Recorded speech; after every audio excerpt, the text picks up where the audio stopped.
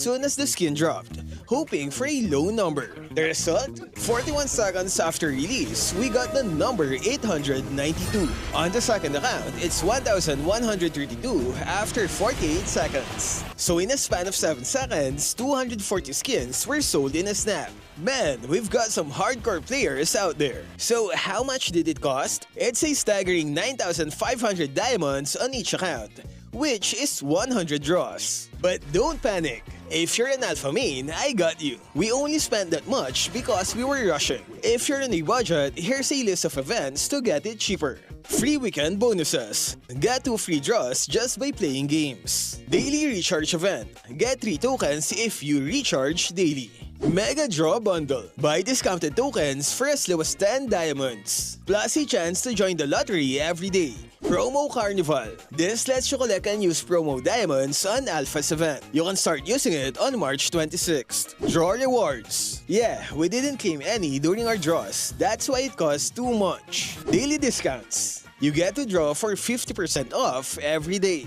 And lastly, we have the recharge events. Phase 1 is happening March 29, while Phase 2 is on April 5. To keep it simple, here's a quick guide to get the skin for cheap. Simple, right? Top up early to get the tokens from the daily recharge and mega draw events. Then on March 29, you have to recharge 1,000 to unlock this task that gives 500 promo diamonds. Don't forget to claim as many free tickets as you can from the events. And remember to use daily discounted draws. It's an important part of the strategy to lower its price. Stick to this plan and you'll be close to unlocking Alpha's Legend skin for cheap. So are you ready to grab this skin? And hey, who got skin number 1? Let me know in the comments. Stay safe and thank you for watching.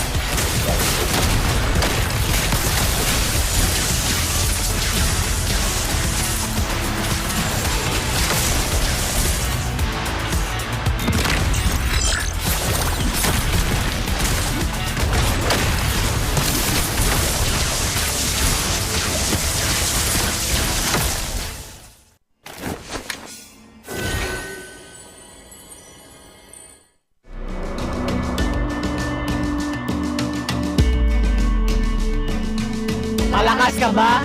Sali na!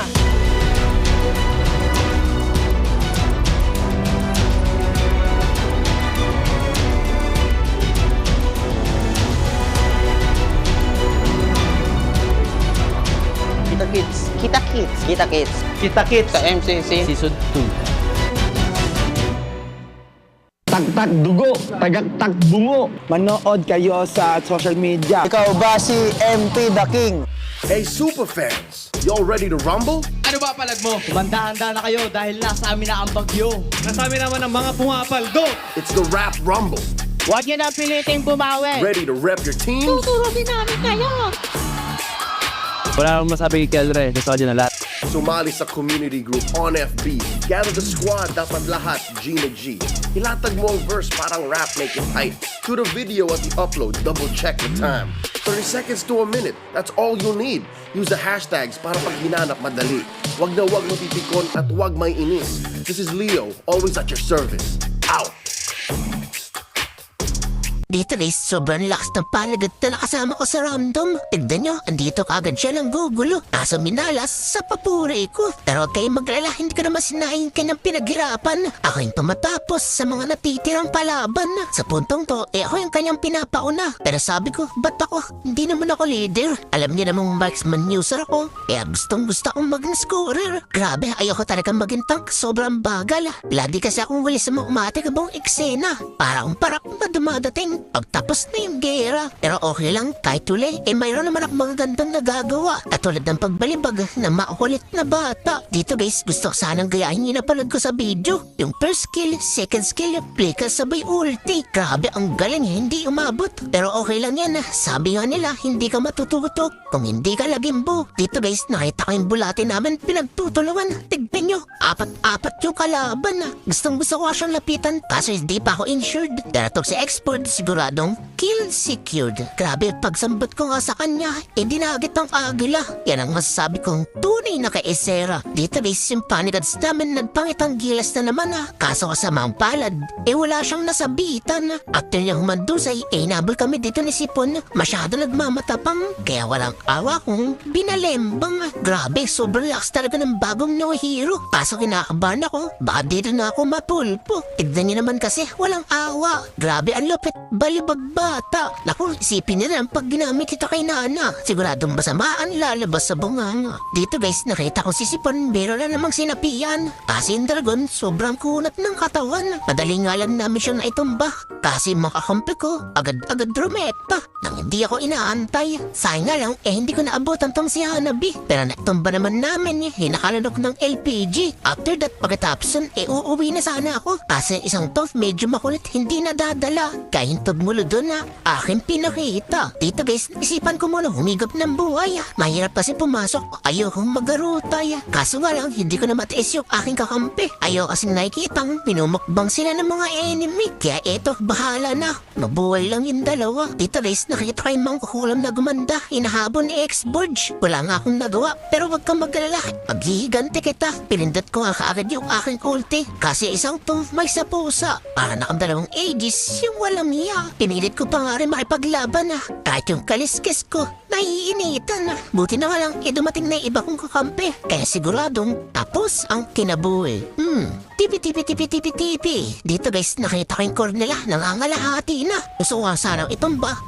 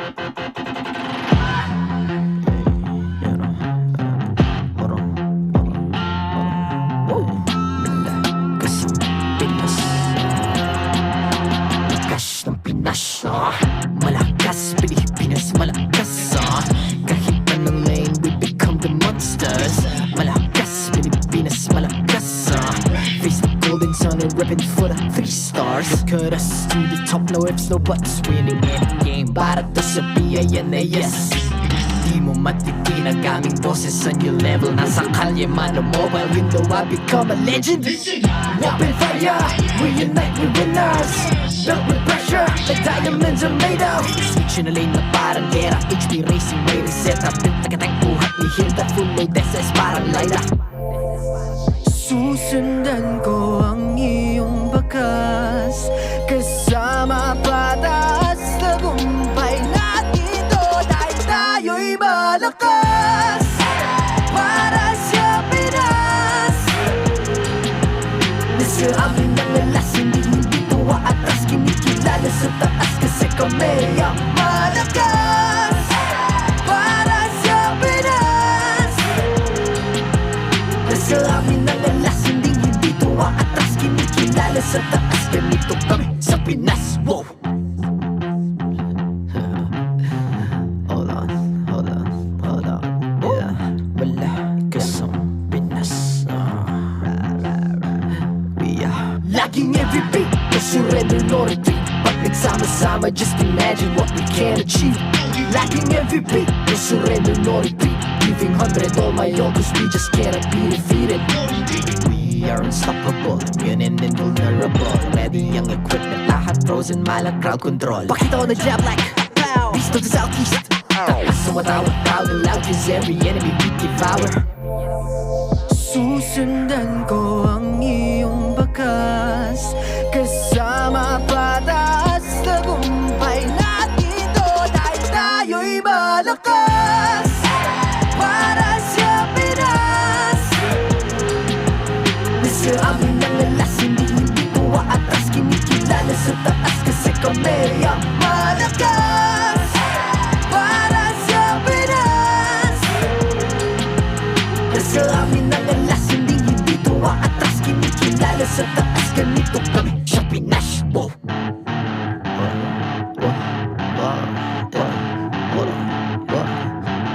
Malakas, Pilipinas, malakas. Kahit anong lane, we become the monsters. Malakas, Pilipinas, malakas. Face the golden sun and reppin' for the 3 stars.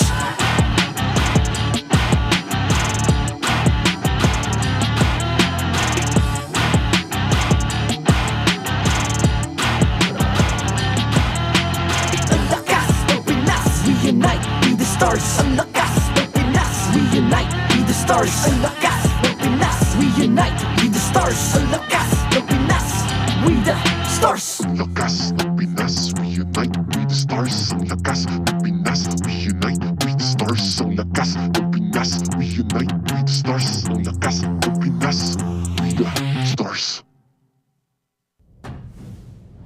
The 15th season of MPL Philippines is brought to you by the following sponsors. Infinix, the MPL official tournament phone. Lakas sa laro with Infinix. Smart, the official telco partner of MPL Philippines. BPI, the official bank partner of MPL Philippines. Mas magandang bukas, buksan sa BPI. Our partner in esports, Time Zone. Join the fun at Time Zone. TT Racing, for those who dream, work, and play. TT Racing has your back. Don't miss any MPL action by following our official Facebook and subscribing to our YouTube channel. Follow MPL PH on TikTok for more content. Experience the Lakas ng Pinas of MPL PH Season 15 action live at Green Sun Hotel. Grab your tickets now via official MPL PH website. All the regular season tickets are now available at 200 pesos. MPL Philippines is monitored and supervised by the Games and Amusement Board.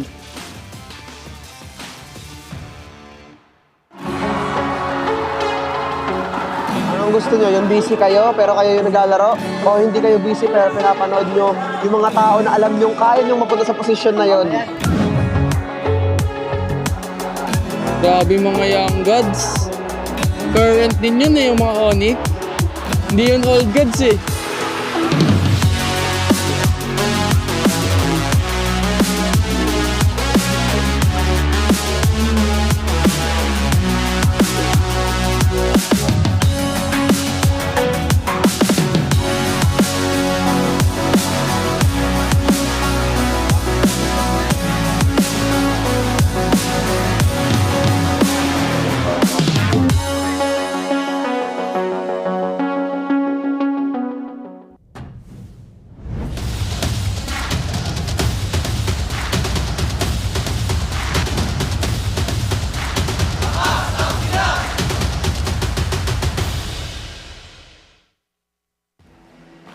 Maligayang pagbabalik dito lamang sa MPL Arena. Ako, si Hans Galeria. And this is your very own Odin, and I'm so glad to be back here with you, Hans, on stage. Alam mo, every week ko talaga namimiss ang MPL Arena. Mismo, lalo na't nakakalagpas na tayo ng kalahati. Sabi ko kasi mismo, tas mismo. Pero yun na nga, nakakalagpas na kasi tayo ng kalahati ng regular season at hindi lang yun kasi malapit na rin ang pagbungad sa atin ng playoffs. Tapusin ba naman natin last week na merong streak na naputol?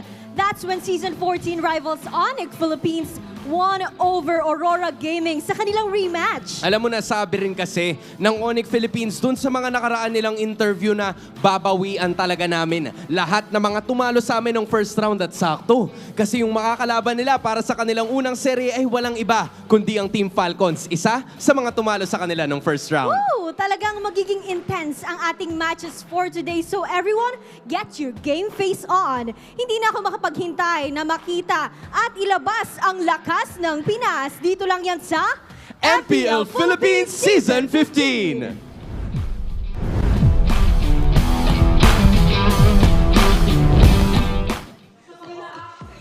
Around the world and on home soil, these teams have proven what it means to experience Lakas ng Pinas. We're opening up with our star match. Leo, at your service. This is Ingan and Renmar Santa Cruz bringing you the action. Welcome to Week 6. We're already in week number 6 and the playoffs bracket are starting to shape up. We've already seen 2 teams secure their spot. Yeah, I'm pretty sure we're going to be able to see another one secure their slot in today. There is a high chance that might happen, but of course we got to get through the action first. Numbers are a interesting game to play, and later on we will reveal exactly what the numbers to gain are for you to secure those slots in the upcoming playoffs later this year. I'd reckon you guys know the busy calendar we have in the MLB esports world, but before that we would like to remind everyone that you can play like a pro with the Infinix GT20 Pro, the MPL tournament phone. Of course, you can grab yours now and use the voucher code INFIMPL to get up to 1,000 pesos off and exclusive freebies. With GT20 Pro, hashtag sigurado ang lakas sa laro. Once again, that is Infinix, MPL Philippines official tournament phone, the exact phone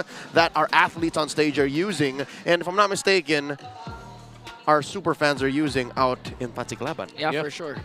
Also, we want you to level up your savings for an epic tomorrow. You can open a hashtag SaveUp account today via the BPI app, one ID, and in just 5 minutes, you already have your own account. Plus, you have a chance to win 1,250 diamonds. So don't miss out on this amazing deal. It's now easier to save, and your in-game experience will even be more epic. You save in real life, you get diamonds in your account. I mean, no, that's a great deal. A more epic tomorrow, open it with BPI. Dare I say mythic, nay, an immortally great deal coming at you from BPI at 1250. 1250. That's a good pool for an upcoming event. Yeah, it is. It is. You know what I'm saying? Ladies and gentlemen, we want to let y'all know exactly where we are in the league right now. It is week 6, and currently the scoreboard looks as such. Brought to us by Infinix. Man, I mean, in just a week, week number 5, we already saw Onic, the defending champions, take over Falcon, now at the 3rd place. Yeah, we have a 3-way in the bottom of the brackets, and it's not going to be a fun-looking one. It looks like it's going to be an absolutely bloody one. Twisted Minds, Omega, AP Bren, all standing at 1 match point, separated by 1 to 3 net game wins. So the battle for that last playoff slot at 6 once we get there should be a very, very difficult ride for those bottom 3, because Falcons and TNC, dare I say, they have a pretty comfortable gap, and they are pretty close already securing their playoff slots. A Mexican standpoint in the worst ways. I'm telling y'all, folks, it's brutal down there. Literally only one of them can walk away and join the playoffs. Is it going to be AP Bren, the rookies from the MDL? Is it going to be Smart Omega, or is it going to be Twisted Minds? The discussion for all of this starts now. Tonight, you can witness the matchup between 2 world champions. That's a star match of the week. Onic PH versus Team Falcons PH. And then we're closing off with the best of 3 between Aurora and AP Bren. Ooh, I'm excited because the first time these 2 teams duked it out in the land of dawn, it was actually Team Falcons who came up on top with a 2-1 victory over the defending champs. Yeah, it was a happy day for Falcon guys like me. Like me! Like you too. But I'm also an Onic guy. Apparently I'm a guy for everything now. But Onic and Falcons, yeah, that should be hot. As Aurora and AP Bren, I think Aurora's fire somewhat dampened a little bit after having their streak broken by the defending champions, Onic Philippines. However, to say that they will not be a challenge for AP Bren, I feel like is false. AP Bren definitely need to step up even more if they want to be able to take a series win against Aurora and get even closer to getting that playoff slot. You know what? I'm going to put my heart on my sleeve and tell you all that in the forecast, I did say Onic was going to take it 2-1. I don't know now how sure I am, because seeing the young men in black and green, they seem to be just locked in. They seem to be focused. Is that just me, or are they more in their skin now than ever? I mean, I can't say it for sure now, but later on during the mic check, that's where I'm going to say if they're really confident. Because so far, they're always like this, you know, heads up, chests out, and guns out. Yeah, always like that. Always like that with their guns. Always up there. Here is that magic number, 7 points. Whoever makes it to 7 points is confirmed for the playoffs after the aforementioned teams locked in last week. So who's it going to be? Who's it going to be between Onic PH and Team Falcons PH? Better and greater than ever. You see how we did that? Yeah. 2 of the trilogy in the greatest series in M are in action here tonight. Yeah, and you talked about a game of numbers at the top of the show. Well, it's a game of numbers between M5 and M6 racing to 7. If you want even more numbers, I'm pretty sure even more going to be laid down in front of you later on because we got stats galore for this day. And not just stats, we also have a very special guest coming in to join us in the pre-match discussion. Y'all know him, y'all love him. No, he's not an import from Indonesia. It's your very own Bentings. What's up, Benting? Woo! Hey! What's up? Hello po! Sir Ben! And we also have the English stream with us. Hello, guys. Hello, guys. Hello! Ayan, Hello, guys. Bentings, kamusta ka naman? Anong kinabibisihan mo ngayon? Eto, content creator era. Pinanagutan ko na yung Ben Tips. Oo nga pala yung Ben Tips. And ano yung thoughts mo sa MPL Philippines so far? Una, nakakagulat yung mga example yung Twisted Minds, very surprising yung performance nila. First half, parang lagi one-sided, then ngayon, lagi nadikit na. Sir Ben, lampas kalahati na tayo ngayon sa Season 15. May iba ba mga sorpresa na na-enjoy from the first half? Yung tinatawag natin na chop suey meta. Para nauso na siya sa XP lane, prepare defensive item first before the first core item. Then, I won't be surprised anymore if Mage and Gold do it the same. Wow. Like Parsa with the Dreadnought. Oh. Very interesting, ha? Then, last yung Kalia combo. Tignan natin kung may magko-combo ng Carmilla, Kalia, Louie, yung mga nauso sa TikTok. Naglalatag ng technique. Dami na banggit, ha? Dami ng Ben Tips ka agad. Marami, ha? Pero by the way, Sir Bentings, sa upcoming match natin between Onic Philippines and Team Falcons, ito kasi ay labanan na to sa kanilang playoff spot, eh. Ano ba yung na-expect mo dito sa matchup na to? Ayun, tulad ng sabi nyo, grand finals ulit yung mangyayari dito. Bali, labasan ng alas. Feeling ko, drafting matters to. Denying pick like Chu, Johead, paunahan kung sino yung makakauna. Paghawak mo kasi yung dalawang hero na to na Chu, Johead. Pag nawa kami early, tuloy-tuloy na to. Tapos, discipline, Lord dance lang talaga. Bentings, ano naman tingin mong role head-to-head yung pinaka magiging crucial sa tapatan ng Onic tsaka Team Falcons? Roamer talaga, Roamer. Kasi kung makikita nyo, napansin ko dito sa Onic, bumabalik na sila sa fast-paced na laro nila. Kaya nakabalik na rin talaga sila sa win streak. Then si Ogwen, yun yung adjustment niya. Pumipik na siya ng Joe, tapos siyempre Johead. Early pace talaga, Roamer yung magiging. Roamer talaga. Oo. Yung aabangan. Feeling ko na nalagyan na ng tinamaan ng mga abysmal araw. Nag-winter crown. Ayan. Winter crown. Ano ulit? Yung we stopped at the Roma. Yung mga sa mga roamers. Naputol ba yung kanina? Yung sa roamers. Bali yun nga, magkakaroon ng kung sino yung magdikta ng early game. Kaya makikita natin yung Johead sobrang napipik na ngayon. Kung sino yung hawak ng Johead, sila yung lalamang sa early. Tapos, yung flexible pick ng mga Joe, kanino mapupunta kayo, flop ba or sa dalawang roamer talaga para mahawakan yung early game. Tapos sa late game, discipline Lord Dancer lang talaga. Bentings, meron akong tanong kasi ngayon napag-uusapan na natin yung Onic Philippines. And even though naging dominating yung kanilang prior season, which is yung season 14 na pinanalo ng Onic Philippines, with respect to their brothers in Indonesia, yung Onic, dahil medyo hindi rin ganun kaganda yung naging start ng team na yon. Do you think they've finally found their footing with their import? Dahil kakasali lang ni Ryota sa Onic. Pili ko magiging maganda yung addition or naging maganda na talaga yung addition with Ryota, no? Especially ako mismo, minamata ko talaga si Ryota na isa sa mga galing na explain. Makikita mo yung rotation, sacrificing the lane to rotate in the gold lane, mid lane. Tapos yung kung paano maglaro nga yung Onic Indonesia, may pinanood ako yung connection ng mid ni Kiboy and ni Ryota. Sobrang smooth sa turtle fight. Para mas naging swabe na yung laro nila in addition. So parang it's almost the same with Onyx progress na rin this season and for Onic Philippines. Yeah, and alam naman natin, Ben, things that upcoming after this week of MPL Philippines is the Mobile Masters for the Snapdragon Pro Series. So we've talked about 3 teams, Onic Philippines, Onic from Indonesia, and Team Falcons. What are your expectations for them in the upcoming Mobile Masters? Yung sa Onic PH, expect ko mag-stick lang sila sa 5-man lineup talaga. Di ba dati, maalala natin, pinasok si Miles. Yeah. Tapos nagkaroon ng adjustment, hindi sila nakakuha ng momentum. Buti, nakabalik pa sila din nag-champion. Tapos expect ko na more on hero composition. Kasi lately, yung Onic PH, alam naman natin, ang dami nilang pinag-championan. Siyempre, nakamatar pa rin talaga yung lahat ng team. Kaya nababasa talaga yung drafting pattern. Okay. So, real quick though, I just want to ask, do you feel that the Filipino representatives, they'll be able to make it to the playoffs for Mobile Masters? Yeah, sure. Yeah!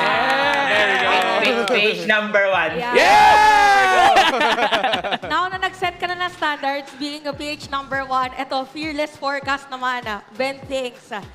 Ano ang power rankings mo for SPS Mobile Masters 2025?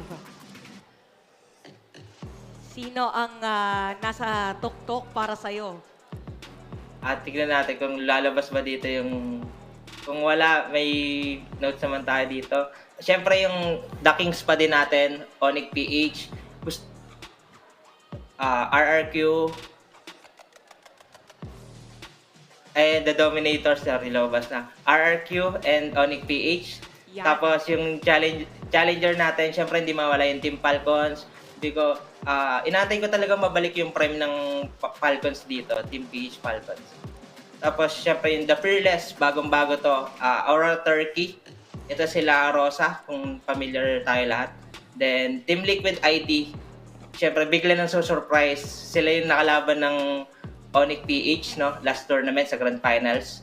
Yung The Rising Star ko, nilagay ko dito si Bigitron Alpha and Onic Esports. Hindi dahil bago pa lang sila. Kumbaga, pag nakuha nila yung momentum with the new players, Ryota and Saber, Gold Lane, then si Light and Eman, pag nakuha na yung timpla, asama na tataas talaga or lilipad talaga to.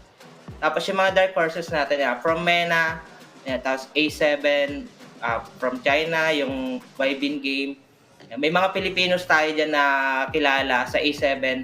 Andyan sila Dominic or sa ibang team sa China. Andyan din sila Boyet. And supportahan natin yung mga fellow Filipinos natin dito. So basically parang yung Dark Horse guys yung mga sa rising regions for MLBB. So goods ang power rankings. Na-screenshot sana ng mga nanonood ngayon. Sir Ben, now that we know what your power rankings look like, please, imbitahan natin ang lahat ng Pilipinong na manood at sumuporta sa Mobile Masters. And lagay ka ng English para mag-gets ng mga ibang nanonood para gets nila. Yan.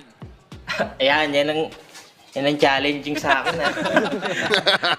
Hello guys, ini-invite ko kayo na panood natin SPS Mobile Master. Nagaganap sa Jakarta, Indonesia, starting on April 7.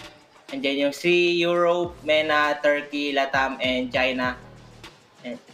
Yun lang, scan the QR code and buy your tickets now.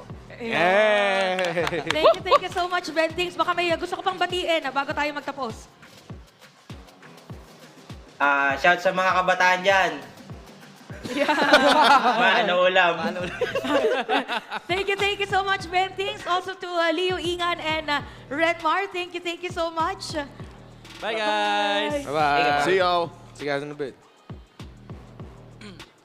Okay. You know what? Oo. He did try. He did say scan the QR code, and I'm sure everyone around the world understands that. Yeah. He also said invited. Yeah. And he said He named the some dates. He named some regions and countries. Yeah. The regions and the teams. If you didn't get it from that, then y'all got to work on picking up context clues. But the most important thing is he said that PH is still #1. And that's what matters. How long we've been dominating. You should have gotten that even if it was in Filipino. Real quick, we're asking y'all, Prime versus Prime, who you with? Who you got? Kelra or Super Marco? Yo, that's tough for me because one guy literally in his prime of primes became bulletproof. Yeah. In his prime of primes, became god of the gold lane. But bulletproof is somewhat godly as well. It's too tough. Too tough for me. I back out from this. I can't. You abstain? I abstain. It's too difficult. Hey. Same. I'm gonna abstain with my Calbro. I'm not gonna pick. I'm kidding. Super Marco all the way. Team Falcons, baby. Then I'm going Kelra all the way. Kelra, let's go! You only said that just to battle me. I don't get it. You know what? Just use your battle remotes and put this where it matters. It's available in store right now until August 5th. It's just 109 diamonds. And you can get a lot of emotes like Aurora's, TLPH's, Twisted Minds, and if you haven't gotten them yet, Onic, Omega, and TNC's battle emotes also are making a return. This is the best way to softly, very softly, talk trash to your opponents in-game. Show your support for your favorite MPL team and buy them now at the in-game shop. Imagine getting savaged by some random dude and he brings up a sorry uwu. That hurts. That's emotional damage. You can't recover from that. Sorry, uwu. Ladies and gentlemen, go ahead and grab it now. You can even gift it to your friends. They can request for it, vice versa. Yeah. So check your inbox and maybe throw a request in for Ingan. What from me? You got a lot of diamonds. No, I lost all. I didn't even get the alpha skin. The acid, was it acid gothic? You recharged 50,000 diamonds That's a day. not true. That's not true. So please message Ingan in all social media. Okay. It's a Revenant of Roses, by the way. It's a crime to lie on broadcast. He would know. Yeah, I would know. Yeah, you would know. You would know that. The poll is still standing, by the way, folks. Still vote. Is it bulletproof? Is it God in the gold lane? There are a lot of arguments for either, but tonight it comes down to the match. It comes down to who makes it to the playoffs first. One match win scores you the slot in the playoffs. One more chance to get to either defend your international crown or get these boys over and try again at EWC. For now, let's welcome them. What's a match without the players? MPL Arena, please welcome to the stage our marshals to officiate this game, Joshua, Chico, David, and Juvin.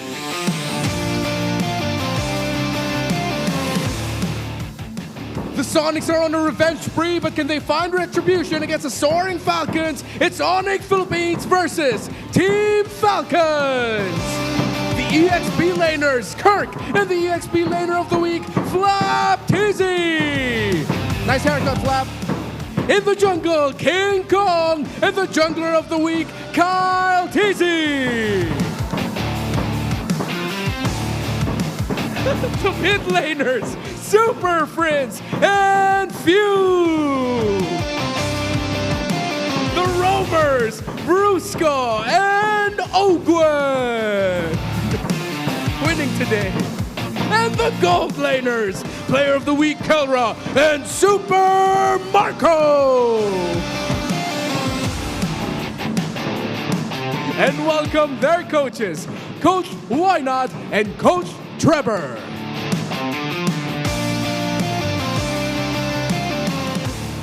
Umpisa na natin ang laban sa palagan pa lang. Kelra, Super Marco, step forward.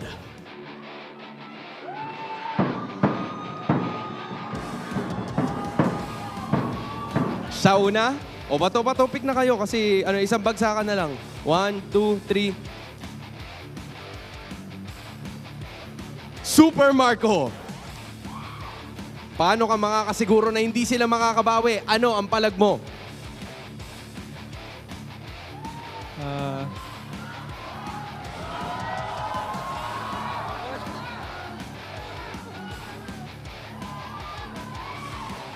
Wala akong palag eh. Gets ka namin doon, boy! Pick up! Kelra, paano naman kayo babawi? Ano naman ang palag mo?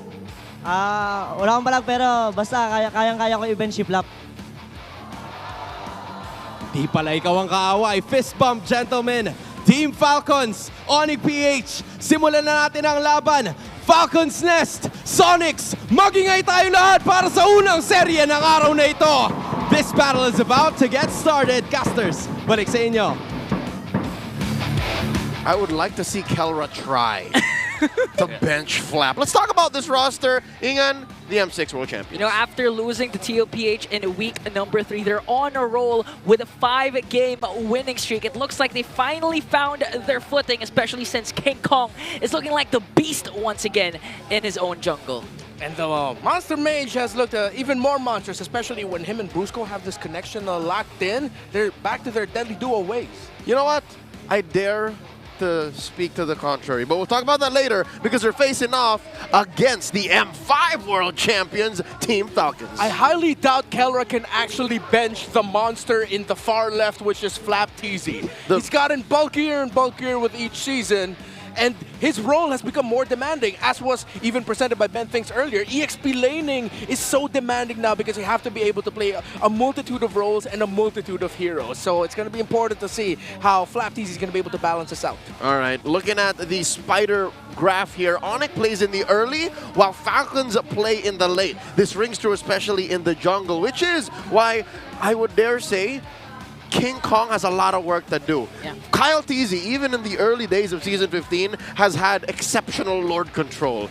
King Kong, he's working on his pathing, but when it comes down to the retribution, the beast has a lot of room in his tummy. Yeah, he's kind of struggling right now. Even Ben Things was actually able to point it out on what he wanted Onic to work on, especially coming into the Mobile Master. So it's going to be a clash in the Turtle and Lord Pit between God junglers. Yeah, when it comes to the total turtle kills, Kyle TZ is edging out King Kong there with 8 more, 37 to 29 for King Kong.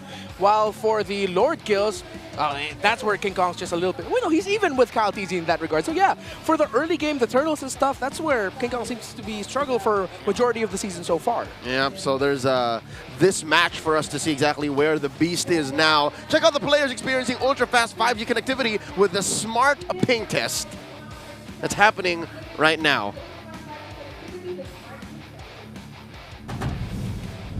Flap TZ with the pose. Flap with the Arnold pose.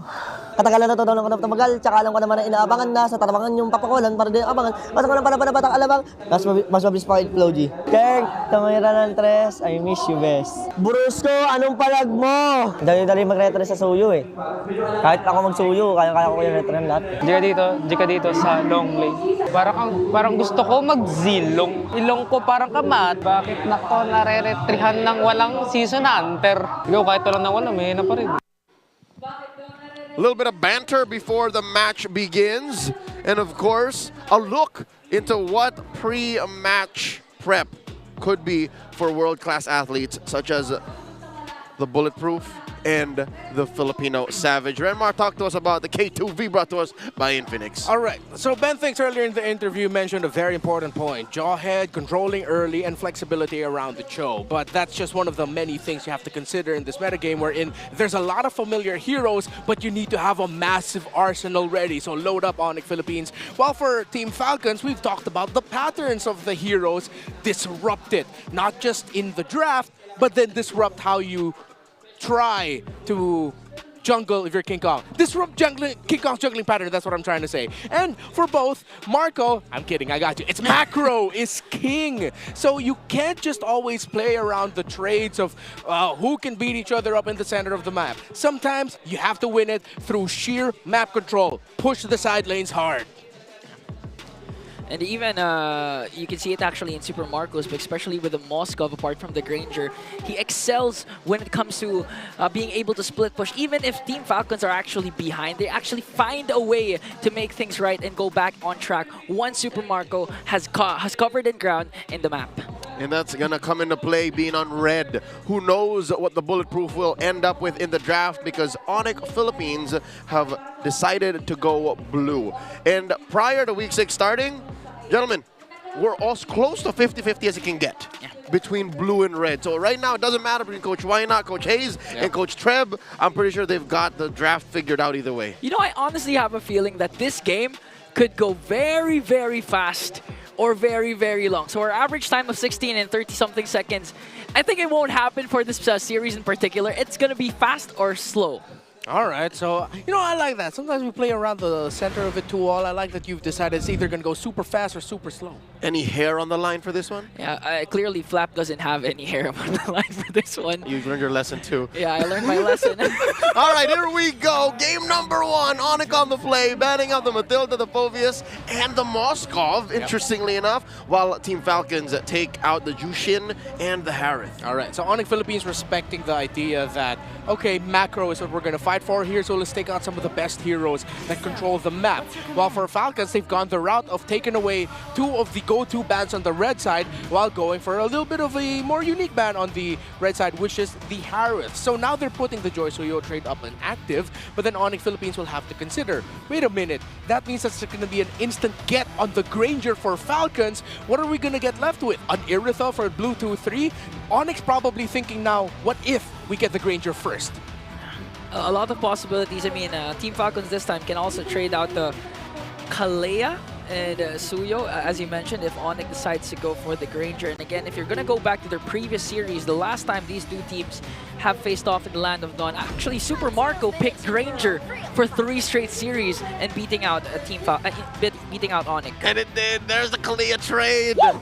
For all of those wondering really how much of a game changer Kalea is in the metagame, check out Remar Santa Cruz's video. He spent about good 20-30 minutes talking about how she single-handedly affects everything happening in MPL Philippines. And there you go, Falcons walking in with a trade that they were planning for anyways, a good jungle and EXP combo. Great damage coverage too, magic and physical. Yeah, damage coverage, fantastic. Crowd control coverage will go towards Onic because they're also going to be getting the Suyo in the jungle later on.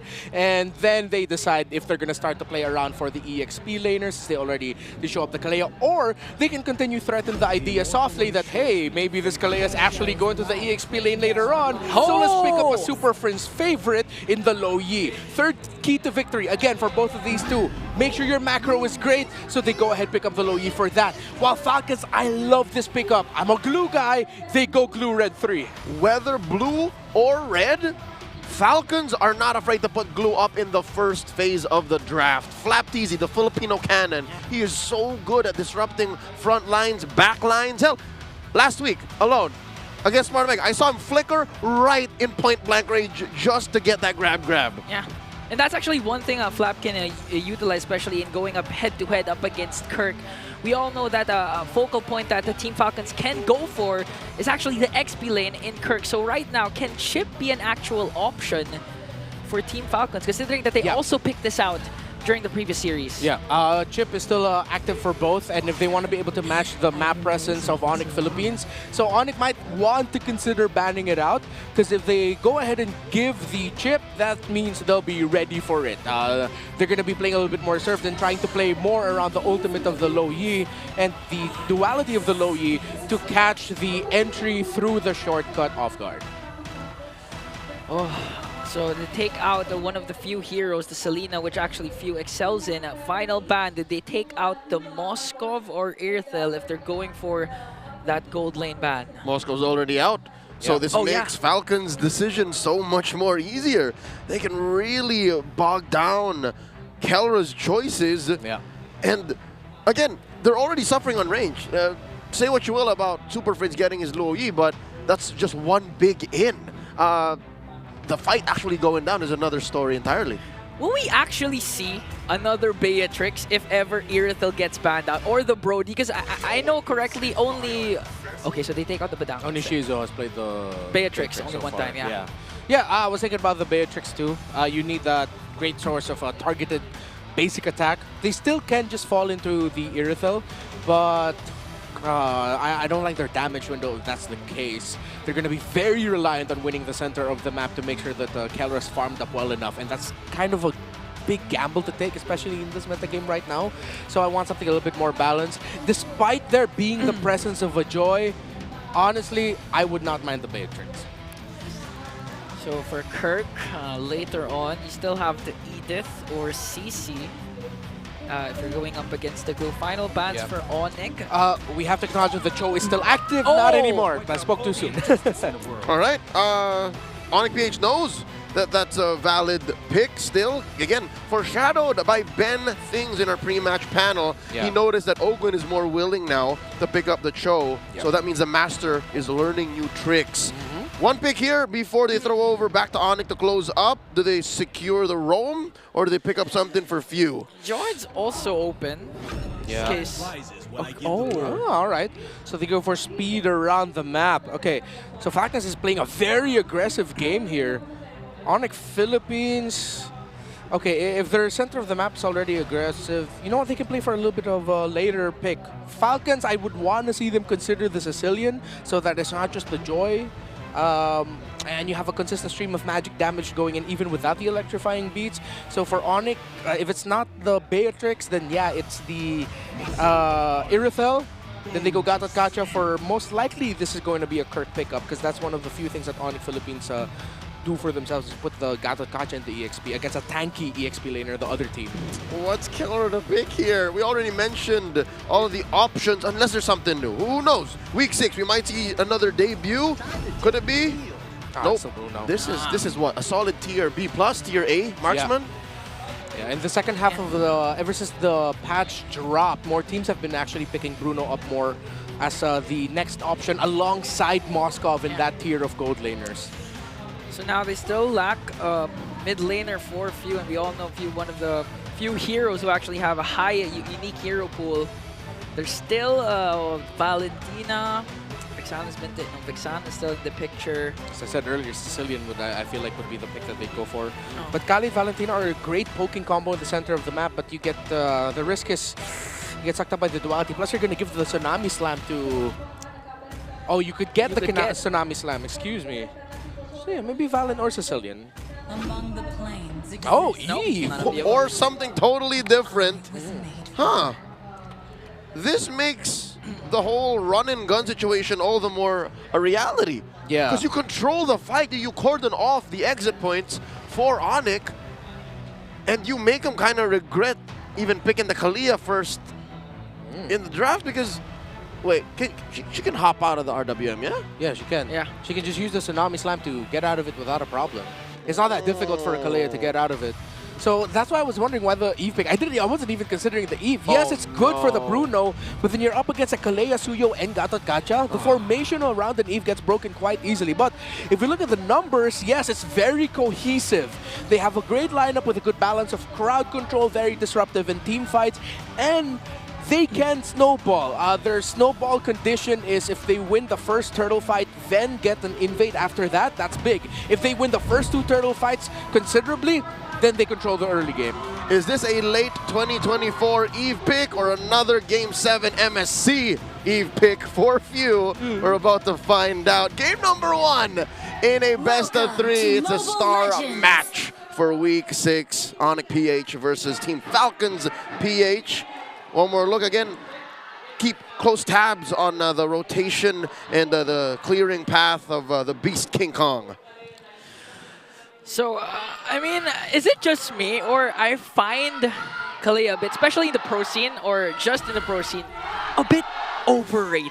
Ooh, started with the hot takes, huh? How dare you? No. I'm seeing it because so far, okay, this time they're going to focus fire on the XP lane. A good decision that can bear fruit for Team Falcons, especially early on in first turtle. Yeah. Well, to be honest, one of the reasons why the overratedness comes in is because you have Purifies getting picked up in the pro scene. No one wants to do that in the ranked games for some reason against a Kalea. Okay, but you want to go for few. Already pops his Purify, and that's a worth it engagement for Onic.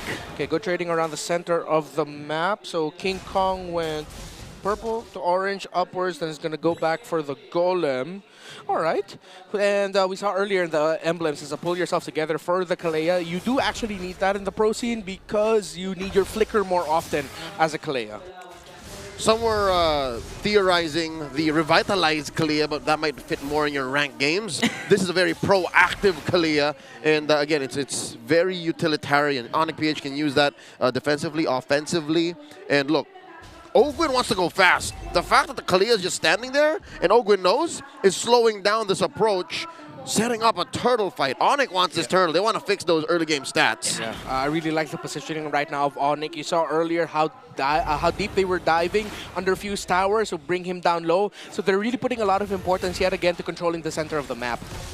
Okay. They delayed Fuse level 4, and they're dogpiling on the turtle here. Okay, the Beast still was able to get the first turtle, forcing out even FlapTZ's flicker, plus the split. Here comes Kirk with the AOG.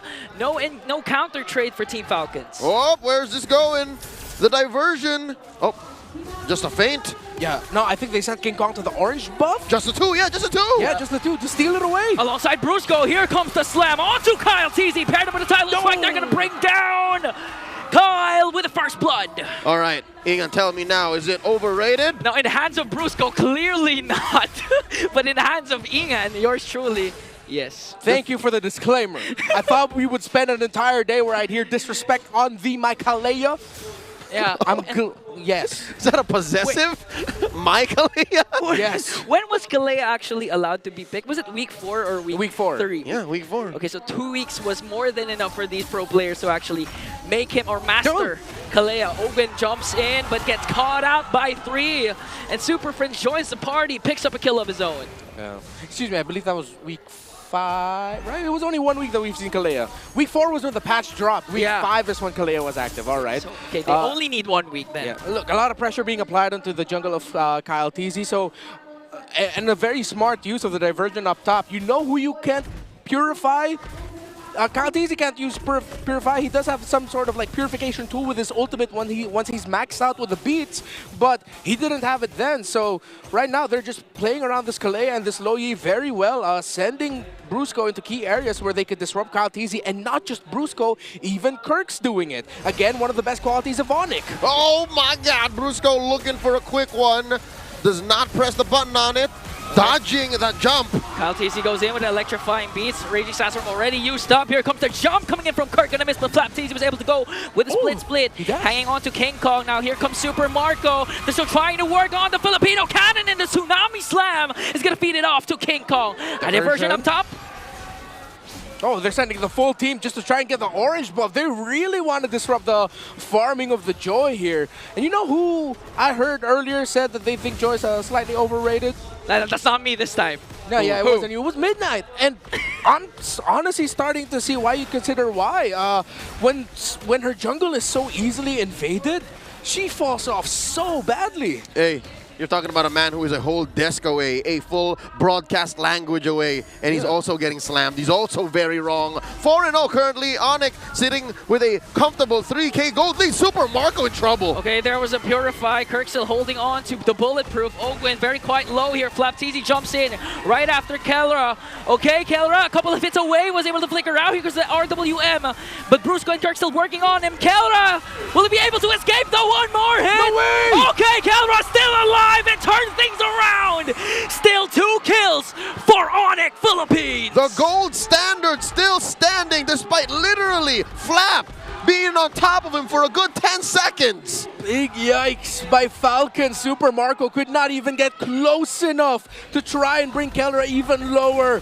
And Kelra walks out scot-free while Super Marco's lane is getting pressured. And do you remember what Kelra said a while ago? He can literally bench FlapTZ, and that's what he did. Yeah, he was doing it there. All he right. was benching Flap without a problem. It's now a 3-level gap. Make it 2 between the 2 junglers. King Kong is just ruling the jungle right now. Kyle TZ's still hungry. All right, real quick. Diversion. An instant replay. Oh, the live! There's a kill on a Kyle TZ live! And let's appreciate that play once more. You know the action's non-stop when your replay and your actual live is still going on. Brusco jumps in with the Raging Sandstorm onto Brusco. And they're going to be able to pick him down. Kirk with a Revitalize as Super Marco trying to clear out the mid lane. Here comes Flapteasy once again with a split. And it looks like the Clash will disengage. Falcons right now completely out of their tempo. Few was doing no damage to Kelra. Under the real-world manipulation, he got 3 taps in and was barely able to take him past down 50%. He brought that up when Kelder was at around 90%, 70, 80% health. So still needs way more damage for this Eve. It's gonna have to get to the point where Falcons will have to understand they lose control of the early game. Mid game's gonna be a big struggle for them even more. They have to play for a little bit later, see if they can win out trades by only losing their Roamer and/or EXP. They cannot lose their main damage dealers anymore. Falcons no longer contesting.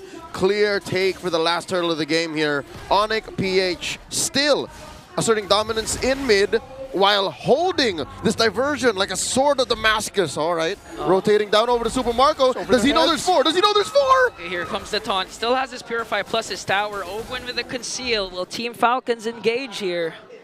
It looks like they're not going to engage, all the while King Kong's just pushing up top. All right, 5 members of Falcons committed to protecting that tier 1 in mid and in bottom. And the rotations are so slow compared to Onic. Run and gun pales in comparison to Onic's sheer map control with the diversion. Again, we were talking about it earlier. In the center of the map, their damage profile is great, but they're severely lacking that hard crowd control that a Kalea, even a Blowy soft crowd control, even the crowd control Suyo can do. It's just way better. Oh! Tsunami Slam paired up with the AOG. Ogwen counters out with the Raging Sandstorm. They're going to bring down Flapteasy. Kirk with Revitalize to out-sustain the damage from Falcons once again.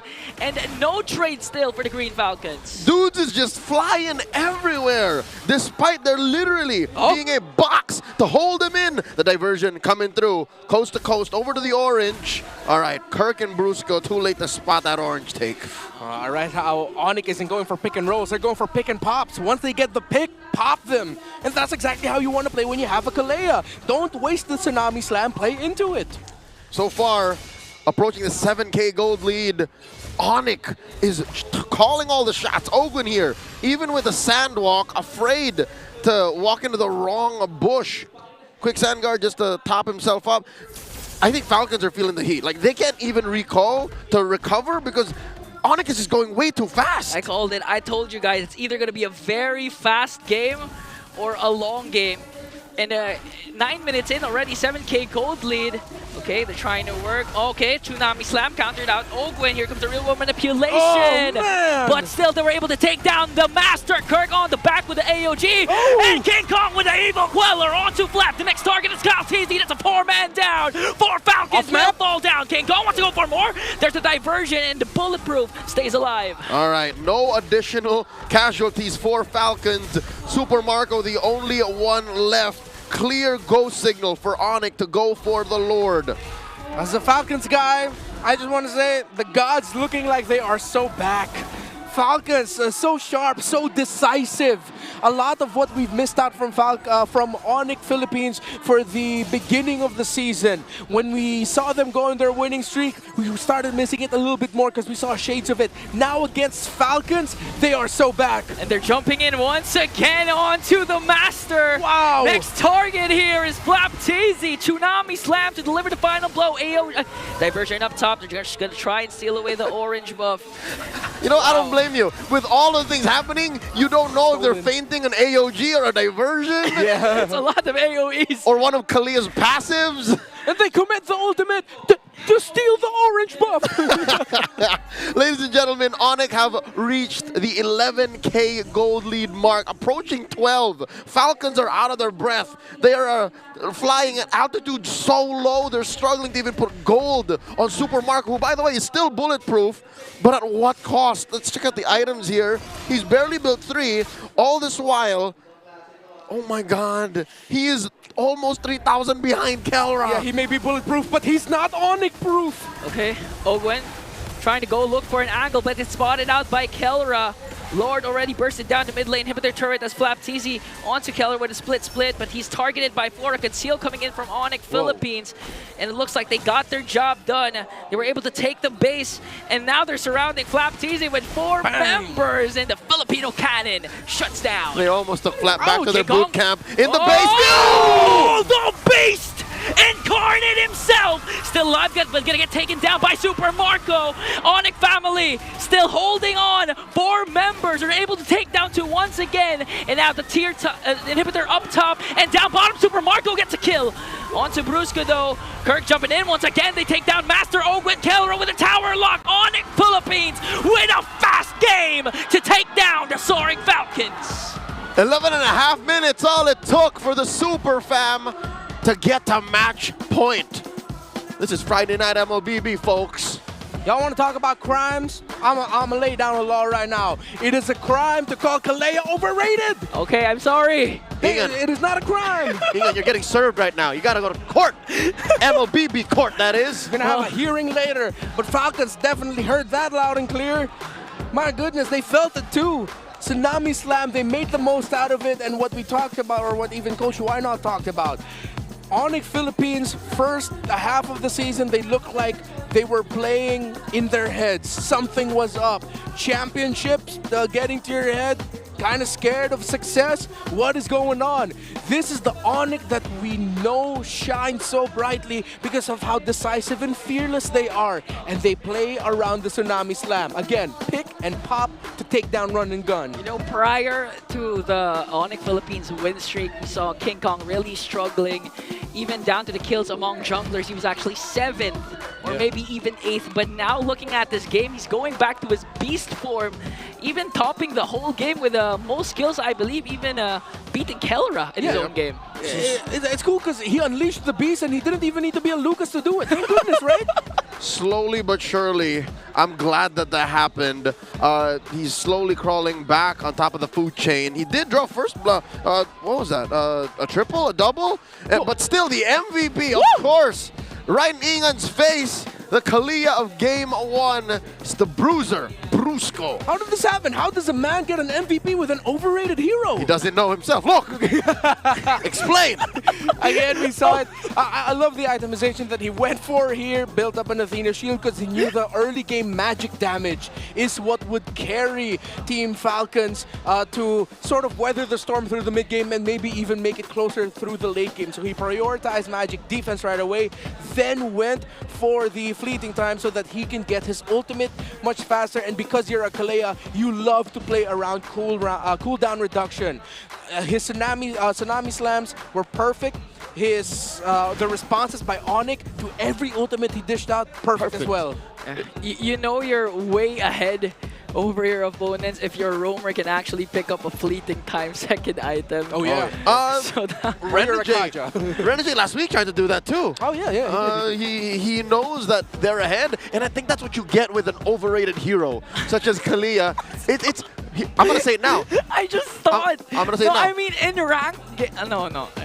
We don't compare the ranked games to the best of the best. Okay, you know what I mean? Okay, fine. Finally, Kalea's been doing well. I'm not sure what the win rate was prior to this week. I think it was 50-50. 50-50, okay, so rated, properly rated. Sure. Okay. But in the hands of a guy like Brusco. A world champion? Okay, fine. Underrated. Yeah, here's the thing. Kalea, now watching how Brusco played it, reminds me of more controlled Jawhead. A Jawhead that doesn't suck when he's on the defense. Yeah. Again, every time he would use the Tsunami Slam, it would be the targets that don't have Purifies.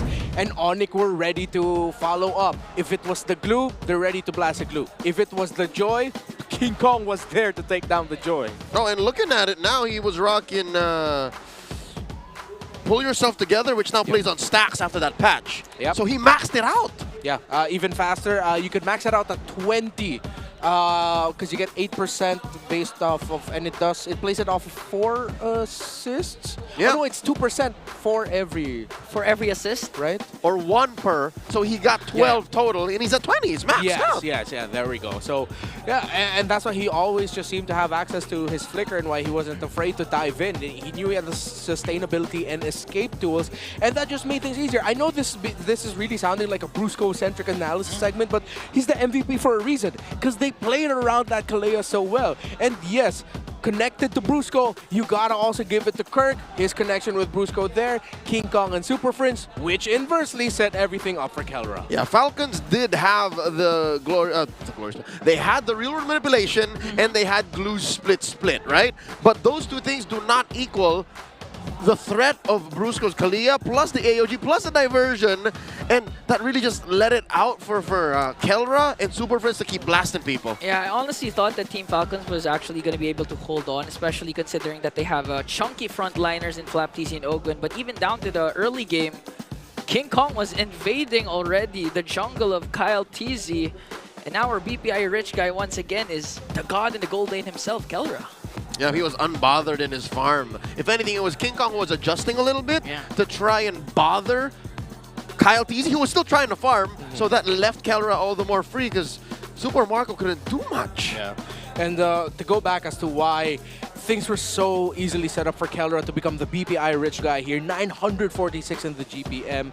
It's because if you look at the center of the map, you have one lineup for the side of Team Falcons who does poke really well. They have very good poking damage, but you're giving that up for a lack of crowd control. And what does Onic have a lot with their lineup, especially with the Kalea? Crowd control. And most importantly, because you also heal back all the poke damage that Falcons do to you in the center of the map, the early game damage that Falcons were looking for to carry on over to the mid to the late game just didn't happen because Kalea was healing through it.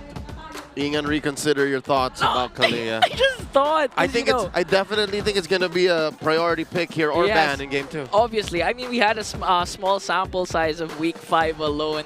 And now I'm just starting to eat my own words because damn, Kalea. Wow, I just honestly thought it was kind of overrated because the way I played it, especially in ranked games, it seems like I get easily picked off, but with Brusco, even going for the fleeting time second item, it seems like he's tanky enough for even Super Marco with his Rhapsodies. You know, it's funny, there's a sound bit in there. He just went, damn, Kalea, wow, out of nowhere. Yeah. There's a sound bit of that in there. I'm pretty sure those guys know too. Team Falcons PH just walk by and they're going to have to reset mentally and prepare for game 2. Because if they want to take us to game 3, they're going to have to reconsider because run and gun don't work on the Thunder Gods no more. Yeah. Can't do that. Hopefully, whatever they're going to do for the next lineup, just more crowd control, please. Yeah. I know you like damage, but... Yeah, damage coverage is good, but you got to put them in a place where they'll take the damage. Exactly. Folks, in case you don't make it to the MPL Arena, we're inviting you all to check out these watch parties organized by our franchises themselves. This one is by the Super Fam, and it's happening at Marv's Gaming Hub in Marikina and in Kape at Tagpuan in San Jose Rodriguez. So Sonics assemble, join them at Marv's Gaming Hub and Kape at Tagpuan to support them here in their campaign against Team Falcons, which is, by the way, going very well. Okay, I have a question. If Jawhead was actually picked up instead of the Khalid, which was wasn't banned, by the way. Yep, snubbed. Could Team Falcons perform more better, especially in the early game? As much as I like the Jawhead, you're paired up with a Eve in the center of the map.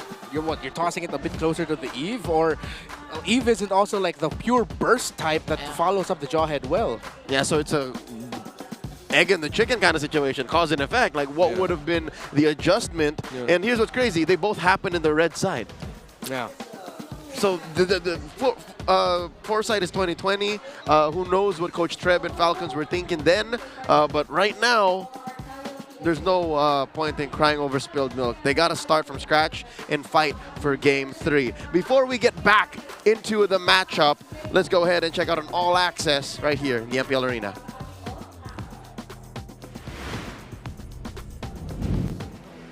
Panibagong laban na naman. Nakikita nyo na sa aking kabila ang Falcons Nest. Dito naman ang Sonics. Magingay tayong lahat para sa paparating na laban na to. Let's go! Let's go! Sa aking kaliwa galing sa Falcons Nest, magingay tayong lahat para kay Dion. At para naman sa Sonics making her debut, magingay tayong lahat para kay Nick Nock. Pakiramdam ko, nagbato-bato pick na kayo. Sino bang mauuna sa inyo? Alam nyo, ako na lang mamimili.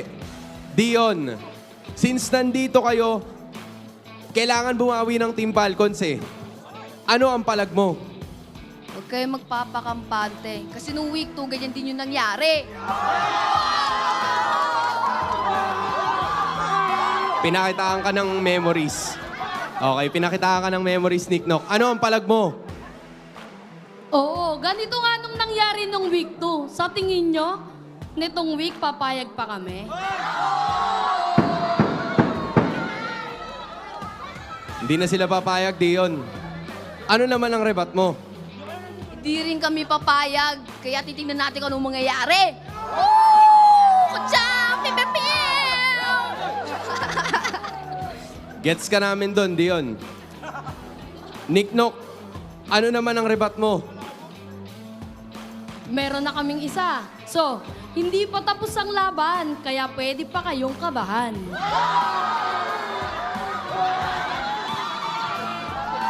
Asan ang kinakabahan? Asan ang kinakabahan? Ituro mo, ituro mo. Ituro mo.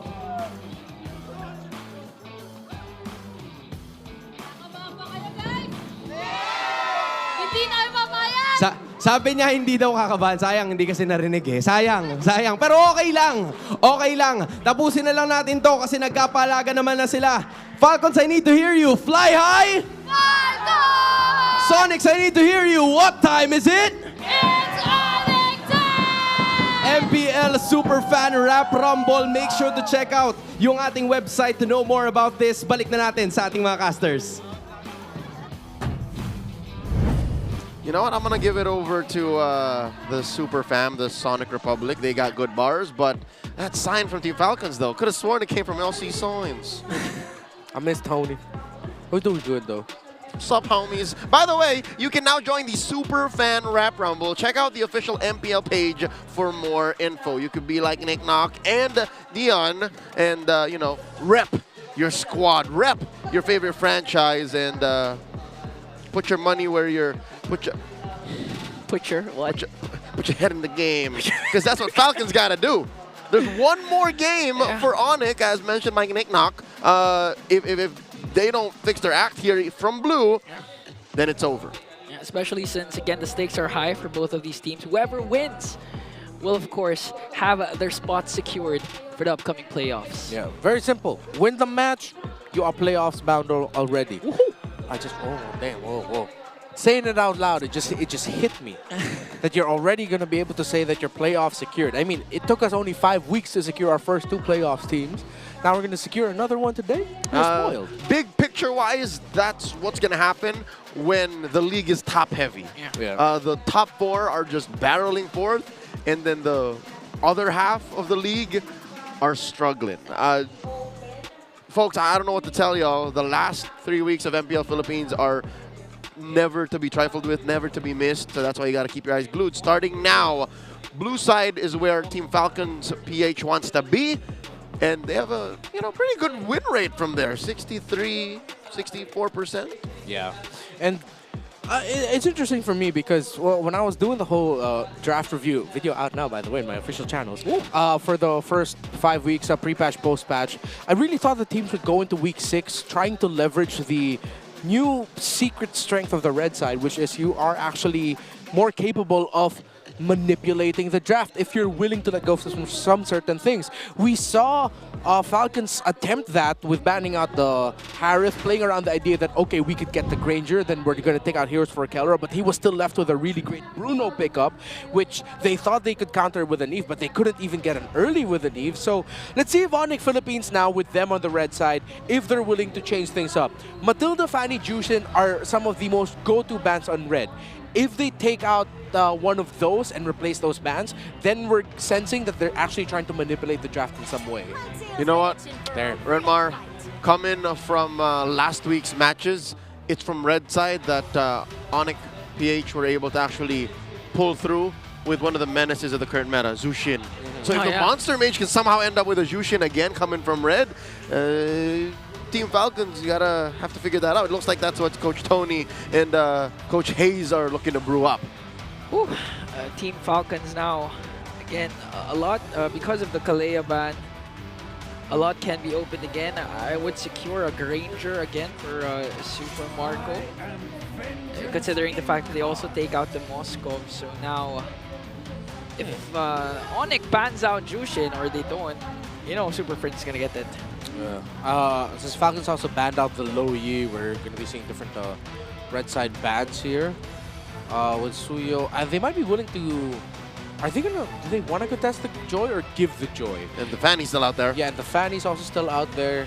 So we might see a Rush Fanny pickup, but then Onic will have to think, okay, do we rush pick the Cho or Jawhead, pick off style heroes? Or they actually take out the Phoveus. So yeah, they want to say, okay, Falcons, go ahead, pick up the Fanny. We'll go prioritize pick off because now we don't have to worry about a Phoveus in the mix because we took it out. Good red side banning here by Onic, willing to play into the Fanny. Let's see if it will go well for them though. Sir, what's your command? All right. Okay. Going forward so far with the aforementioned path. The Fanny still currently at 100% contest rate. Showed up whether a ban or a pick, and it looks like the Beast has it coming. He's expected this. Now do they go for the Jushin? This is where you do it, right? In the first two. Granger, Jushin. There were times though where we see Jushin actually come in the second phase, actually make it pass through like the second phase of banning as well. Because with the Jushin on the other side, you're gonna have to think, if I want to play a Jushin into that. That's why they might be taking their time thinking about it. I would recommend Cho getting rushed already. There it is. So there's an answer to the Fanny. Is that enough? Putting it in the hands of the Bruiser. And they get both. Okay, so they decide, you know what? I'm the Monster Mage for a reason. I am willing to play the Jushin into the Fanny. So for Falcons, they can still actually go for an earlier glue pickup, but I want them to leverage the gold lane pick already, so that they don't have to worry about it. Just pick up the Granger, and then if you want to, show your mid as well. Pick up a lineup for a mid to late game spike. Go for Granger Sicilian, because sometimes for Onic, you just have to accept that maybe you can't dance with them in the early. That maybe the best is to just play around mid to late and power spiking there. Hey, they've gotten a win streak by accepting the fact that they can't play early. Yeah. So it's not so bad. They're used to it. Team Falcons get their hands onto the Harith, so that means Onic should be playing the Granger from here on, supplementing it with a Gatotkacha. Okay, so Onic will still go for the Joy, and they will do so. Oh, wow. Okay. I think they're going to be trading out gold. They're willing to go to the second phase with lesser gold laner hero pool, and I think that's something that Coach Wynot and Coach Ace have decided that, you know what, it's okay. They can't ban everything out. Yeah. If you ban out what? Let's say for Falcons, they take out Granger and a Bruno. You still have like a safe Harith pick, Airthel pickup for you if you want. You can play for a little bit later into the game. You can even go for one of the more unique gold laners, similar to the Matrix that we talked about. So there's always an option now. They take out the Granger. For Onic, they also take out the Sicilian. One of the things I'm actually looking at for a few is, could Varamus be a viable option right now, considering the fact that it's few? Let's see if they already show their Robe EXP. Then you can decide if you want to pick Varamus. If you go into the second phase, if you go into blue 4-5 with only seeing Kelor's pick and you don't know where the Cho's going fully, then that's when you're a little bit slower to decide if the Varamus is worthy or not. You know, so Onic takes out the Badang again. They can take out the Hylos safe pick. That could actually deal well against Fanny. So now Onic still don't know where the Cho is gonna go. But the Kacha taken out also by Team Falcons. So you're left with XP, Glue, Edith, Edith available, CC, Carry. Lucas. I am still a Lucas hater. You know, that's where Even I'm going to go. XP lane? Overrated. Okay. Overrated in the XP. So far, only Demon Cat has only made the Lucas work. And ever since the patch, teams have decided Lucas XP not that worth it anymore. The numbers have considerably gone down for him. If it shows up here, then you put the Gatotkacha Rome and the Joy, then you go for CC if you're Falcons. Lucas is a super matchup dependent hero, and it looks like Onic first picked Keller's hero, so yeah, they're gonna definitely hide where that Cho goes. Finally, a second time, Beatrix has been selected in the hands of the god in the gold lane. That's a signature pick right there. Yeah. That's why they call him the Filipino Savage. No, remember when he did it in Season 9? Season 9? On the Haji's unexpected Farsa? Yeah, he was waiting for it to land. Yeah, flew out of the map. It was in the top side, close to the inhibitor turret area. And then he landed, bam, he got sniped down.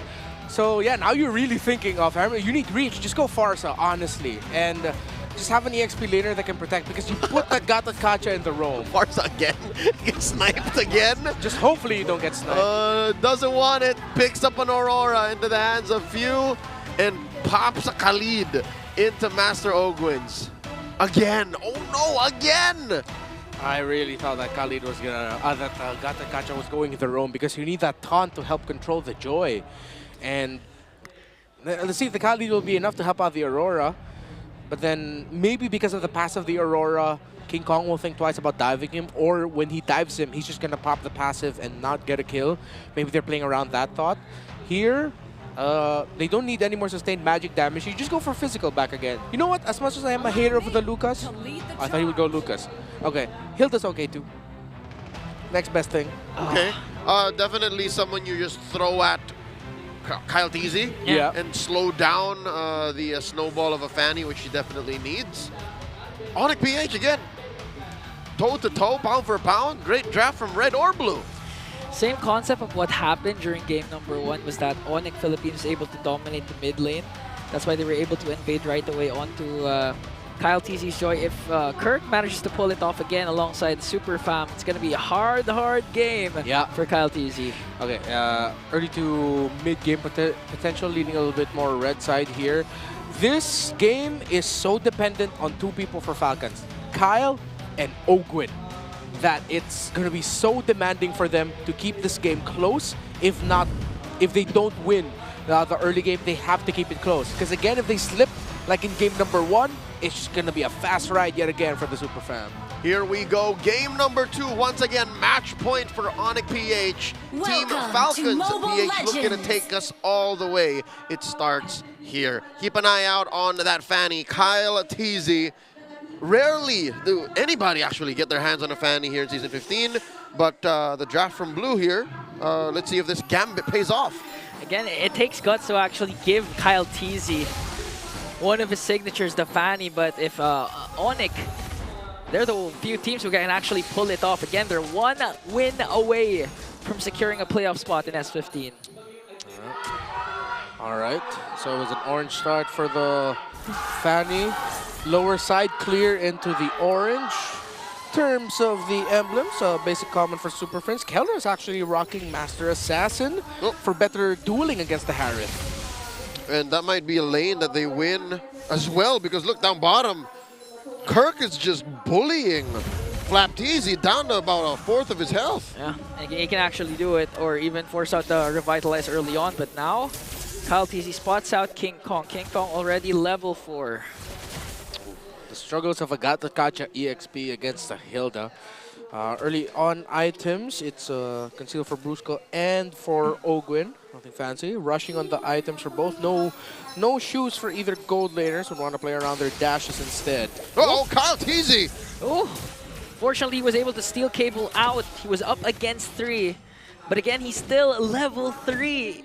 Oh, you know that Kyle TZ's jungling pattern has been disrupted because King Kong's going to have an easy time later on in neutral objectives. Being disrupted is a understatement. The flicker from Super Prince. Oh, he was able to mistake once again. Here comes the Lantern Flare, forcing out Fuse Flicker also.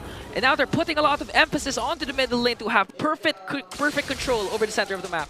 All right, so no deaths yet. Looking good for Falcons right now in terms of ticking their condition, but Kirk is now disrupting Kyle TZ. Great invade by the Hilda.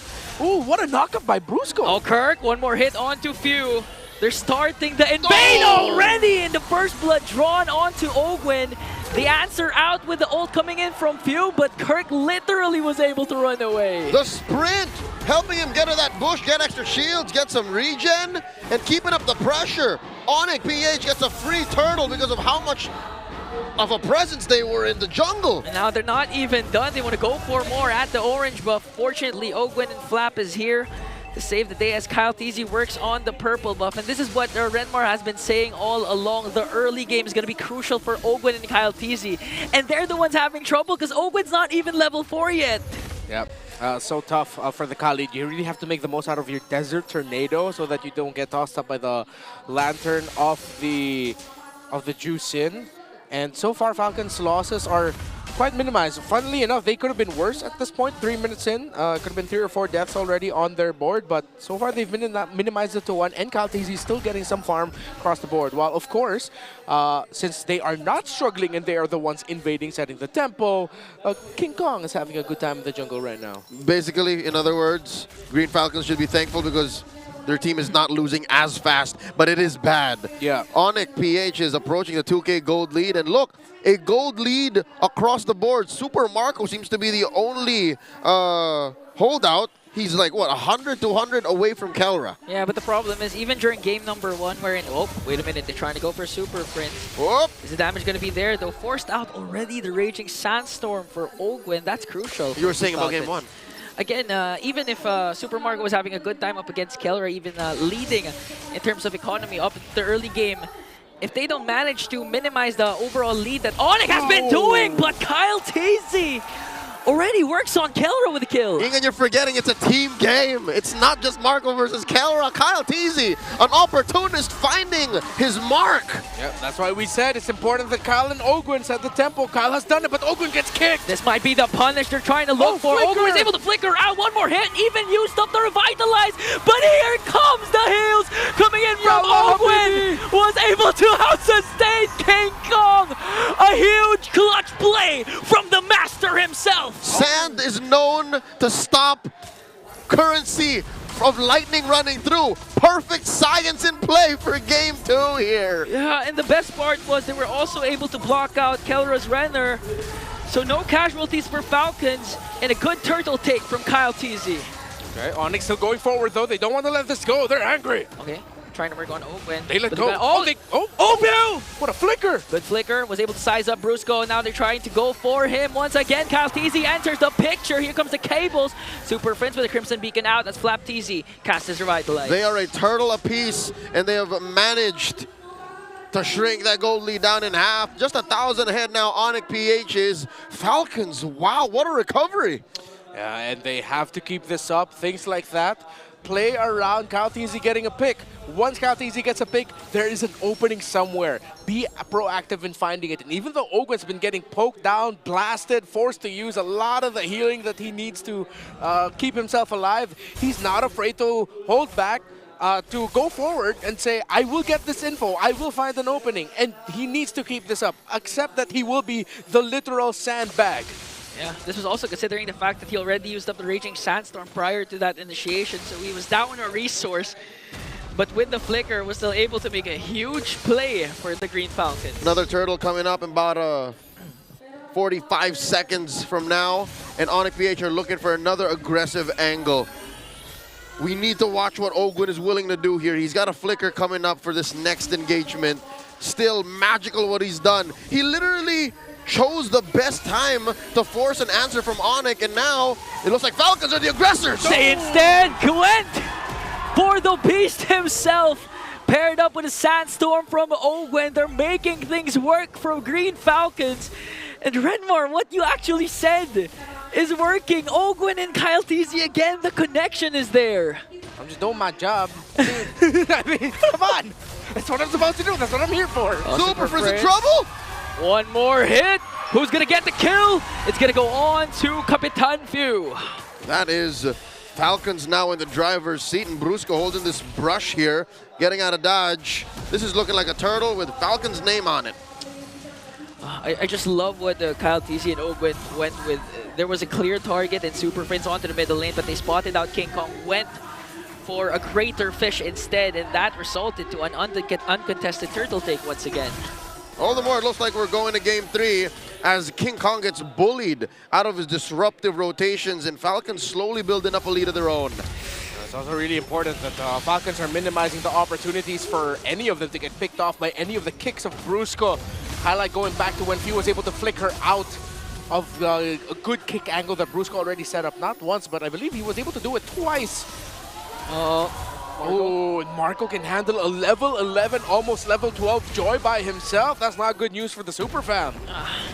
And the thing is, even if Few doesn't have his flicker, as long as the passive is active, all the initiations from Brusco can go to waste already. Hold up, we haven't really been talking about the map. Look at this down bottom.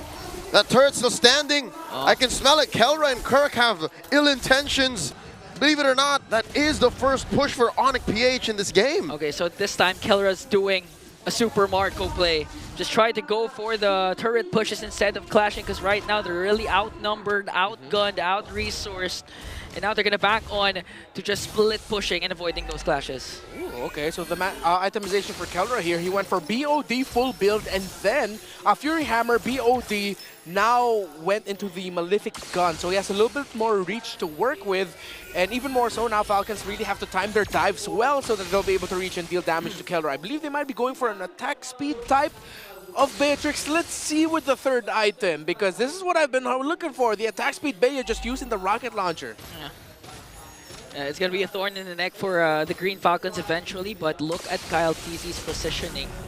He can literally go straight for the kill, just waiting for his spray, but he's going to work on the bottom lane instead. Yeah, good presence by Brusco to actually make sure Kelra's just safe. He's going around with his gold laner so that if ever the Fanny decides to go in, there's a simple kick away and Kelra will be fine.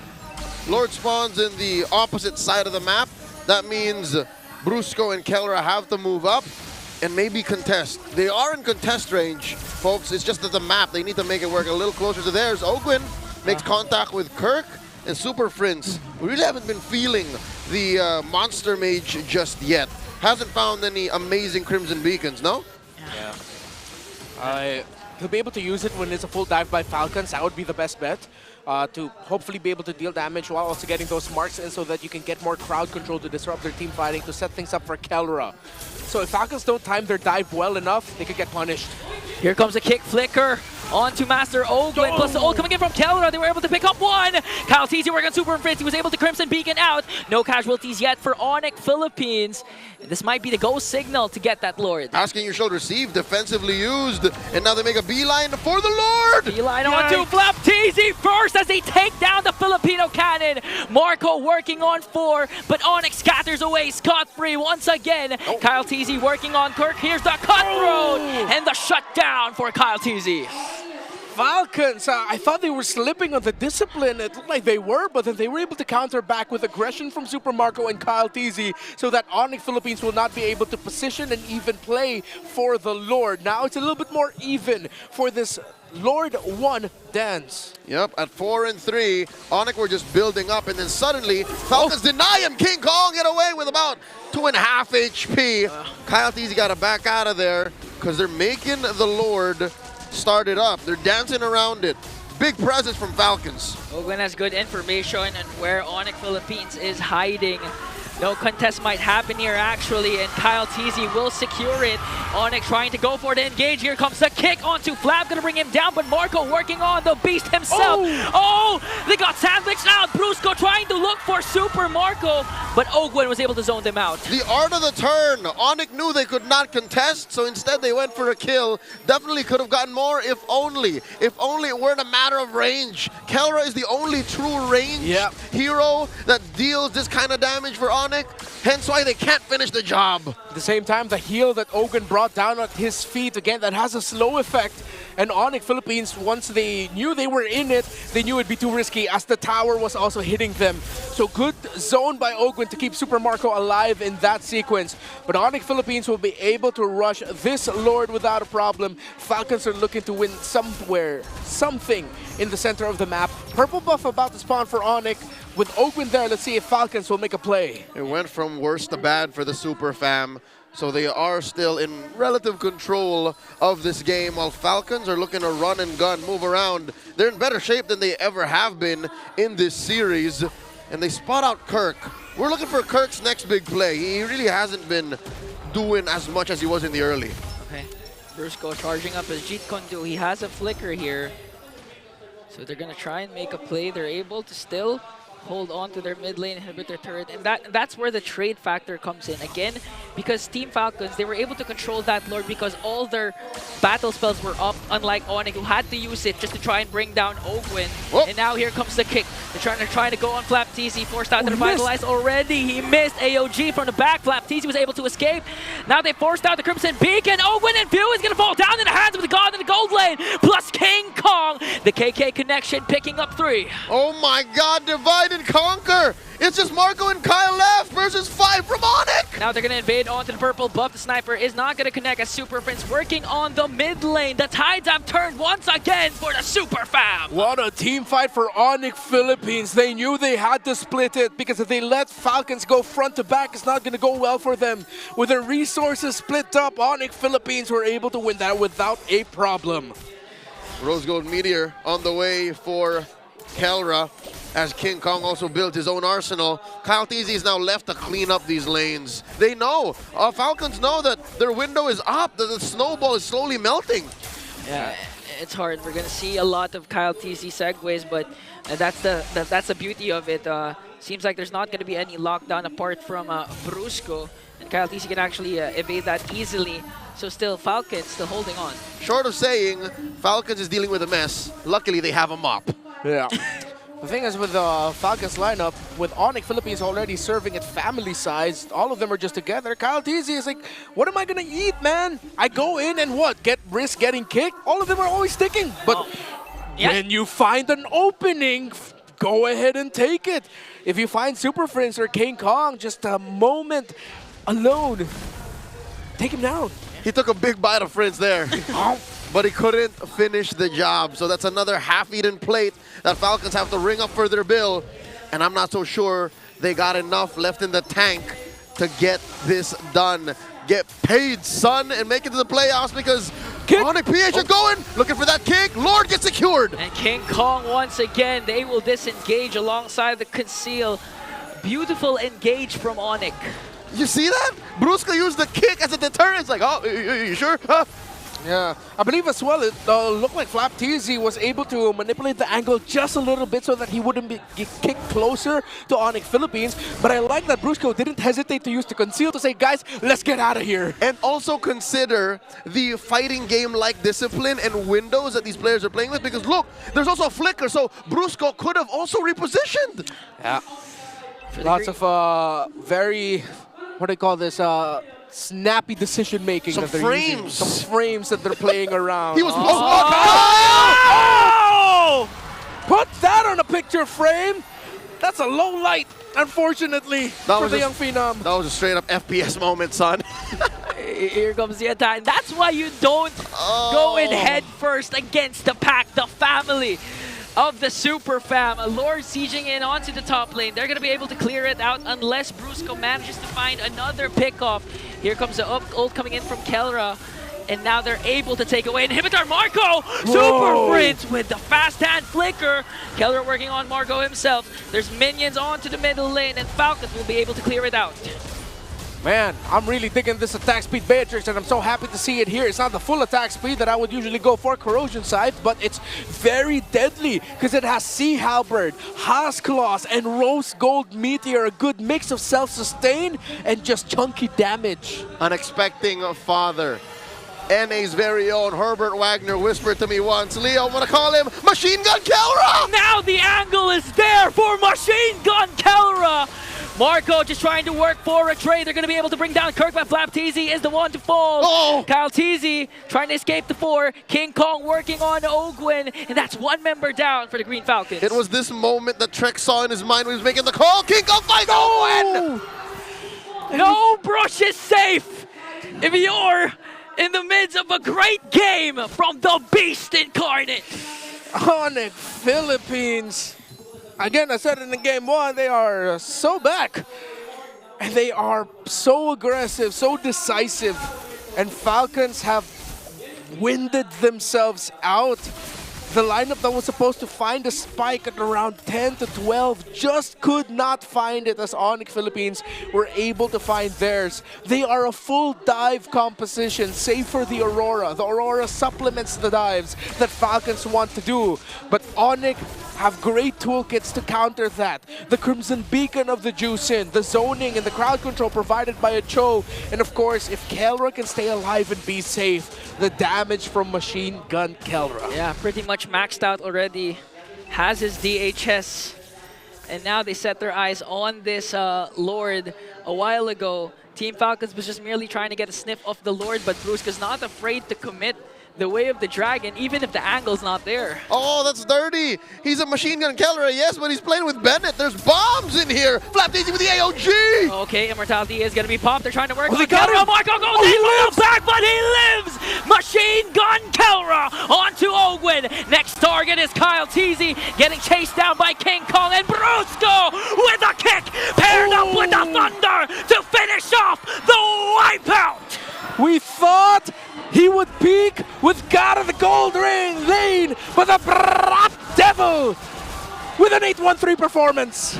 One more spot secured, and it's none other than the defending world champions, Onic Philippines. That's a sweep for the Super Fam, scoring 7 points, locking in their ticket to the playoffs. I'm happy. Finally, attack speed Beatrix. Woo! I preached this, and I'm so happy to see it. And I have learned, because it's not just pure attack speed. The itemization on that Beatrix is so deadly. All right, Trex, I'm sorry. I wanted you to make the call, but it's been, what, 3 or 4 internationals now, and we're not sure where Keller will be for MSC, so I called it tonight. Trex, I hope you're watching, though. We're crediting you. And all the Clippers that are going to say, It was Trex. It was Trex. It was Trex, guys. Machine Gun Kelra. Congratulations on the new baby, by the way. Wow. Guys, I just can't believe it. Onic, finally, they're back to their god forms. And what a way to show that by taking down a Titan themselves, Team Falcons. And it must be frustrating for the Green Falcons, no? Because it's high altitude, low altitude, up and down, up and down. Falcons got to play more games to secure playoffs now. It's like flights in recent days. It's turbulent right now for the Falcons. That's scary. Yeah, but the thing is, it's consistent turbulence. It's not the turbulence that just like knocks you out for a game. It's like you could knock out for like 1 or 2 series, and then you go back up, and then you don't, and which is like it turns into a roller coaster ride. It's not like a smooth flight anymore, and that's not what you paid for. But you see shades on Falcons being able to do things right. They just can't keep it up. And there is a saying, which might not fully 100% port, but calm seas make weak sailors. So, hey, if the Falcons can run through a few tough skies, you know, running through thunderous ones like what the Super Fam set up for him here, then, you know, that secured playoff spot will be all the more sweeter. Yeah, and can't forget, even Onic Philippines had a rough patch ahead of them before they went on a 6-game win streak. So it might go well even for Team Falcons after this loss. Yeah, if the Super Fam can do it, then who Why knows? can't you? Falcons can go on a World Array. They still have Mobile Masters in the horizon. These 2 teams, actually. So with that said, ladies and gentlemen, let's go ahead and hear our winner's interview on stage. Starting off week 6 with a sweep, your winners, Onic Philippines!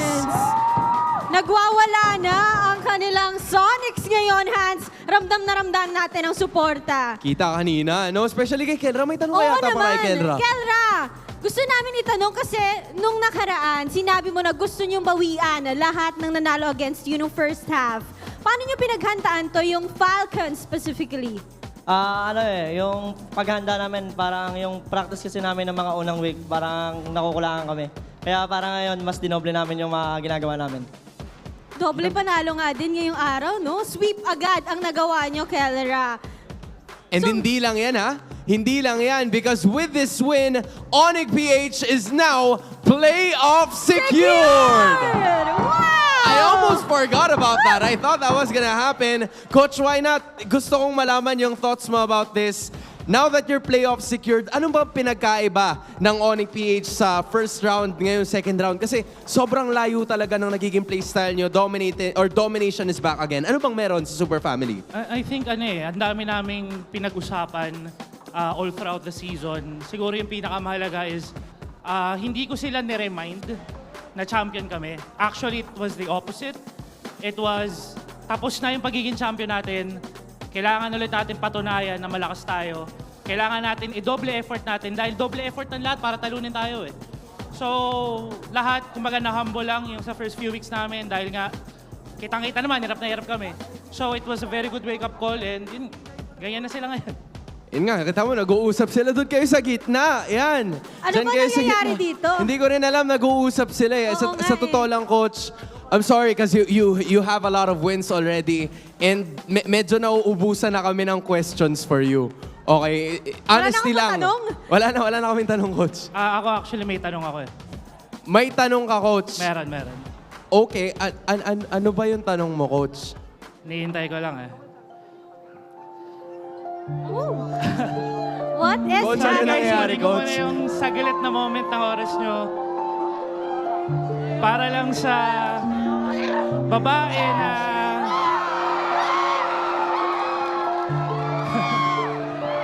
para lang sa babae na sa totoo lang nagbigay ng meaning sa buhay ko.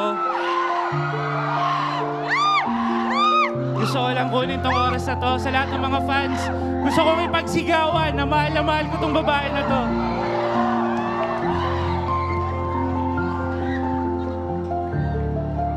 Will you marry me?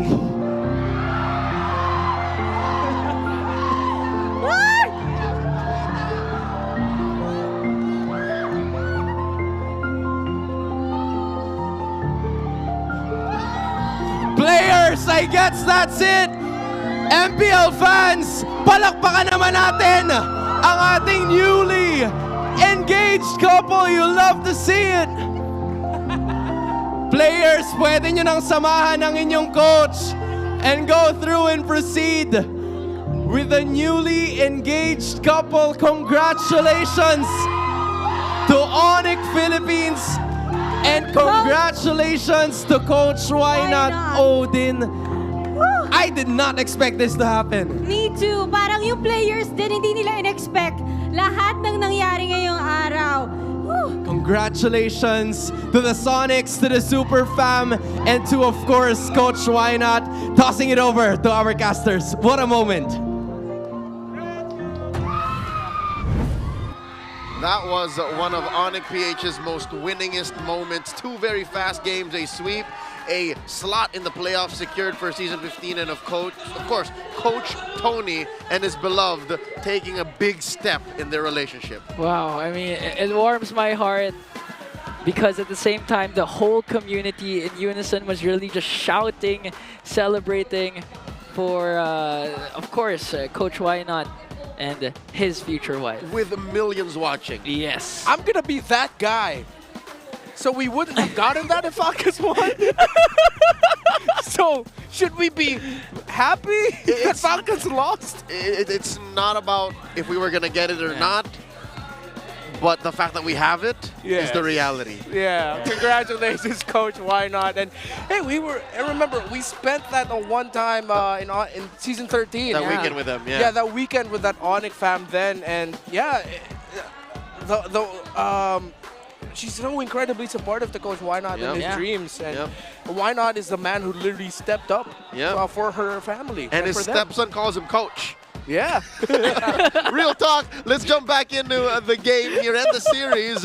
Kelra once again scoring an MVP, the Triple Crown MVP from all over, scoring 1 here at home.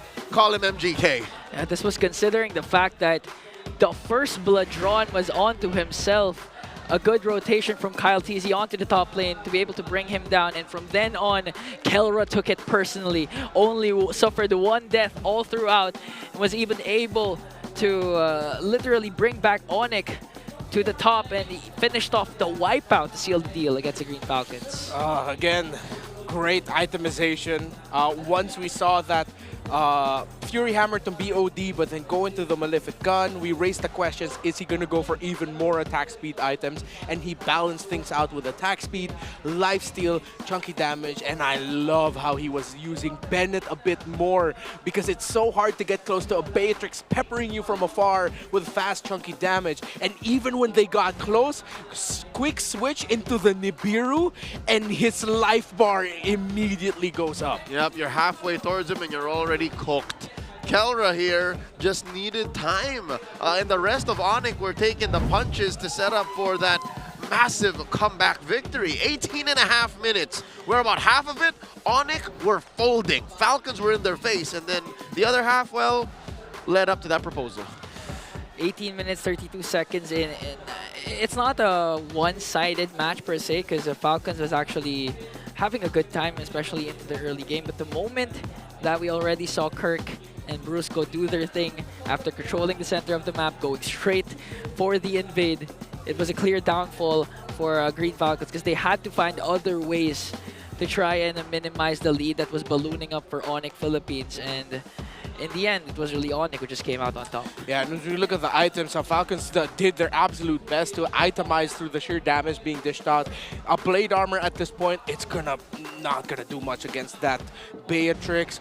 No dominance ices across the board, but it was so tough. You had to prioritize those items. If you're flapped easy, Radiant into Antique, hell yeah. And then, no room to be able to build a dominance ice. A big struggle for them in the item front to minimize what the Beatrix could do. That's why Falcons needed to take control of the game when they had that moment around the 10 to 12 minute mark. Once they were playing around that Lord 1 went to them, but then Onic were able to take it down quickly. After that, Onic just found their time again and again, and Falcons' discipline were slipping somewhat, while Onic Philippines just pounced on every opportunity they could get to get a -1, because they started reading Falcons. Once Falcons, or let's say for example, Onic gets a -1, it forces a reaction out of Falcons. That means Falcons has to do something, but Onic were ready for that something. And just to translate that into actual stats, King Kong was farming out of Kyle TZ's jungle. Hence why he is the BPI rich guy.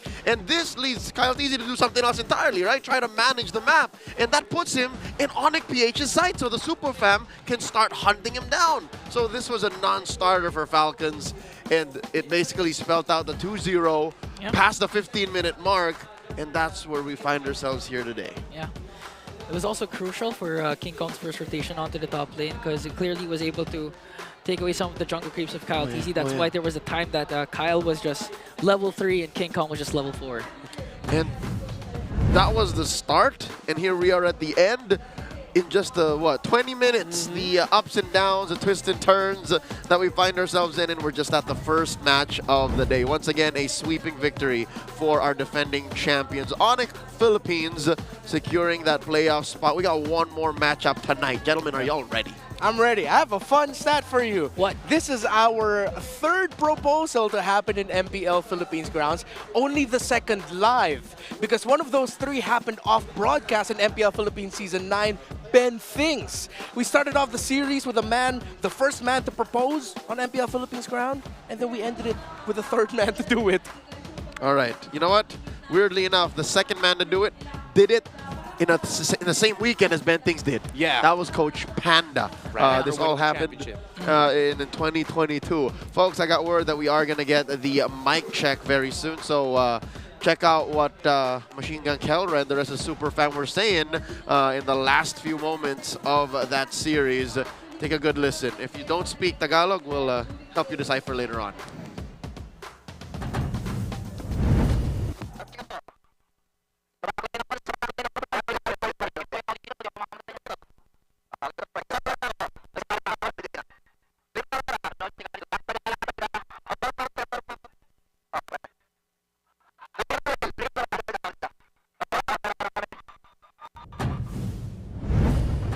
You know what, truth be told, even we need help deciphering. But we figured that it's names. Like, they were going for singular player names for target acquisition. Yeah, and a lot of it was flap, which is why, personally, in my head canon, even though my brain tells me they were saying flap, it was actually Kelra just going brah, brah, brah the whole time. Better. No, I mean, if it's past the 15-minute mark, yes. Yeah. If it's early on, it doesn't make sense.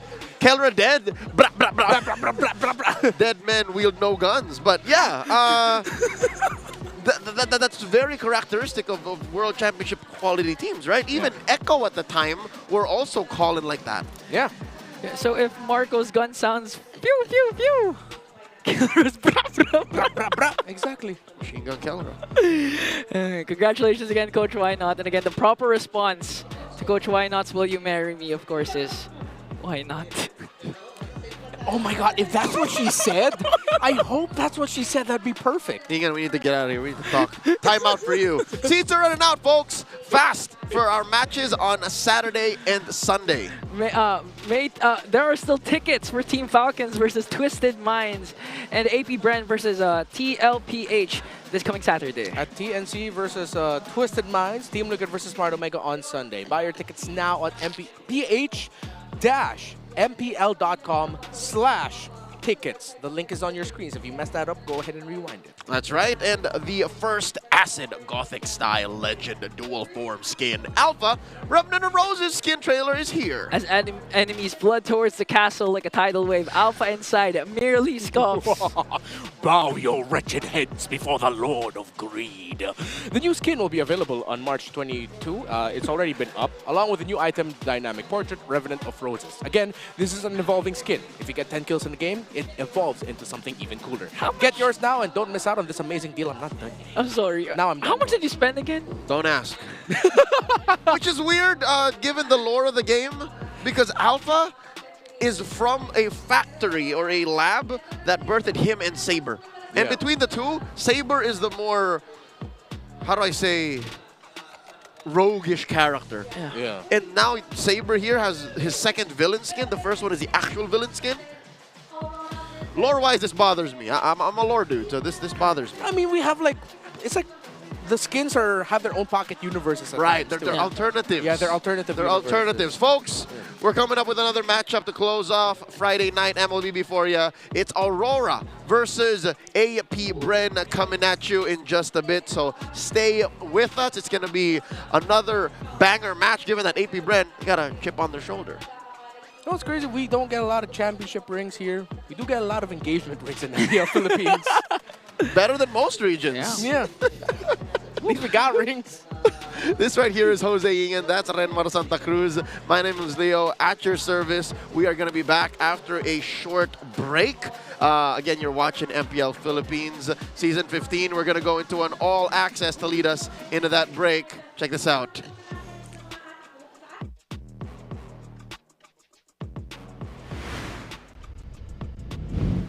Maraming salamat sa ating mga casters. Maraming nagaganap na local tournaments ngayon, kaya tutukan natin at ibida natin ang lakas ng Pinas sa bawat panig ng Pinas. This is MLB PH Esports Express. We have 60 seconds on the clock, basically, so let's get this show on the road, shall we? Time starts now. The seeding rounds of MDL Philippines Season 5 has just ended. All 16 teams have been seeded with Smart Omega Neos securing the first seed. Magsisimula ang Week 5 sa April 22 in elimination matches as we begin the play-ins.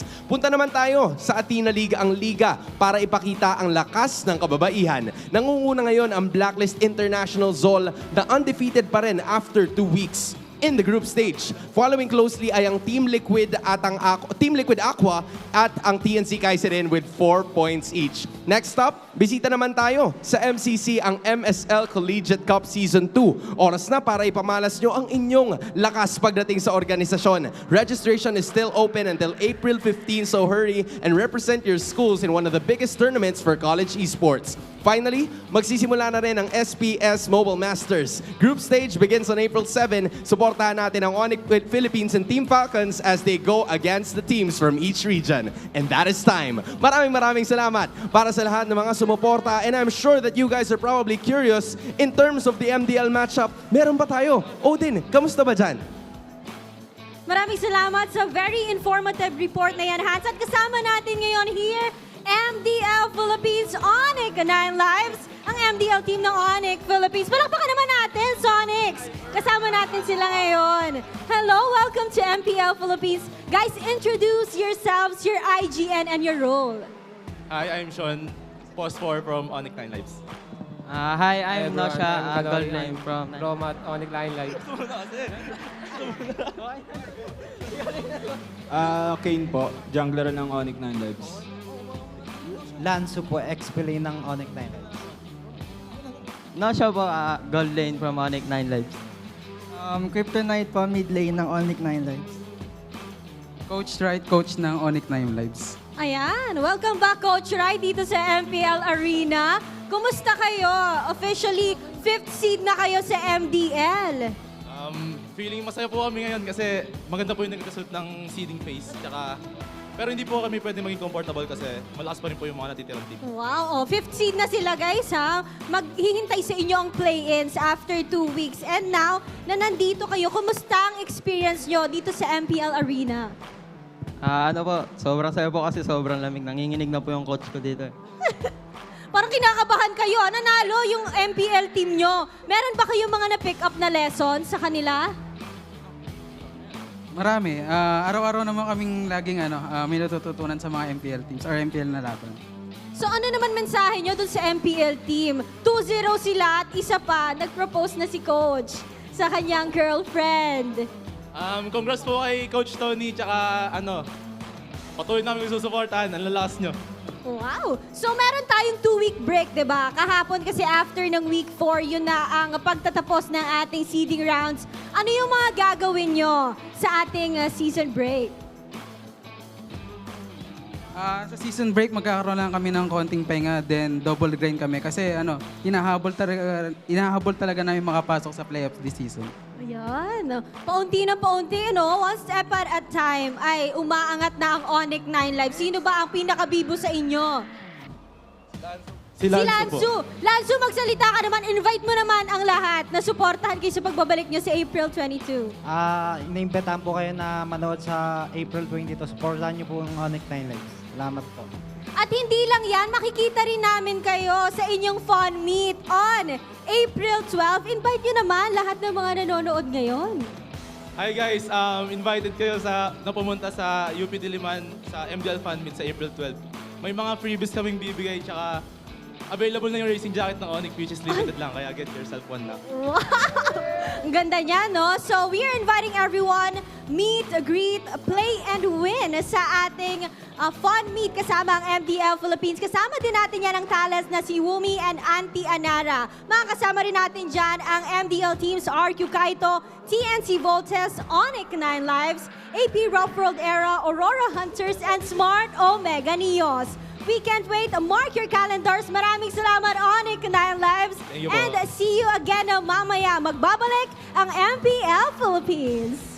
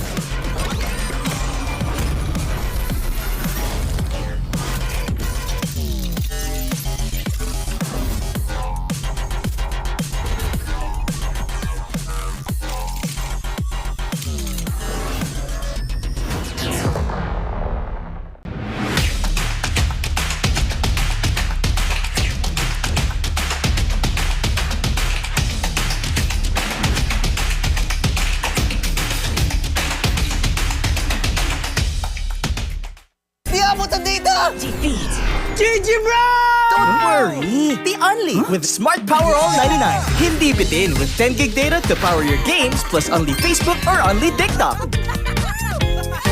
Load now!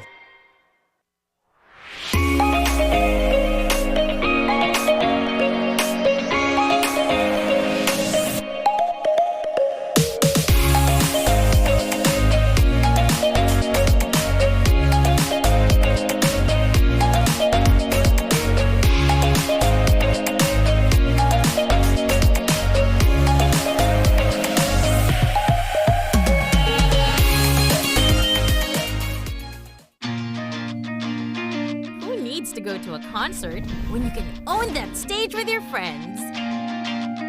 Enjoy a night of impromptu bowling tournament.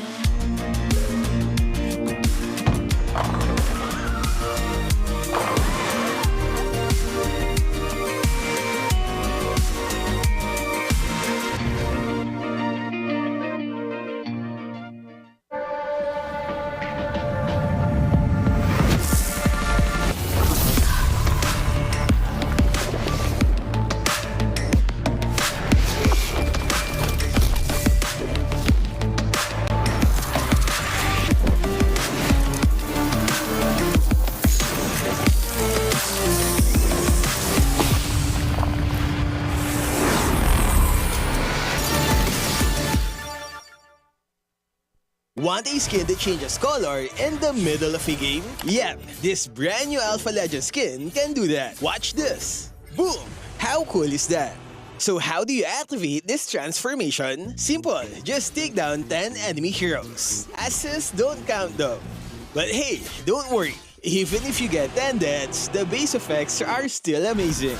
Just look at that animation. It's a first of its kind, and I hope they make more unique features like this. Maybe 10 assists for a new tank skin, right?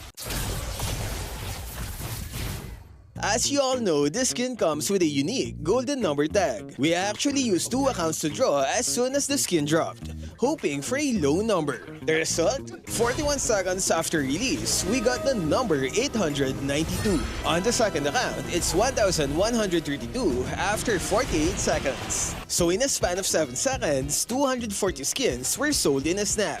Man, we've got some hardcore players out there. So how much did it cost? It's a staggering 9,500 diamonds on each account, which is 100 draws. But don't panic. If you're an alpha main, I got you. We only spent that much because we were rushing. If you're on a budget, here's a list of events to get it cheaper. Free weekend bonuses. Get 2 free draws just by playing games. Daily recharge event.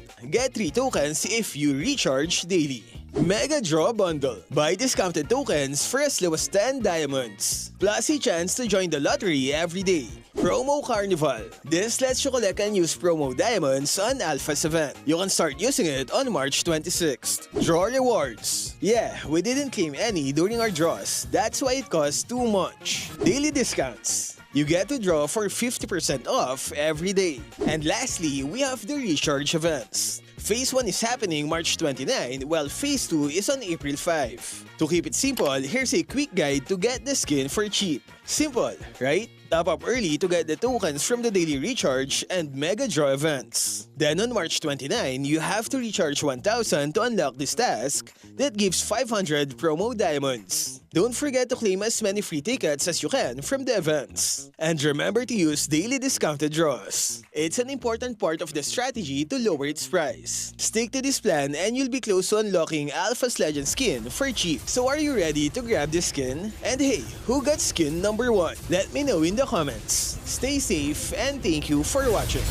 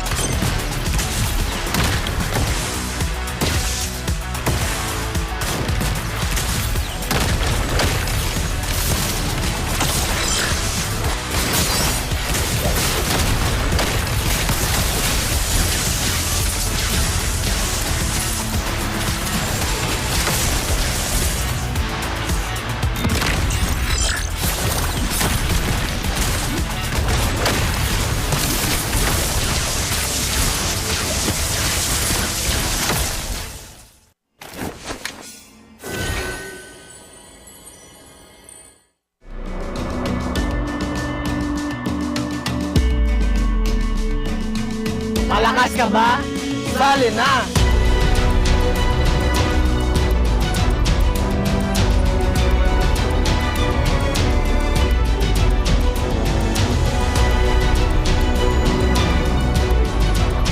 Kita Kids. Kita Kids. Kita Kids. Kita Kids. Sa MCC Season 2.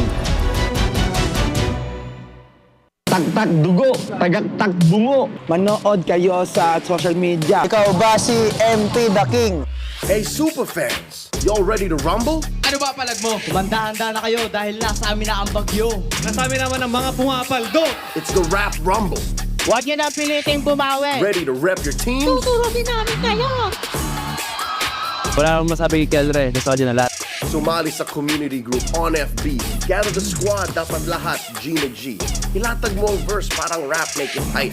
Shoot a video at the upload, double check the time. 30 seconds to a minute, that's all you'll need. Use the hashtags para pag hinanap madali. Wag na wag mapipikon at wag may inis. This is Leo, always at your service. Out!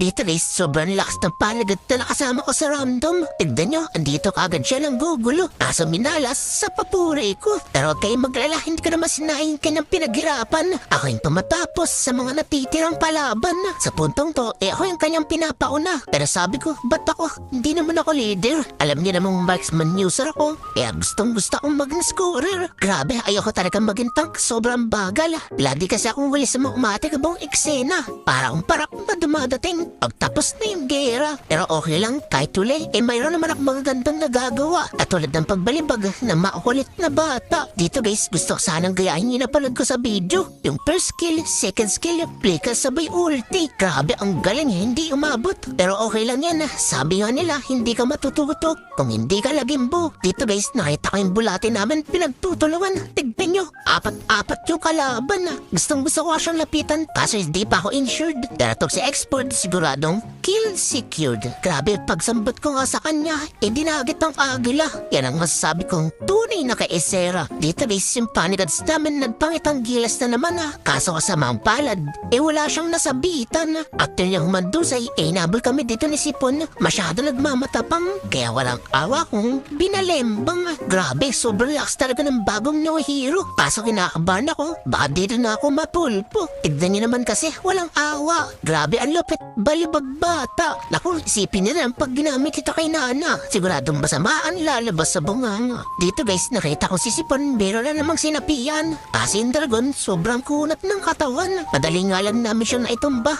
Kasi makakampi ko, agad-agad drumeta. Nang hindi ako inaantay. Sayang nga lang, hindi ko naabotan tong si Hanabi. Pero natumba naman namin, hinakalunok ng LPG. After that, pagkatapos uuwi na sana ako. Kasi isang to, medyo makulit, hindi nadadala. Kaya hintog mulo doon aking pinakita. Dito guys, isipan ko muna humigap ng buhay. Mahirap kasi pumasok, ayokong magarutay. Kaso nga lang, hindi ko na matiis yung aking kakampi. Ayaw kasing nakikitang pinumukbang sila ng mga enemy. Kaya eto, bahala na. Mabuhay lang yung dalawa. Dito guys, nakita kayong mangkukulam na gumanda. Inahabon ni X-Burge. Wala nga akong nagawa, pero wag kang magalala. Maghihiganti kita. Pinindot ko nga kaagad yung aking ulti. Kasi isang to, may sa pusa. Para nakadalawang ages, yung walang iya. Pinilit ko pa nga rin makipaglaban Kahit yung kaliskis ko, naiinitan Buti na nga lang, dumating na iba kong kakampi. Kaya siguradong, tapos ang kinabuhi.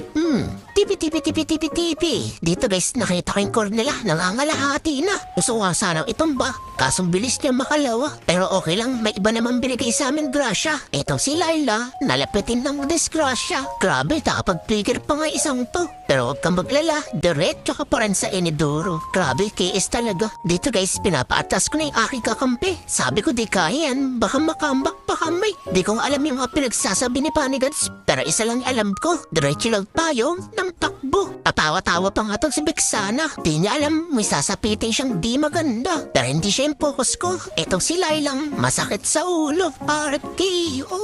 Boom, bagsak. Dito guys, sabi ko kay Hanabi, huwag mong banatan. Kasi isang to, ang sarap ibalik sa sinapupunan. Grabe, kawawa tuloy magkukulam na gumanda. Pero tatapusin na namin to, huwag kang mag-alala. Dadalawa na lang kasi natitira, si XP at etong core nila. Hindi ko na nga ito pinatakbo. Gustong gusto ko na kasing tapusin yung ralo. Pero pinaubaya ko na siya kay Hanabi. Tapos nabaretso ko ng TP para makaabot ako sa picture. Pero mukhang hindi na ata kaya. Ang hirap kasi ng nakapaa. Kaya eto, tamang sipat na ako sa kanila. Habang ini-imagine, yung tunay kong pamilya. Si Candida kaya at saka si Bagang. O si Gatotski at Aklas na pinagsama-sama lang. Comment yun naman dyan sa video para araw-araw kayang victory!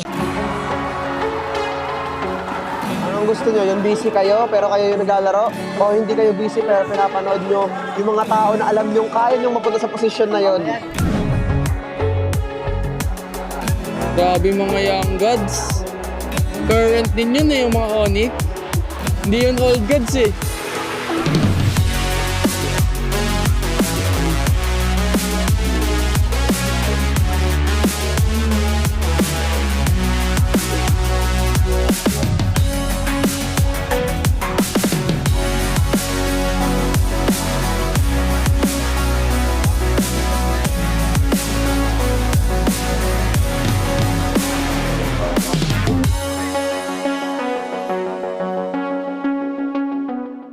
Flop DC with the pose. Flop with the Arnold pose.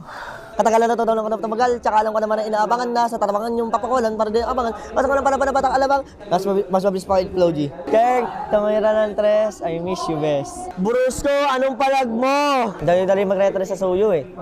Kahit ako mag-suyo, kaya ko yung retre ng lahat. Di ka dito sa long lane. Parang gusto ko mag-zilong. Ilong ko parang kamat. Bakit nako nare-retrihan ng walang season hunter? Ikaw kahit walang nawala, may na pa rin.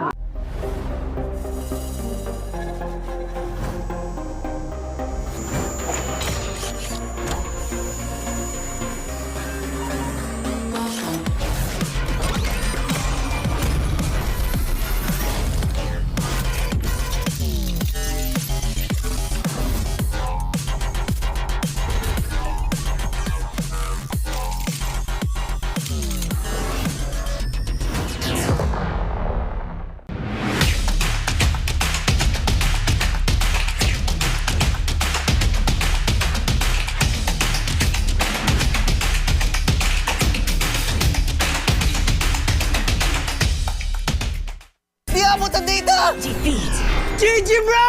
Don't worry! Be only with Smart Power All 99. Hindi bitin with 10 gig data to power your games plus only Facebook or only TikTok. Load now!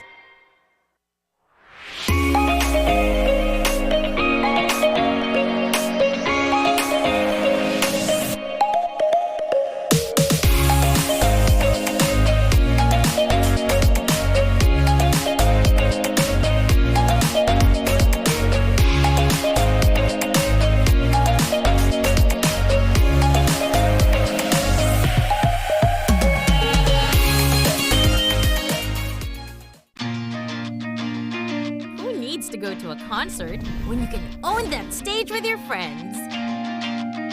Enjoy a night of impromptu bowling tournament.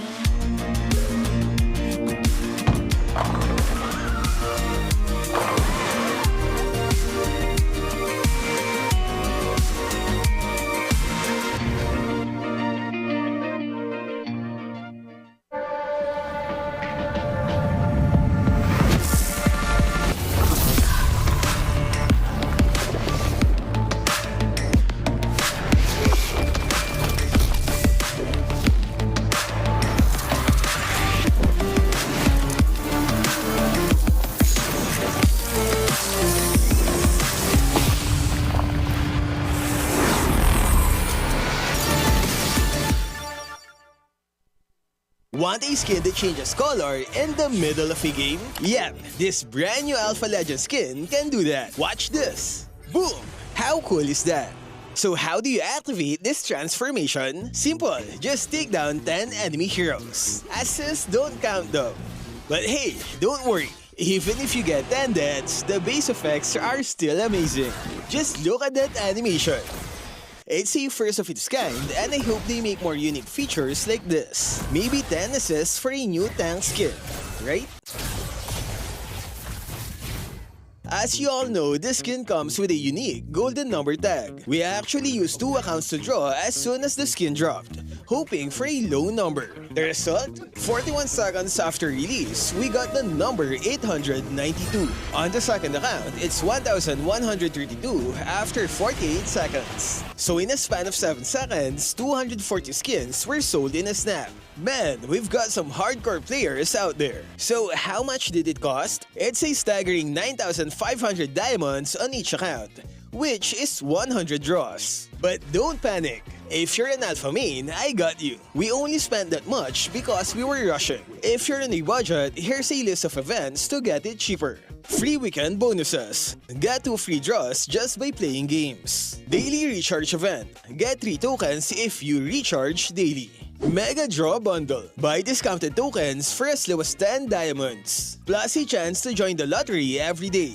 Promo Carnival. This lets you collect and use promo diamonds on Alpha's event. You can start using it on March 26th. Draw rewards. Yeah, we didn't claim any during our draws. That's why it costs too much. Daily discounts. You get to draw for 50% off every day. And lastly, we have the recharge events. Phase 1 is happening March 29, while Phase 2 is on April 5. To keep it simple, here's a quick guide to get the skin for cheap. Simple, right? Top up early to get the tokens from the daily recharge and mega draw events. Then on March 29, you have to recharge 1,000 to unlock this task that gives 500 promo diamonds. Don't forget to claim as many free tickets as you can from the events. And remember to use daily discounted draws. It's an important part of the strategy to lower its price. Stick to this plan and you'll be close to unlocking Alpha's Legend skin for cheap. So are you ready to grab this skin? And hey, who got skin number 1? Let me know in the comments. Stay safe and thank you for watching.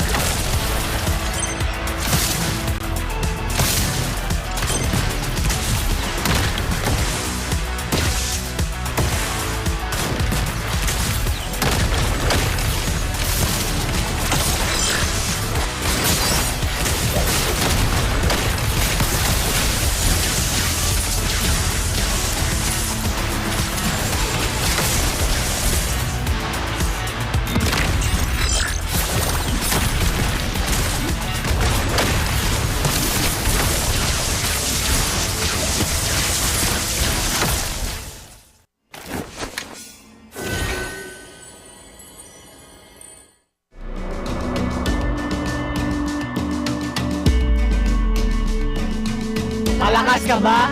Sali na!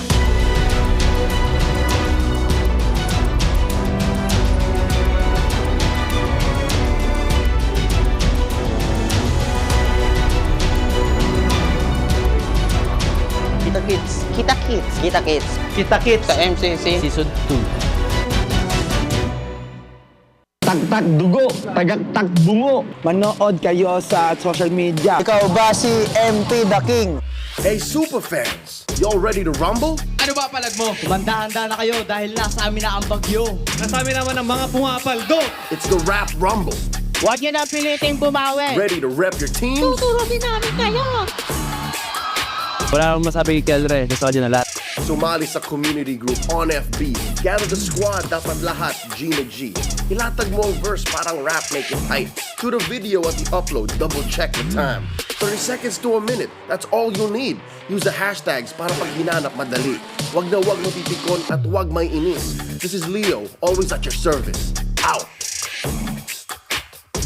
Dito guys, sobrang lakas ng palagat na nakasama ko sa random. Tignan nyo, andito kagad siya ng gugulo. Kaso minalas sa papuri ko. Pero huwag kayong maglala, hindi ko naman sinaing kanyang pinaghirapan. Ako yung tumatapos sa mga natitirang palaban. Sa puntong to, ako yung kanyang pinapauna. Pero sabi ko, ba't ako? Hindi naman ako leader. Alam niyo namang marksman user ako. Kaya gusto akong maging scorer. Grabe, ayoko talagang maging tank. Sobrang bagal. Lagi kasi akong wali sa mga umatikabong eksena. Parang na dumadating. Pagtapos na yung gera. Pero okay lang, kahit uli, mayroon naman akong mga gandang nagagawa. At tulad ng pagbalibag na makulit na bata. Dito guys, gusto ko sanang gayahin yung napalad ko sa video. Yung first skill, second skill, play ka sabay ulti. Grabe, ang galing, hindi umabot. Pero okay lang yan. Sabi nga nila, hindi ka matututok kung hindi ka lagimbo. Dito guys, nakita ko yung bulate namin pinagtutulungan. Tignan nyo, apat yung kalaban. Gusto ko siyang lapitan, kaso hindi pa ako insured. Daratok si expert, siguradong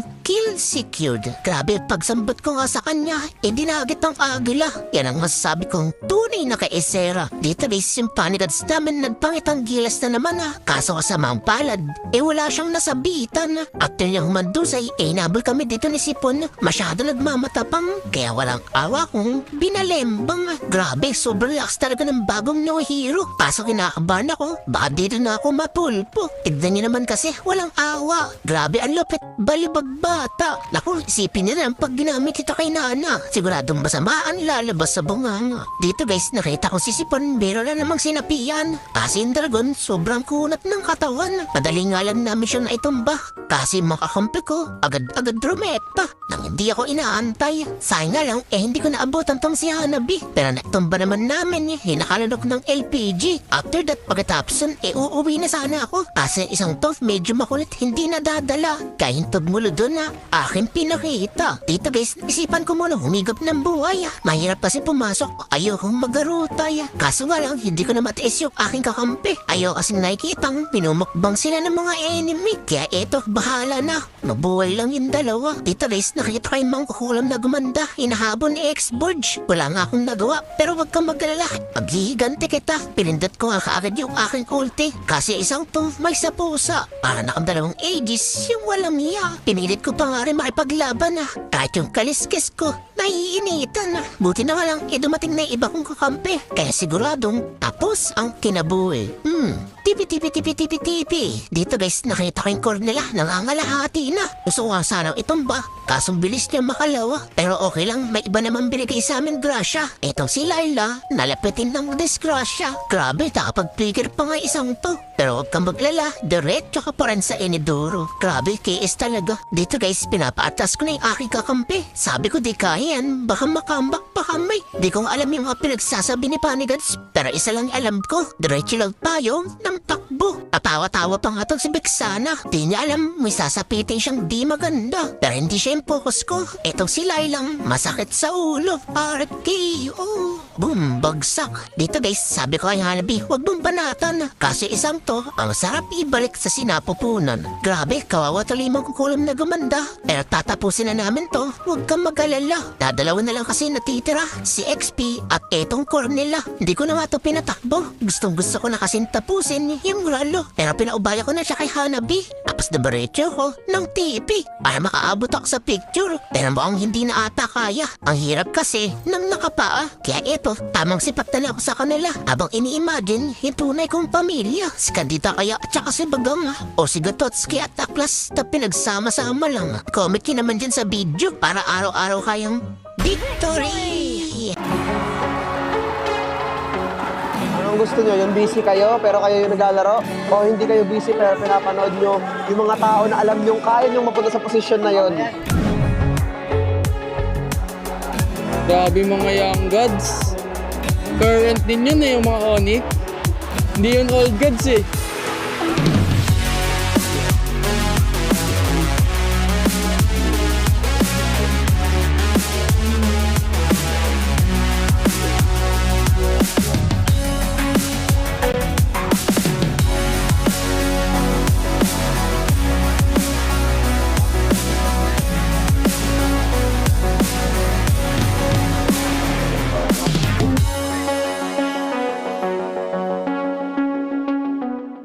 Flop DC with the pose. Flop with the Arnold pose.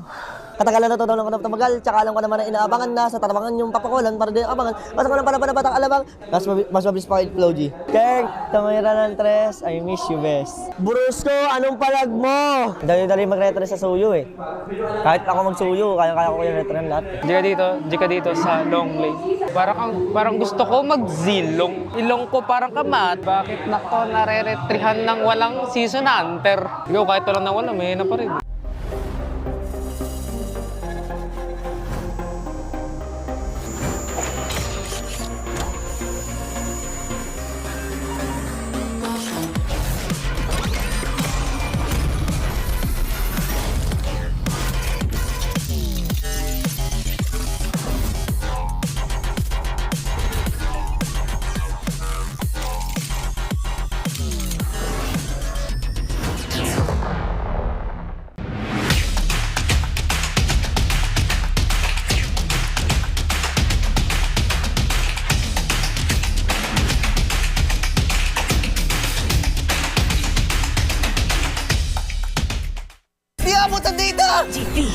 GG bro! Don't worry! Be only with Smart Power All 99. Hindi bitin with 10 gig data to power your games plus only Facebook or only TikTok. Load now!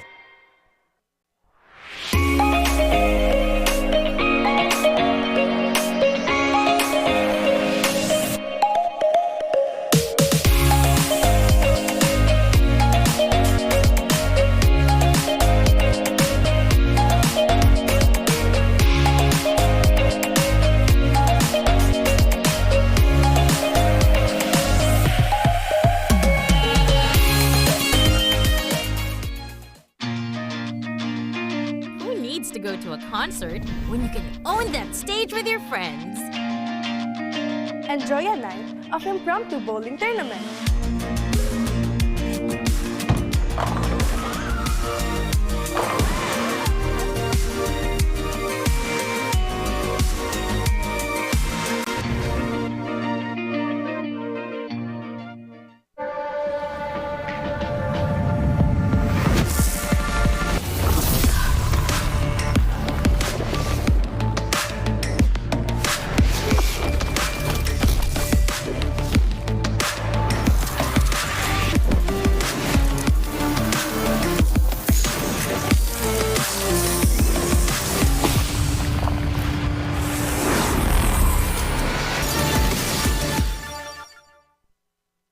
Want a skin that changes color in the middle of a game? Yep, this brand new Alpha Legend skin can do that. Watch.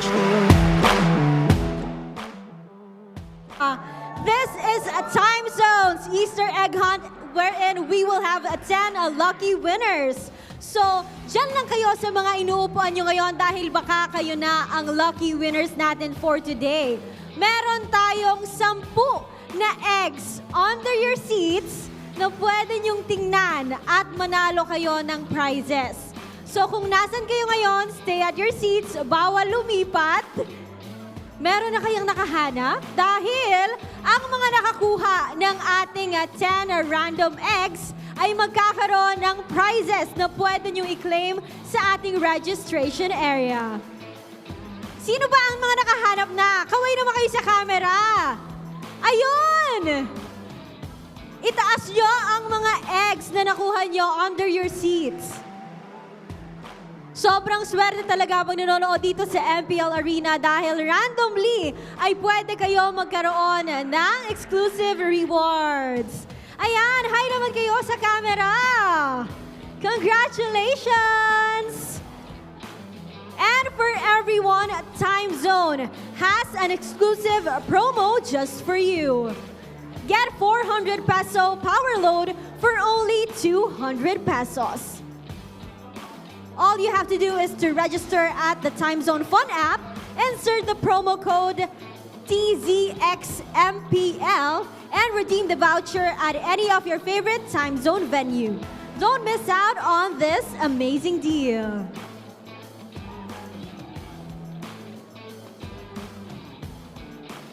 All right, congratulations once again. This is Time Zone's Easter Egg Hunt.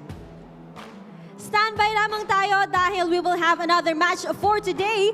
That would be Aurora Gaming versus AP Bren. Tumutok lamang dito sa MPL Philippines Season 15.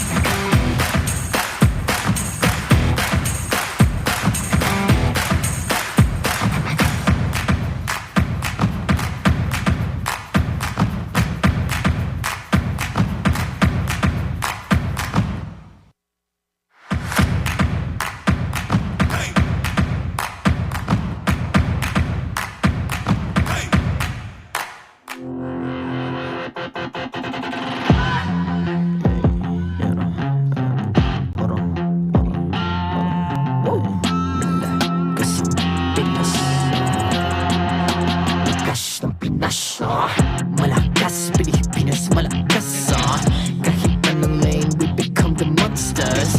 Malakas, Pilipinas, malakas, face the golden sun and reppin' for the 3 stars. Look at us to the top, no ifs, no buts, winning any game. Para to sa PINAS. Di mo matitin ang aming boses sa new level. Nasa kalye man o mobile, you know I become a legend. Open fire, we unite, we winners. Built with pressure, the diamonds are made of. Switch na lane na parang gera, HP Racing may reset up. Built agad ang buhat ni Hilda, full load SS parang Lyra. Susundan ko ang iyong bakas, kasama pataas, tagumpay natin to dahil tayo'y malakas. Para sa Pinas, nasa amin ang alas, hindi tuwa atras, kinikilala sa taas kasi kami ang malakas.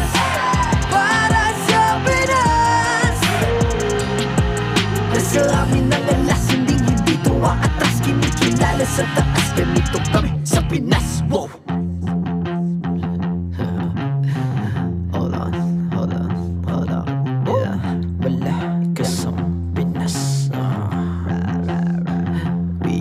Laging MVP, no surrender, no retreat. Pag nagsama-sama, just imagine what we can achieve. Laging MVP, no surrender, no retreat. Giving 100 all my all, cause we just cannot be defeated. We are unstoppable, immune and invulnerable. Ready ang equipment, lahat frozen, malang crowd control. Pakita ko na jab like beast of the southeast. Sumatawag-tawag ng loud, cause every enemy we devour. Susundan ko ang iyong bakas, kasama pataas, tagumpay natin to dahil tayo'y malakas. Para sa Pinas, nasa amin ang alas, hindi tuwa atras, kinikilala sa taas kasi kami ang malakas. Para sa Pinas, nasa amin ang alas, hindi tuwa atras, kinikilala sa taas, ganito kami sa Pinas. Wow!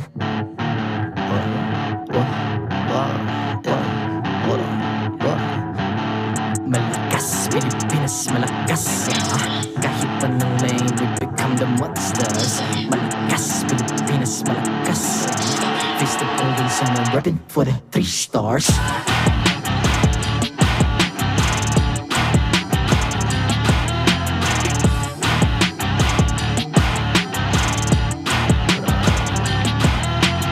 Ang lakas ng Pinas, we unite, be the stars. Ang lakas ng Pinas, we unite, be the stars. Ang lakas ng Pinas, we the stars. Ang lakas ng Pinas, we unite, be the stars. Ang lakas ng Pinas, we unite, be the stars. Ang lakas ng Pinas, we unite, be the stars. Ang lakas ng Pinas, we the stars.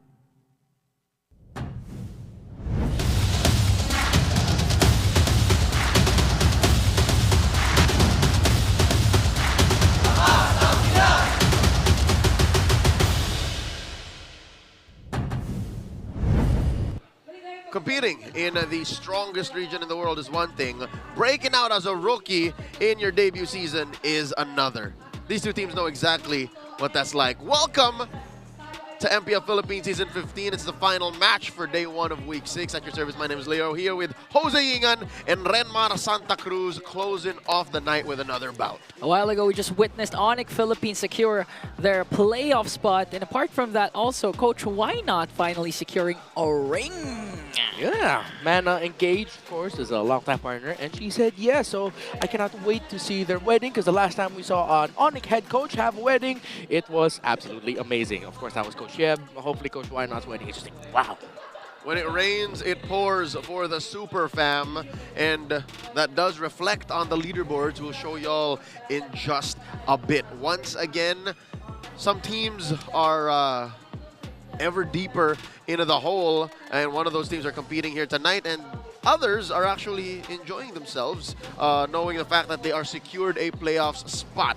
That's the story of this next bout coming your way. Another best of 3 between Aurora, MLBB, and AP Bren. Real quick, A reminder, the time zone is an exclusive promo just for you. Get 400 pesos power load for, get this, only 200 pesos. All you have to do is register on the Time Zone Fun app, insert the promo code TZXMPL, and redeem the voucher at any of your favorite Time Zone venues. Don't miss out on this amazing deal. There, I left that for you, bro. Thank you so much. I know it. It's all his, literally. But with that said, again, when you visit the MPL Arena, there are some time zone games you can play outside. So take part. As well, you'll see that we are rocking new chairs this season. It's from TT Racing. Yeah, and if you want a 2,000 peso discount on your next purchase, use the Philippines exclusive voucher code MPL2000. Yes, that is an MPL Philippines exclusive voucher code over at ttracing.ph. Plus, don't miss out on exciting TT Racing gaming chair giveaways during MPL Philippines. Stay tuned for more info. Just remember, for those who dream, work, and play, TT Racing has your back.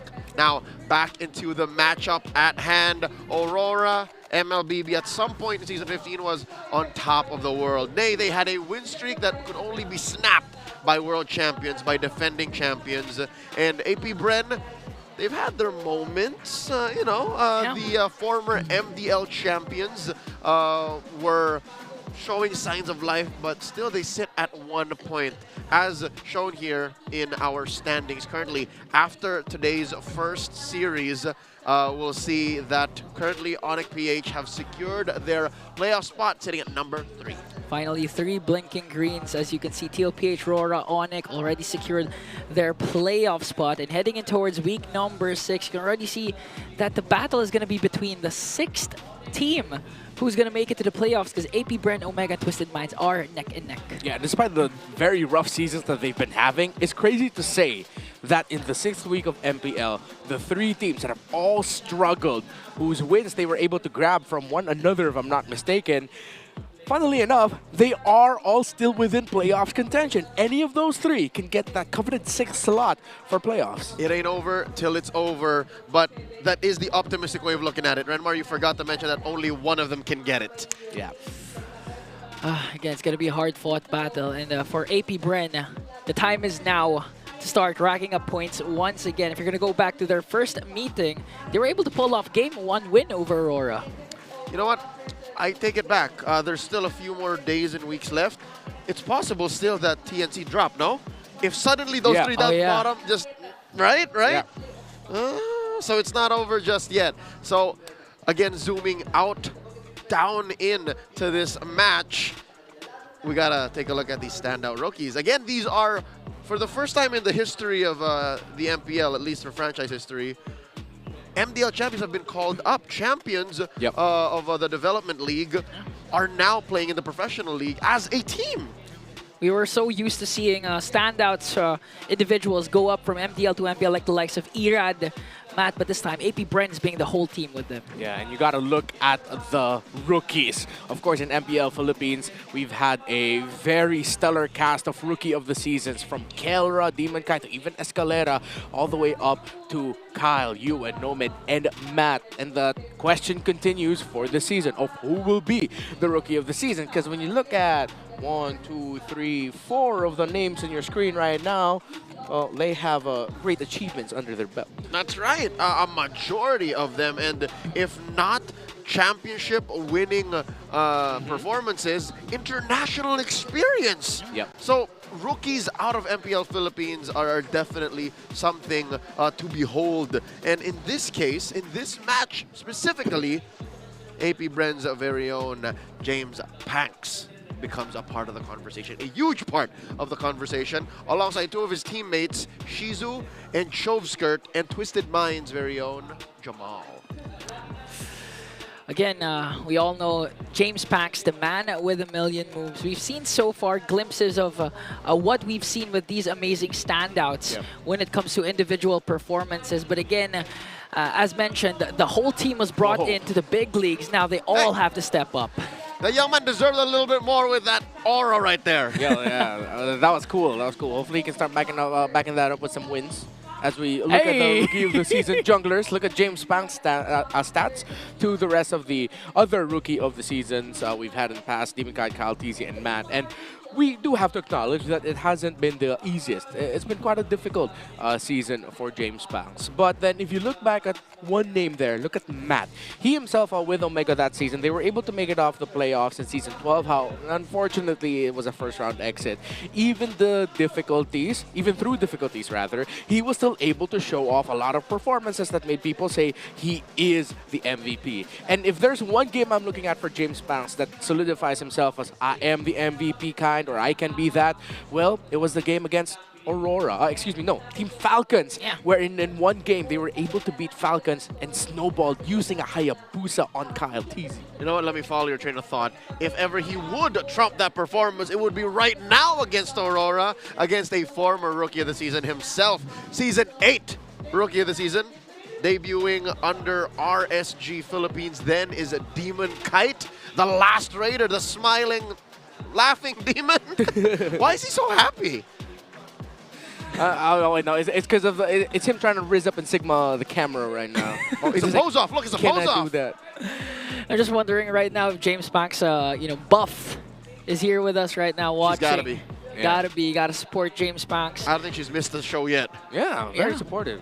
Also, it's crazy to me the weight progression of Demon Kite. I mean, when he came in, he was like a very skinny lad. He went to Malaysia and had himself some good share of nasi lemak. A lot of it. Yeah, which we're very familiar with. This is Sedup Giler. Yeah, I like how Demon Kite's looking. Actually, Demon Kite's giving off a vibe of, he's giving old man strength vibe, even though he's only like, what, 20 or 21? That's success for you in the esports realm.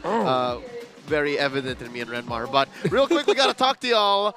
What do y'all think about how many Aurora Gaming players have been awarded as a Rookie of the Season? All right, what's the answer? This sounds subjective, but it's objective, actually. Yeah. Is it 1 in Demon Kite or in Edward? 2 in Demon Kite and Domin Kite? Or 2 in Demon Kite anyway? We flashed the graphic already. Man, it stayed for more than a minute, guys. So if you're... Is that reading comprehension or? Yeah, it's reading comprehension. Yeah, okay, right. It's your ability to process like words. And You know it was words. I don't think you need to read to know who it was. Yeah. you look at their faces like.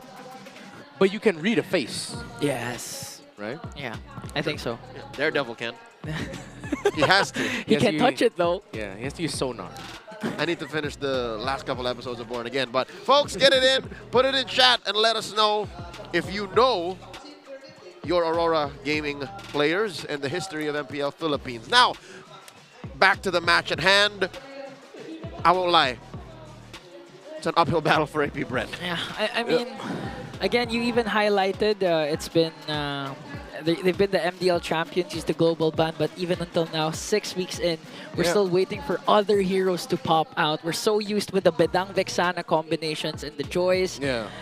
So let's see what AP Bren has in store for us. Yeah, at this point, it's like with the difficulties that they've been having in executing the game, the members of AP Bren are looking more like the Aurora stickers. Like that's what their reactions are right now. It's like, huh? Like, how come we're still struggling? I know we're good. I know we're really great. Like, the MPL teams have been excited for us to come up, but like, come on. So yeah, don't forget the battle modes are up. Available in the shop. You can also request it from your friends. Request it from Ingan right here. No. He's got tons to give to you. Yeah, he's got 77,000 diamonds available. That's right not true, now. guys. No, please don't. Right now. Instantly. Holler at him on Instagram. Holler at him on Facebook. Everywhere. You can find him on social media. Say, I want the Aurora Gaming emotes. Incoming for AP Bren and Falcon as well. With that being said, that's enough waffling. Let's get into the match here and welcome our players on stage. To oversee and uphold the tournament's integrity, our marshals, Joshua, JJ, Patrick, and Sent. The Aurora's holding on to a new light in the Hive, carrying a heavy promise. The stakes are high for the young bees. It's Aurora versus AP Bren. EXP laners, Edward and Dan. Junglers, Demon Kite and James Pangs. Mid laners, Yue and Chovsker. Roamers, Renegade and Kekadon. gold laners, Dom and Kite and Shizu. And their coaches, Coach Master of the Basics and Coach Bakbet. Matchup finally underway. Demon Kite, James Spanks, step forward.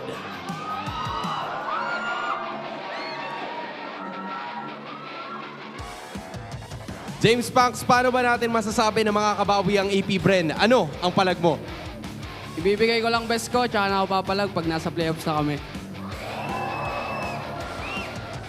Demon Kite, paano ka makasigurado na hindi sila makakabawi? Ano naman ang palag mo? Good luck. Tignan natin kung makapasok yung playoffs. No questions and answers needed. Players, get ready to move forward. Bees and Roras, magingay tayo lahat para sa paparating na laban na to. It's Aurora going up against AP Bren. Casters, balik sa inyo. Hey, yo, the truth hurts. Aurora Gaming's very own Demon Kite said, hey, good luck to y'all. Let's see if you'll make it to the playoffs.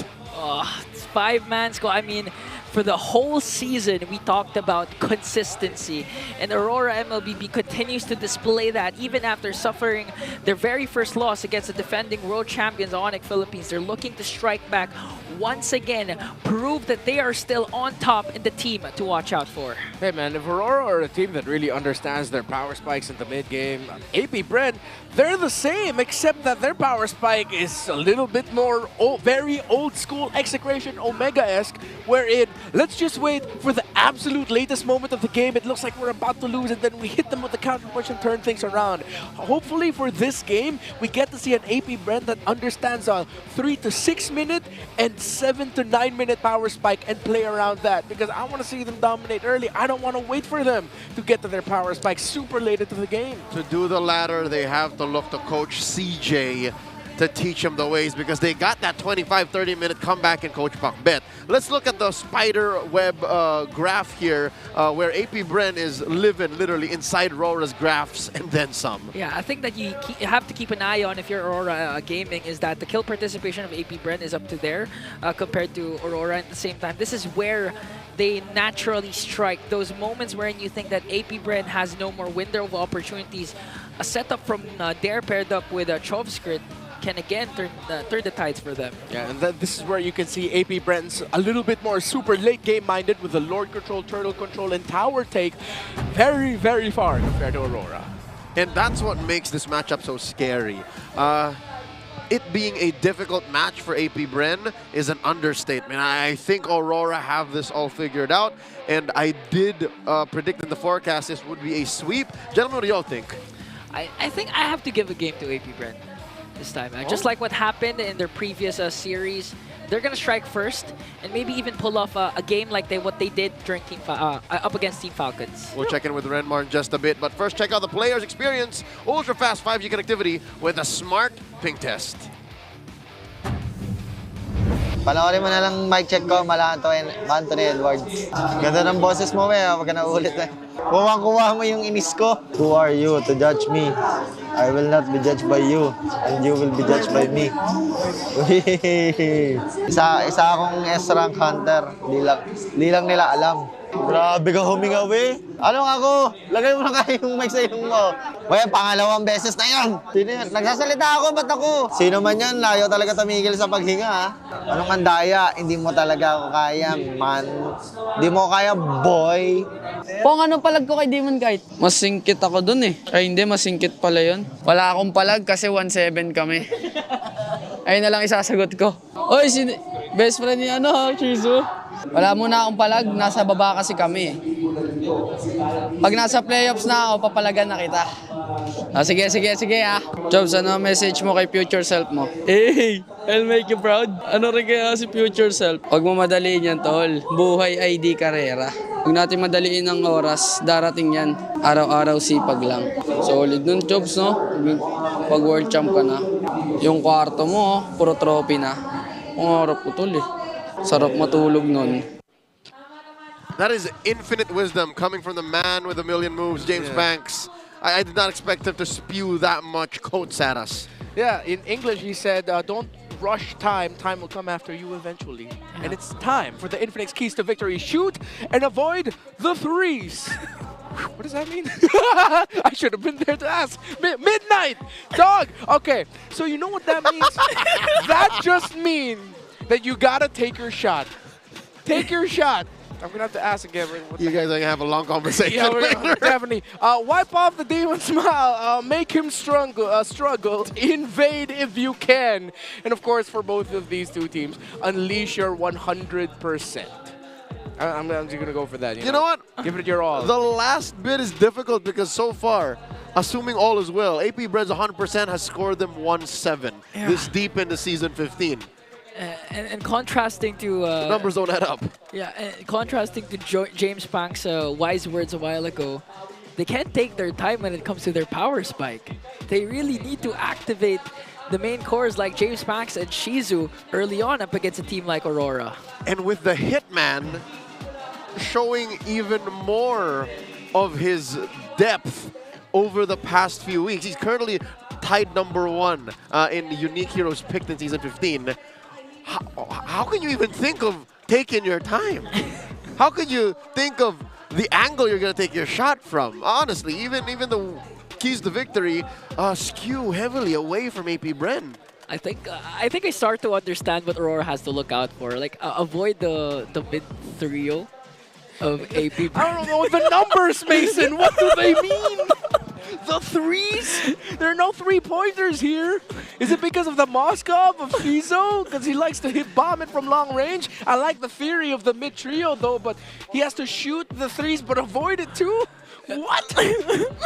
Midnight must see something and know something about AP Bren that we don't. Or was it Aurora that he was referring to? Yeah, it was Aurora.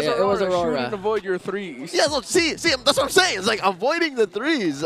Regardless, we are at the draft. No longer are we deciphering the key to victory for the team that's currently tied for 1 and 2, losing by points gain. But right now, we have the Loyi and Joy taken out, while AP Bren have banned out the Fanny and the Matilda. Seems like we're still pretty much within the realm, but AP Bren are going to decide, okay, are we going to ban the Juice in? Because Aurora, they ban out the Granger. That means they're willing to play into AP Bren potentially rushing the Harith for the first 2 picks. So that's a layer I feel like AP Bren is overthinking a little bit more. Because if ever the Harith goes to AP Bren, are they going to then rush Harith and Phoveus? Because they can't give the Phoveus to Aurora and Edward again. Still an undefeated pick. Yeah. Not to mention even the Kalea is still open. Oh no. Even if Kalea lands on AP Bren, I think Aurora, especially Renji, can just answer back with a Jawhead. So I think Aurora's comfortable in not picking the Kalea first pick.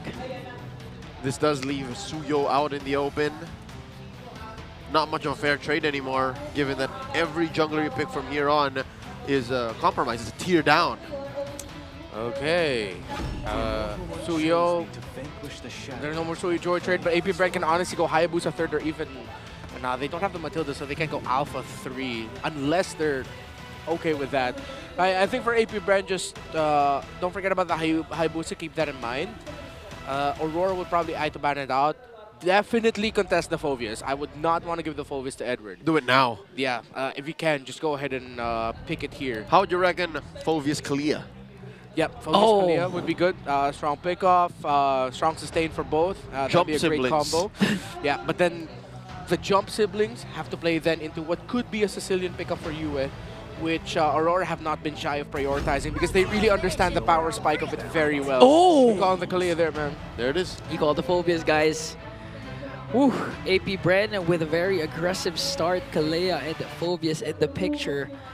Now Aurora, if you don't get the US pick so far, it's going to get banned out for sure in the second banning phase. They still lack... do they naturally go for a gold laner? Because I know they last picked the roam picks. Yeah. So they go for the Moskov. They're really taking out some of the comfort picks there of Shizo. So Shizo might actually end up with something along the lines of a Matrix or Bruno again. And Aurora get the Hilda for Edward, one of the picks that we expected. So they're going to go into the second phase with their mid and roam not yet shown. However, if AP Bren decide to pick the Hayabusa here or an assassin along those lines, they still have to watch out for the possibility that the Hilda might actually go into the roam. It's rarely happened, but it's happened at least once already this season against a very assassin-heavy line. Could a Hanzo pick be good for James Max? I know he hasn't used it yet. Renmar. What grinds Renmar's gears? He's grimacing beyond your imagination, folks. Let me add to the flame here, Renmar, as if you're not already miffed at midnight. You know what he says about Lucas? What? Spent a good weekend with him last week casting for another international event. He said Lucas is a better alpha.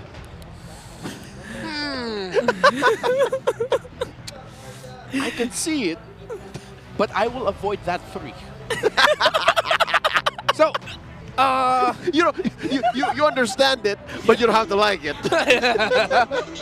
So AP Bren, I like that they're taking away the burst types for Renegade to see if they'll still respect the Tigreal later on.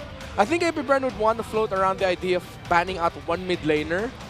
Maybe I prefer if they take out the Vexana or Valent. Though they have Not the Sicilian? Okay, the thing is, they have to choose between Valentina or Sicilian. If Aurora has a very easy Valentina pickup, however, they'll actually be lacking a bit of reach, and it's quite Moskov dependent on the reach. That's why Aurora's taking away the long reach mages, such as the Farsa. And then the Eve later. And then the Eve later maybe, because AP Bren would 100%, hopefully they're thinking about Sicilian or Valentina as their pick. If they ban the Valentina, they lock Sicilian now, and then they just have to accept that they're playing either into Vexana or even a Fail. Because if they pick the Valentina, they are even turning off the possibility that Aurora likes to go for the late last pick Faramis when it looks like it doesn't have any more pickups available for him. Yeah, I'm kind of liking that route where AP Bren just takes out the Valentina instead. Again, they also secured the Lucas already, so let's still see. But they instead opt for the Hylos. Might even secure the Valentina for themselves. That's just how big a threat Renegade is, man. Yeah. Horseman, Hitman, Fishman, Hookman. Merman. Just take it all out. Lakers at 5. It's Fishman. Yeah. Not Wait, no, Merman? I think Merman should be more. It's supposed to be Merman with Kalea. To be fair, she's not a mer. She just has a tail. Oh. A magical tail. Okay, fine. Fish. So he is Fishman. They take away burst and strong sustain. Oh. Huh. I'm smelling a Sicilian. Or a Valentina themselves. Yeah, think of the Valentina because it's either a Faramis. Oh, Sicilian command. Oh. No, I think Aurora might be considering the Veil actually. That too, like just because of the Sicilian ban, they have all of the options. Yeah. They're in control. It's interesting because if AP Bren played into the Sicilian, they have choices, you know, that Aurora didn't need to ban the Sicilian on. But okay, I'm okay with it. So it's either Faramis or Veil for UA. Or, well, I mean, Aurora's still there, but Aurora's not the usual flavor right now for teams. Aurora feels more like a liability at this point. Yeah. Again, you're stuck with the Faramis. That could be very beneficial for Chovskirt now. Unless they go with a safe route like the Vexana. Yeah, if you're thinking about safe and like burst, good control, yeah, there's that. Even the Vexana feels weird because they're giving over EG. Oh, Juice in. Oh, that works. Are they gonna chip? Nah, okay, the Cho. There is nothing. Aurora's giving the Chovskirt's Valentina right now. Yeah. What do you want? You want the way of the dragon? You gotta get in here. Right. I always forget that Juice is available sometimes it's late. I was saying it in the previous series and I completely forgot about her this time around. Yeah, that sometimes it slips Yeah. in the second picking phase. I honestly was sure that it was banned out. Bro, at this point you just go like Beatrix or something. I mean, to be fair, it's all dive, very close range. Based on what we saw earlier, if they go Beatrix here, they'd have some strong sustainability as long as they can get to that Hatch Claws relatively fast. Or a Brunar. Or a Bruno, yeah, because the lineup in the center of the map, if that can scale, you need a gold laner that can scale very quickly. Bruno or Bay are good for me too. There. Oh. Interesting. Huh. What is Shizo trying to do here? Is he trying to time out the Crimson Crimson Beacon. Yeah, he's just basically, yeah, the flares. Yeah. Like, I'm gonna kill you before you ragdoll me around. Is that the mentality here? Be able to, though. I mean, there are a lot of, like, there's a lot of shield creation on the side of Aurora. I think that's also one thing that they're thinking about. That maybe the true damage brought out by the carry should really help with all the shields. It'll go through. Yeah. Yeah. Maybe that's well, but I wish I went with a marksman that had just like a little bit more reach. This is a very all-in risky lineup for AP Bren. If they can make their early game execution work again, because Lucas jungle is so dependent on not getting invaded in the first 5 minutes and winning at least 2 turtles. It's exacerbated by the fact that there's 3 Purifies in Aurora's lineup. Yep. And going into game 1, the draft shows that AP Bren are willing to do anything it takes, even, you know, pick a Valentina blind into a lineup that you're not so sure you're gonna get a good ult out of. Yeah. So I'm really guessing right now that Skirt is gonna have a hard time trying to control the center of the map with the limited resources that he can pick up. Shizu, I know I've seen a lot of Shizu carries back in MDL where he can solo carry the whole game, but it's gonna boil down again to Renmar's point. They're literally just gonna wait for that power spike to come through. Yeah. Oh, and this is not how you want to get that. Not like that. Losing your roamer early on. Let's see if AP Bren can recover with maybe a jungle invader too, maybe at least like 1 camp for James Panks. Even before we saw the emblems, the Hitman strikes. Yeah, strong pokes, again, strong control in the center of the map.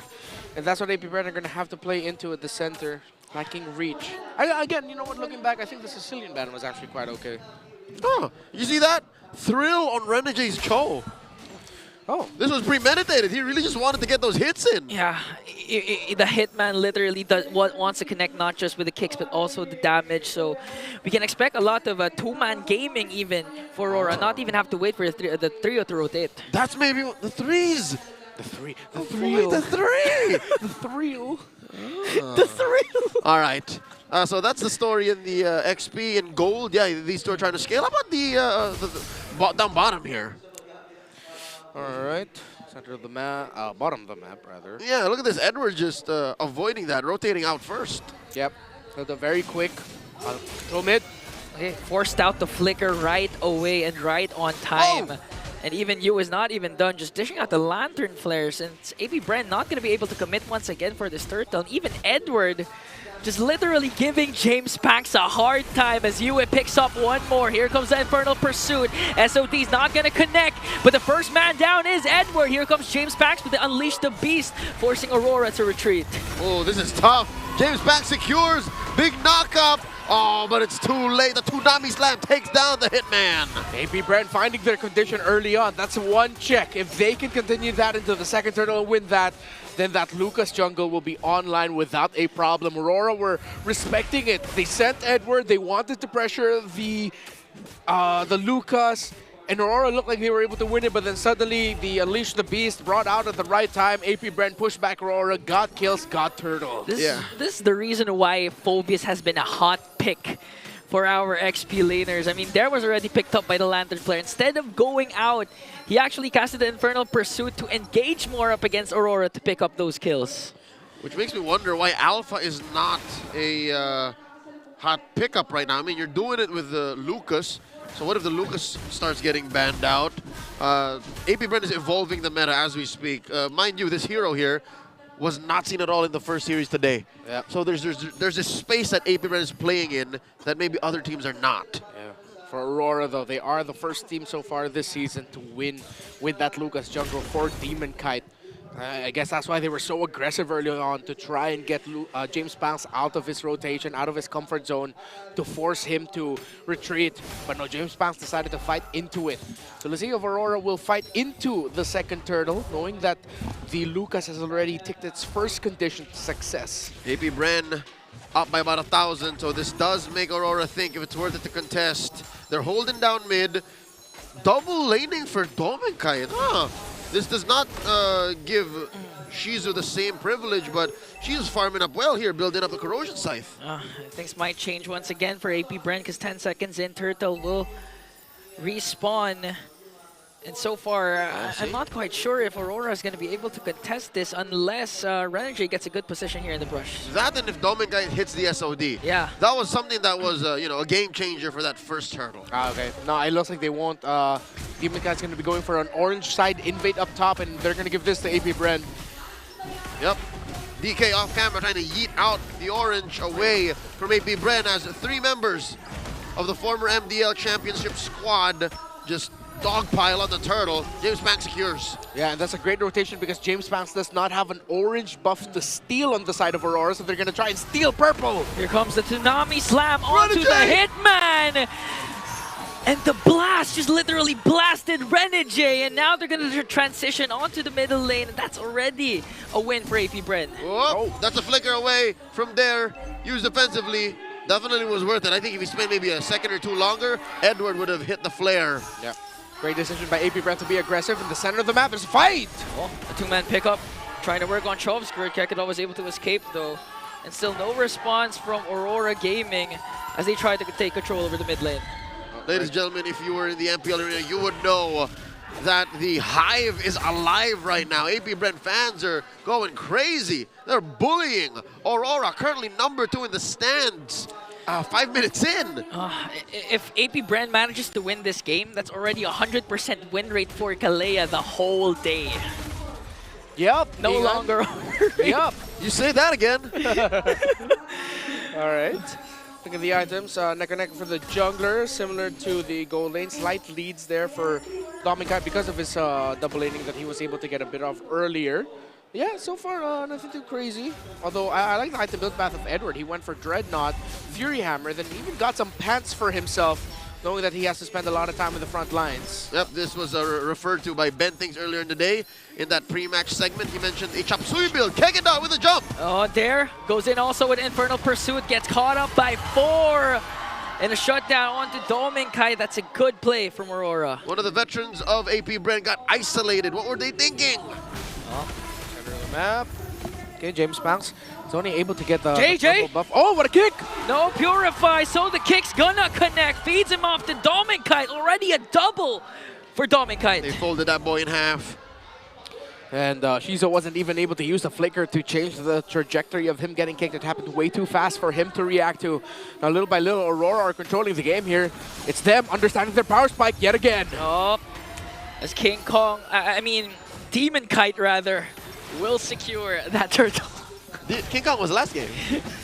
he did very well too. Time traveling shoutcaster, I love it. Mind you, ladies and gentlemen, Aurora are in control. They forfeited 2 turtles in this game, but are now in the driver's seat with a 2,000 gold lead and a push up top and down bottom. AP Bren's map is shrinking. It's coming from the great counter rotations by Demon Kite. He's been controlling the jungle. Okay. Oh! You had dodged the Tsunami Slam! No more initiations for AP Bren. Even the SOD is going to connect Renegade as he goes in. Going to catch Kekadol, beating him off once again to Dominguez. But they were able to clap back though. But look at Mr. Consistent. Edward picks up one more. And that was in the midst of all of AP Bren's members. This whole time, Edward was able to hone in on the man with a million moves. This would be a great game to look back and learn from Demon Kite how he was able to slowly manipulate the jungle in the map so that Aurora would climb back into this. Even though AP Bren got 2 turtles and ticked the condition for the Lucas, suddenly the Lucas's jungle, his teammates, look just completely gone now, as Aurora have just taken control from a 900, 700 gold lead. It's ballooned to almost 5,000. Renmar, the last raider ain't done raiding. Yeah. You can take the Kingslayers out of the league, but you can't take the Kingslayers out of the players. Demon Kite is currently, even at 0-0-3, running for MVP. There gets spotted. Okay, now they're going to work on the top lane. Here comes the title strike.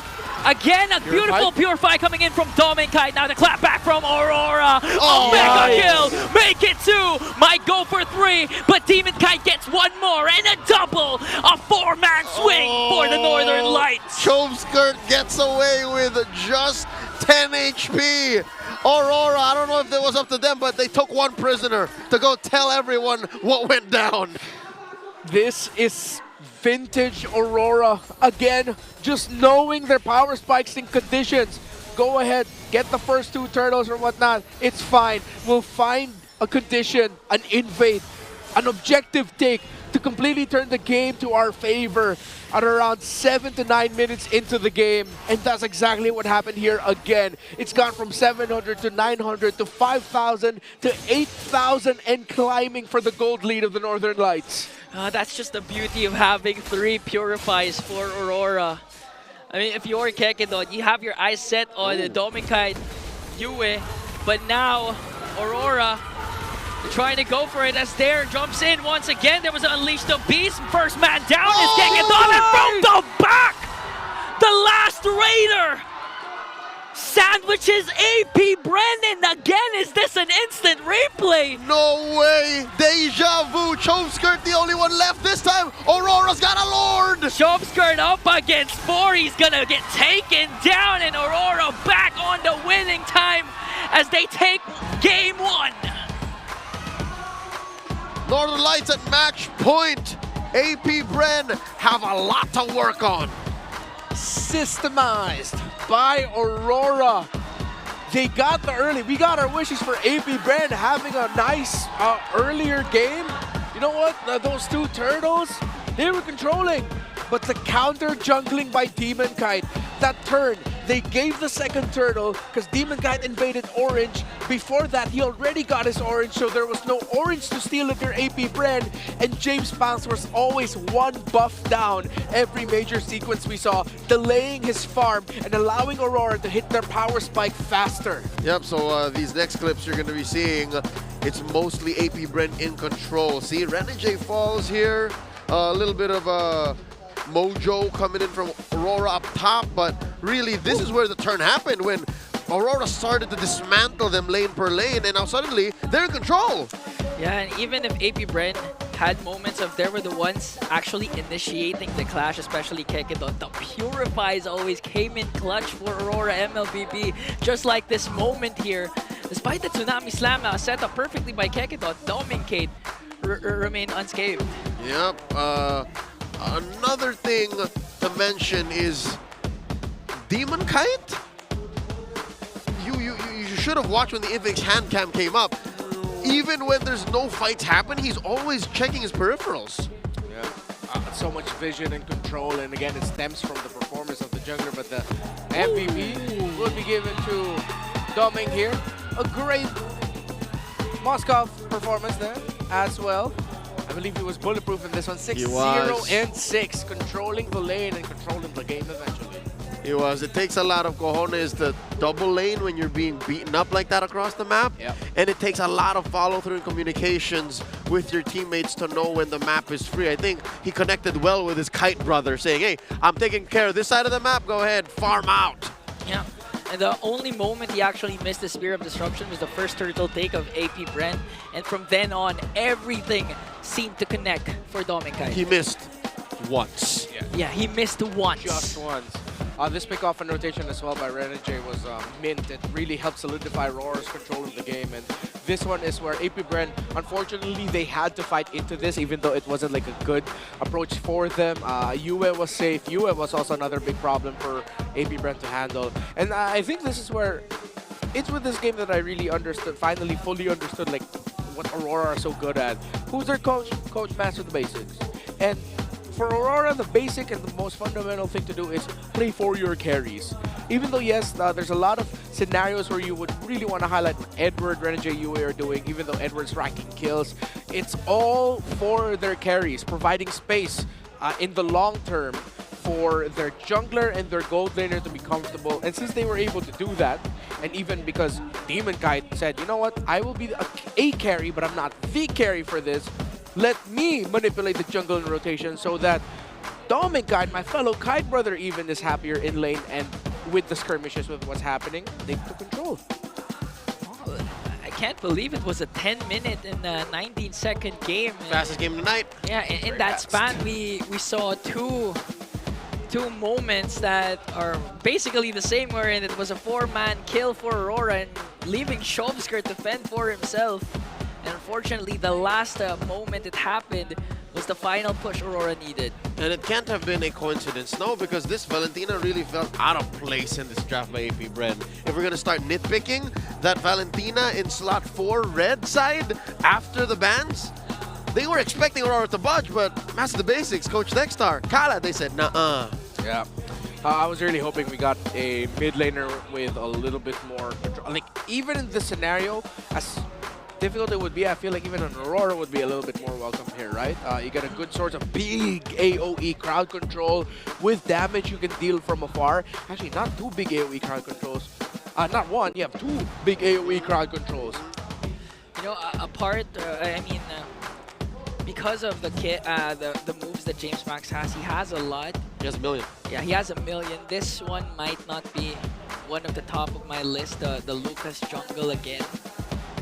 I agree. I'm going to echo that sentiment here. I'm not a Lucas believer just yet, not in a stage like this. Yeah. We're awarding our rich guy, brought to us by BPI. It's Dominkite. Again, 925.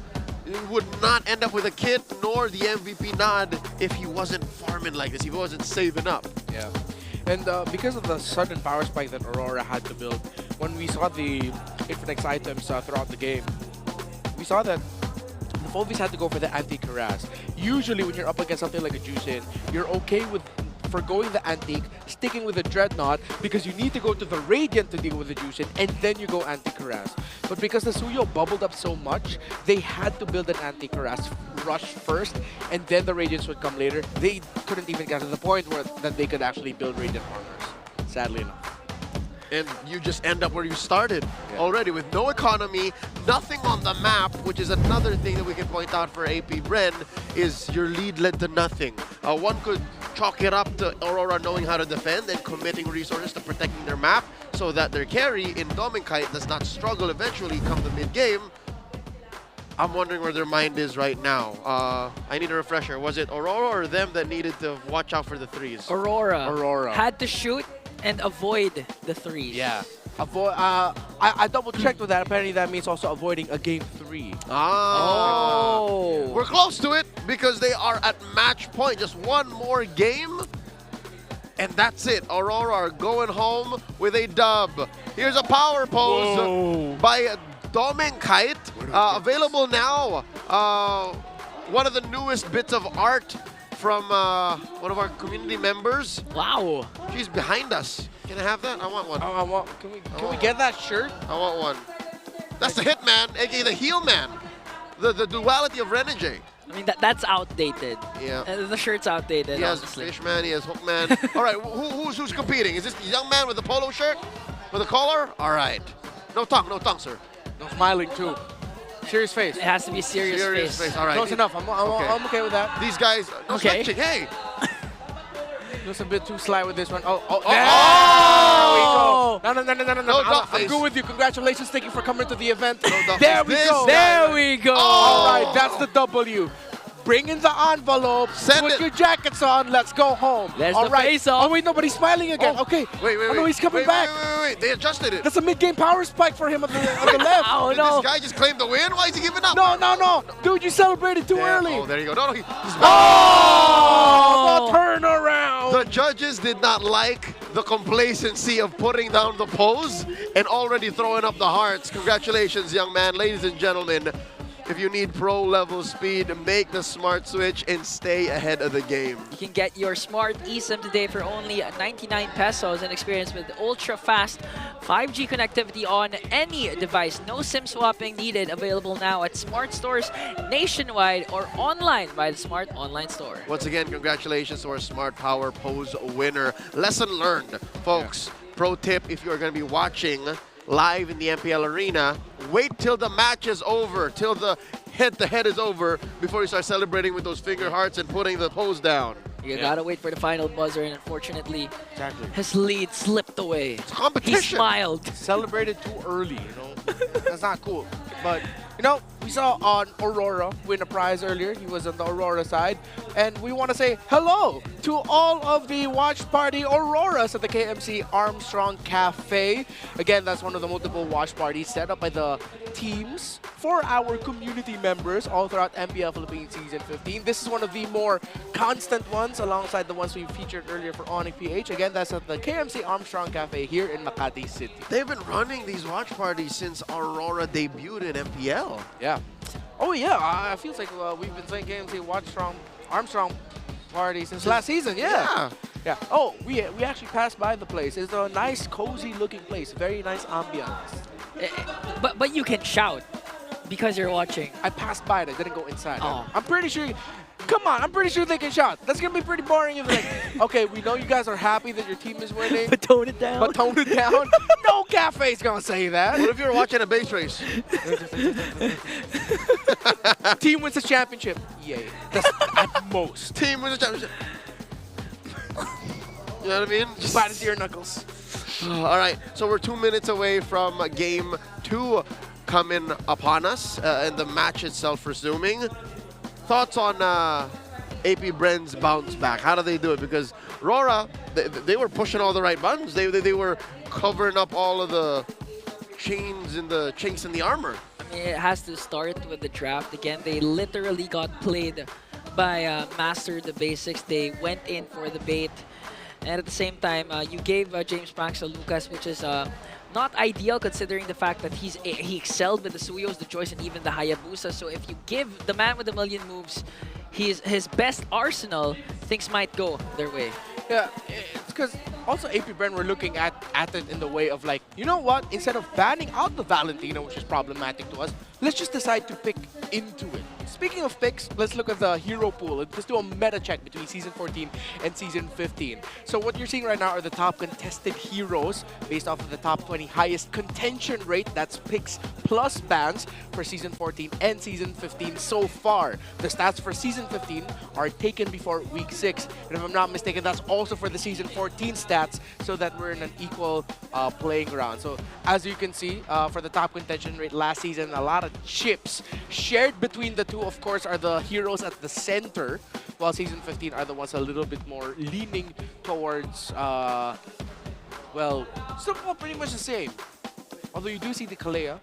Tigreal, I remember, was a hotter pick last season. But yeah, other than the Farsar coming back in, well, Hayabusa sort of somewhat falling out. Yeah. Yeah, those are like the major differences that you can see. Oh, and of course the Roger and Julian. That just shows how much the jungle hero pool is so limited. The Nolan and the Hayabusa started to fall off. It's just literally revolving around 3 and 4 heroes right now. Yeah, and based off of the debuted picks and when they debuted, so far right now, of course, Fanny's still up there in terms of the contention rate. Guinevere here and there, but Kalea, of course, still a very highly contested hero.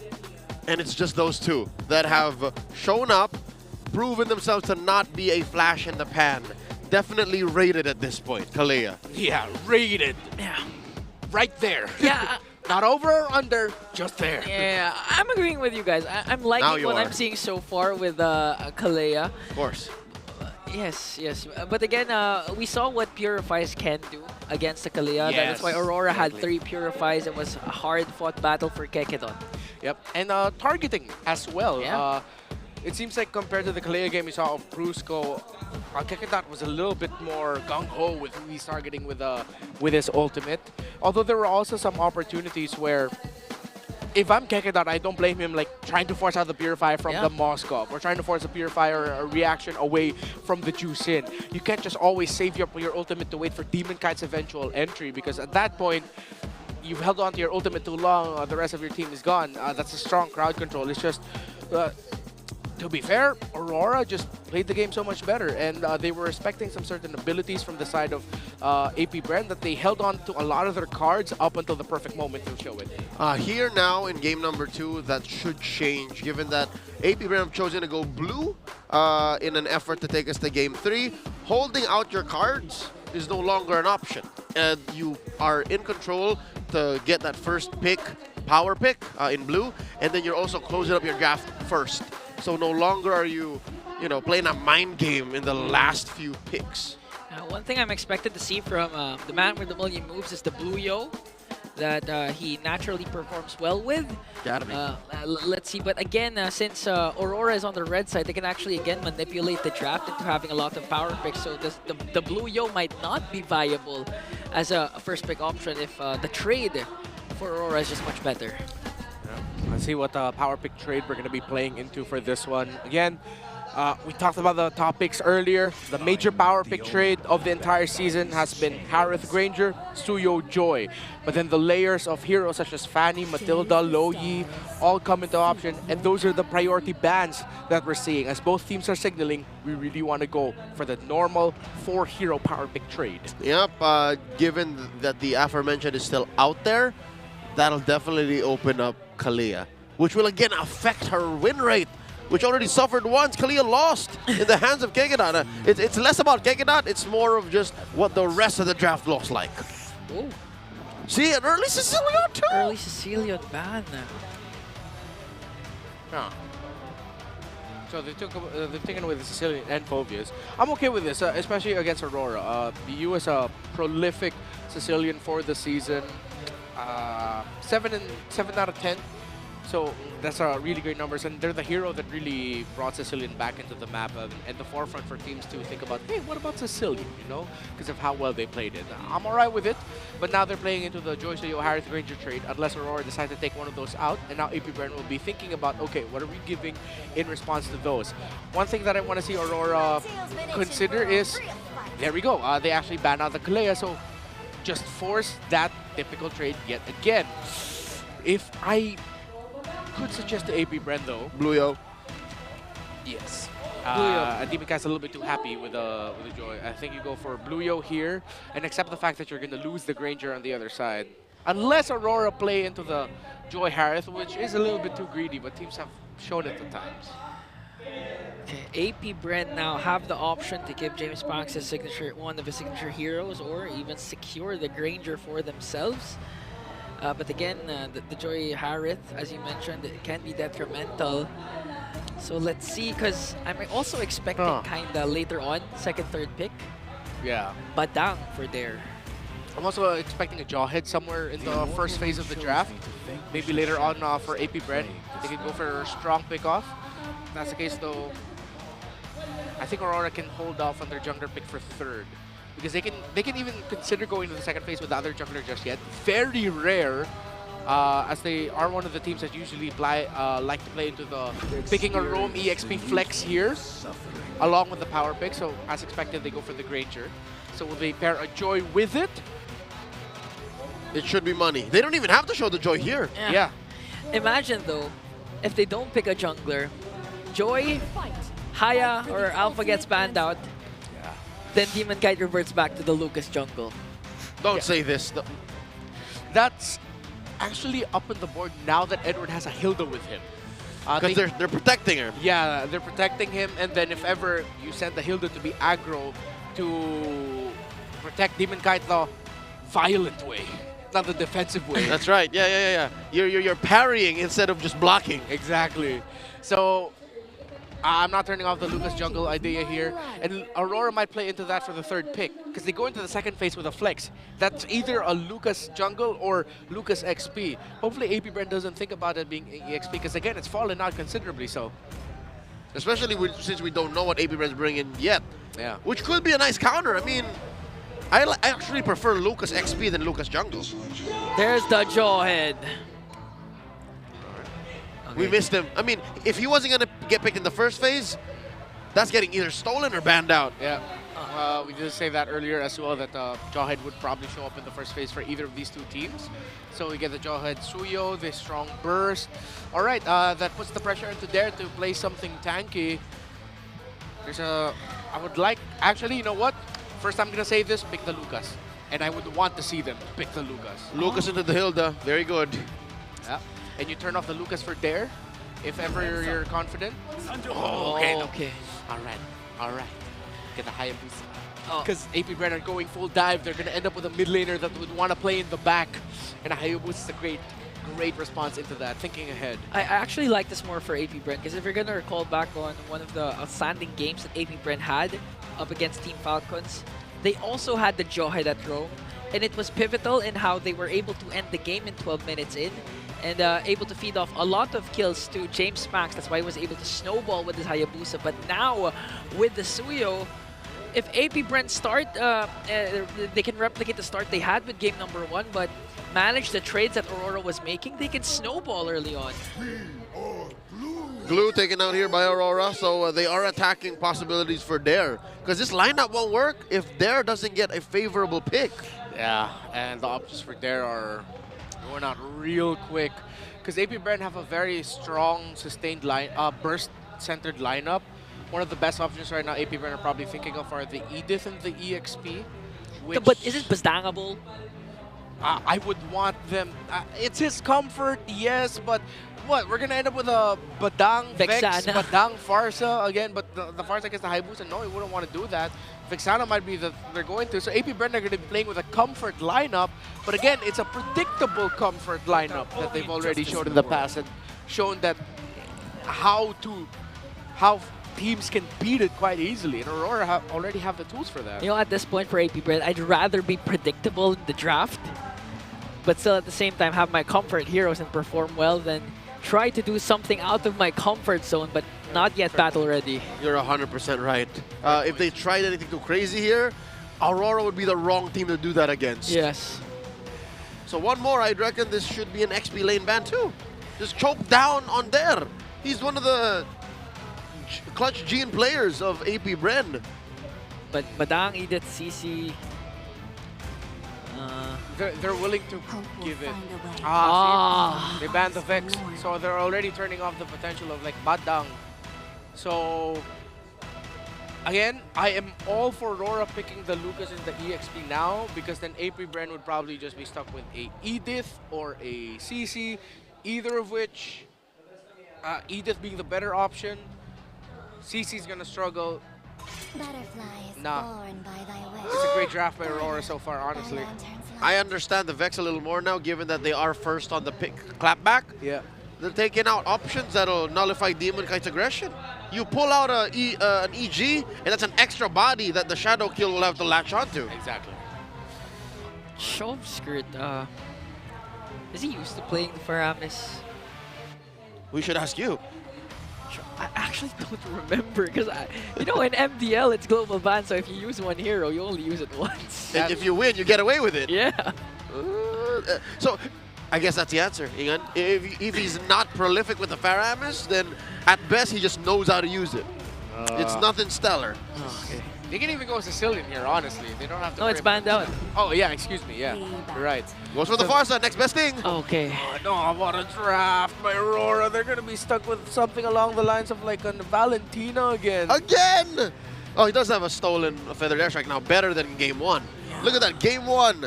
They picked the Valentina in their 4th pick and have nothing to steal. Just Valentina and Edith or Valentina and CC. Or they can take the Lucas for themselves again, but yeah, it's going to be the EXP this time around. But no, he's not the tank lane holder. He's not built for that. Teams have understood that after the first half of the season. Edith is their last best bet for me. Unless they go super safe and just park Hylos. Fuck. Steal the Lucas. And of course, the Aurora. Okay. Better than the Valentina, I mean. Oh yeah, for sure. But still, you're outranged. AP Bren is literally outranged right now. Yep. They have to fight tooth and nail to even be in the same court as Aurora. They're gonna look for those pickoffs that they much really want and need with the Jawhead. Again, if the Jawhead underperforms in the first 2-3 minutes, you can expect the likes of game 1 to happen again. This could be Horseman. You can even just go Hylos or Tig. Oh! Oh. Why did we hear Tigreal? I heard it's a For Honor. Ah! Okay. It's an XP lane Valentina. Wait. What? What just happened? Wait a minute. It's an XP lane Valentina. Uh-oh. Huh. I mean, he's up against the Lucas, so in theory, that's... It makes sense. It makes sense. You're stealing, what? Unleash the Beast? I literally heard of For Honor. Yeah, as a Tigreal main, I can confirm That's his voice line. It'll work too, but no, maybe that's a new Valentina feature, you know? It's like I am you. It's like, For Honor, surprise, it's Valentina. Ult in the draft. I am you, I am them. Huh. We're waiting for word, ladies and gentlemen, if it indeed is the Valentina. And we are not pulling back, folks. This is the draft that Aurora ended up with. You mentioned a while ago that for AP Bren, it's not the time to experiment up against Aurora. But for Aurora, they're doing something different now. Different is right, but this is not without precedent. Yeah. This is a tactic known to make the rounds in scrims and even in some other scenes around the world. And even in our very own amateurs as well. XP lane Valentina is very valid, especially against a hero like Lucas. Yeah. I mean, Valentina has always been like the answer to the Lucas. There's a Lucas on the other side, you want Valentina. That's why if a team wants Lucas, they ban the Valentina. Aurora just decided to lean hard on it. It's like, we need a Valentina? Okay, put it in the EXP lane. Yeah, but you're giving Gekedot a lot of targets to work with that don't have Purify as well. As of now, you have 4 on your radar. I think Aurora just also want to go fast. Like, not a single Purify shows that they just want to keep going. No breaks. Game 1 concluded in 10 minutes and 19 seconds. And Aurora can match that again if an early snowball will ensue here for Demon Kite and the Domin Kite, the Kite brothers. So let's see. Okay, so for Renegade, he was seems like he was hovering the Tigreal. That's why we heard the voice line. And the very last second, switched it up to a Valentina pick. And that's why we're here now. And here's Aurora. They are playoff secured, so this is them showing us what the meta can bring us. Gekedot with the throw. James Pax with a stun in the first blood. A wee shadow kill coming in from Demon Kite. Not going to get a pick off there as AP Bren finds a kill. That was a half-heart engagement. Renegade had no chance of survival. It looked like Aurora did not know what to do, even if after they got AP Bren's members down. Good start here for AP Bren. And you saw how Der was actually playing that laning phase. He made it so that, yes, not yet level 4, the Valentina probably won't play into that, but he just really wanted to make sure, okay, I'll make sure that Edward wouldn't be able to help. Oh! Ooh, late reaction. Just one more second. Yeah, Gekedot walked into that shrub. He also wanted to go back and recall, but he was like, all right, let me go back. Wait a minute. And then he completed the recall animation for Demon Kite. You know, I'm actually interested if Yue gonna go for the rapid boots to have that booster kind of Farsa to try and control the mid lane. So let's see if that's what Yue has in store for us. Unleash the Beast coming in from Edward. 2 animals! Nothing's gonna happen so far, but there you have it. Edward Valentina on the XP lane. That's a TKO. Edward sent back Der. And yeah, given Der has extra health, that was a dominant move by Aurora. They're still calling the shots. Feels like when Blacklist debuted a Valentina jungle to counter a Kai jungle back in the day in Season 10. Except this time around, it's Lucas and Unleash the Beast. So far in the laning phase. Okay, so that's the itemization that Edward's going for. Decided to go for tough boots. He knew he needed the crowd control time reduction, but then also going for leather jerkin so that he has a little bit more physical defense on him. Again. Fast. All right. Demon Kite playing with the range. Again, the build that Edward has right now, not just for this Valentina, but in general, is a symptom of the meta. Like, people just keep building these random casual defense items. Yeah.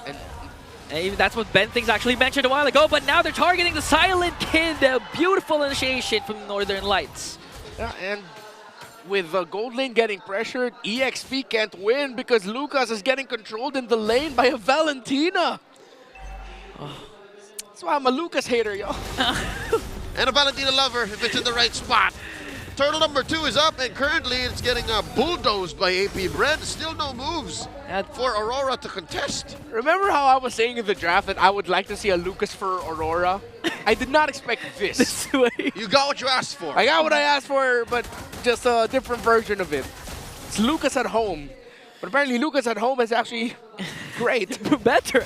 Better even, yeah. Might be better in the long run, but Just like what happened during game number 1, Demon Kite and the rest of Aurora is not afraid to trade out the turtle for those engages, for those invades. That's why they're still holding on to a 750 gold lead. Shizu, early cast of the Zaman Force, working on the gold platings, but Demon Kite as well as Yue cast the Feathered Airstrike to zone them out. That is Aurora once again regaining control of a game that they've seemingly lost. Oh. Gentlemen, this is deja vu. 5 minutes in, it looks like they're poised to get that last turtle.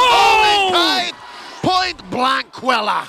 All right, so that's one of the million moves that we saw. Great rotation by AP Bren and a great pickoff by James Punks. That didn't happen in game 1.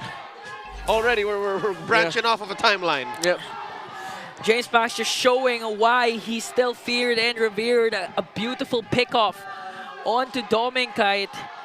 Didn't have enough time to cast that flicker because that Queller, as you mentioned, point blank, literally connected in the face. Now here comes Edward, gets stunned out by Chovskirt. Still wanting to put a lot of pressure onto the mid lane. Down bottom. Okay, Shizu up against Renegade and Demon Kite. He's gonna disengage. Demon Kite was able to cast a Wiki Shadow Kill!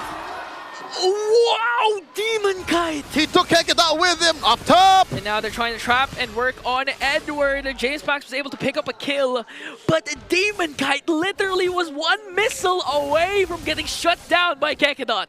Able to press the ultimate just in time, but a great rotation topside means that Edward will be able to push us up. The last time Valentino was playing the XP lane was in MPL Philippines Season 10 by Dare, who was in Onic Philippines at that time.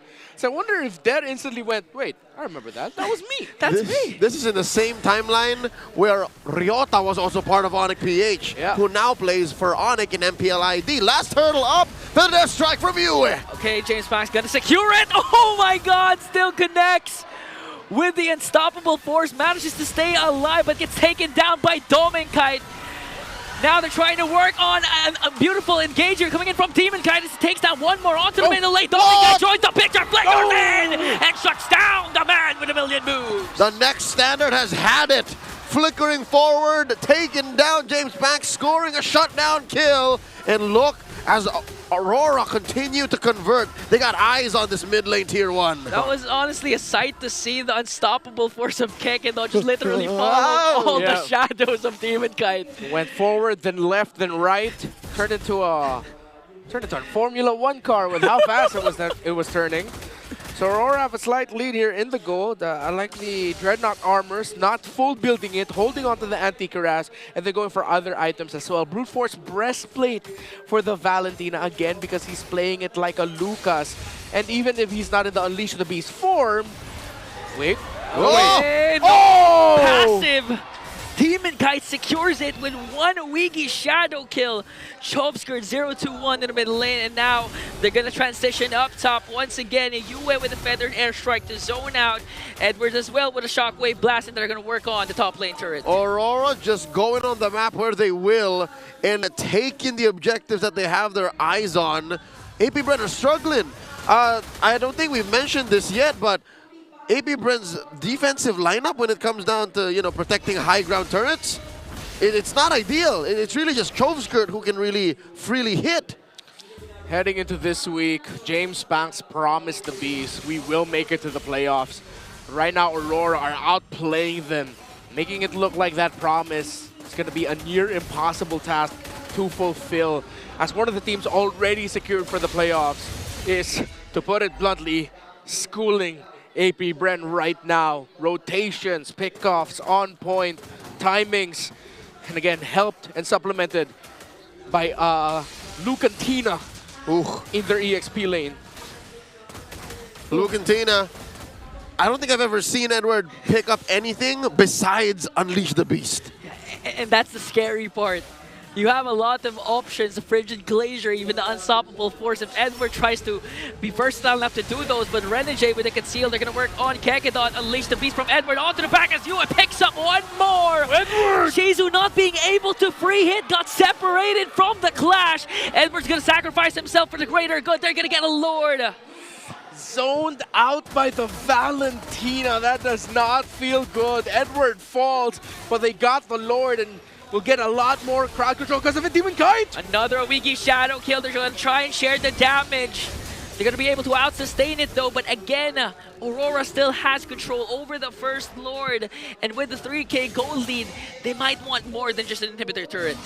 It looks like they're gonna take it slow here. Lord spawns up top. They're securing their jungle. They're securing their buffs.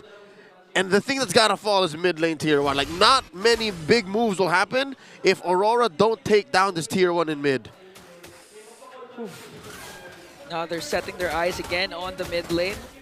I think they're going to be able to do it though, because right now AP Bren is going to be forced back to their own base. Demon Kite also working on the bottom lane, so all minion waves will eventually be pushing in at the same time. 10-minute sync. Aurora have it figured out. There's 2 more tier 2 standing, mid and bottom, and AP Bren have to split their attention. Something's got to give here. I'm reckoning at least a couple Holy Shields are popping. Well, see. Maybe even Aurora can pop all of them. They can pressure top and mid first and then go for bottom a little bit later on. That's 2.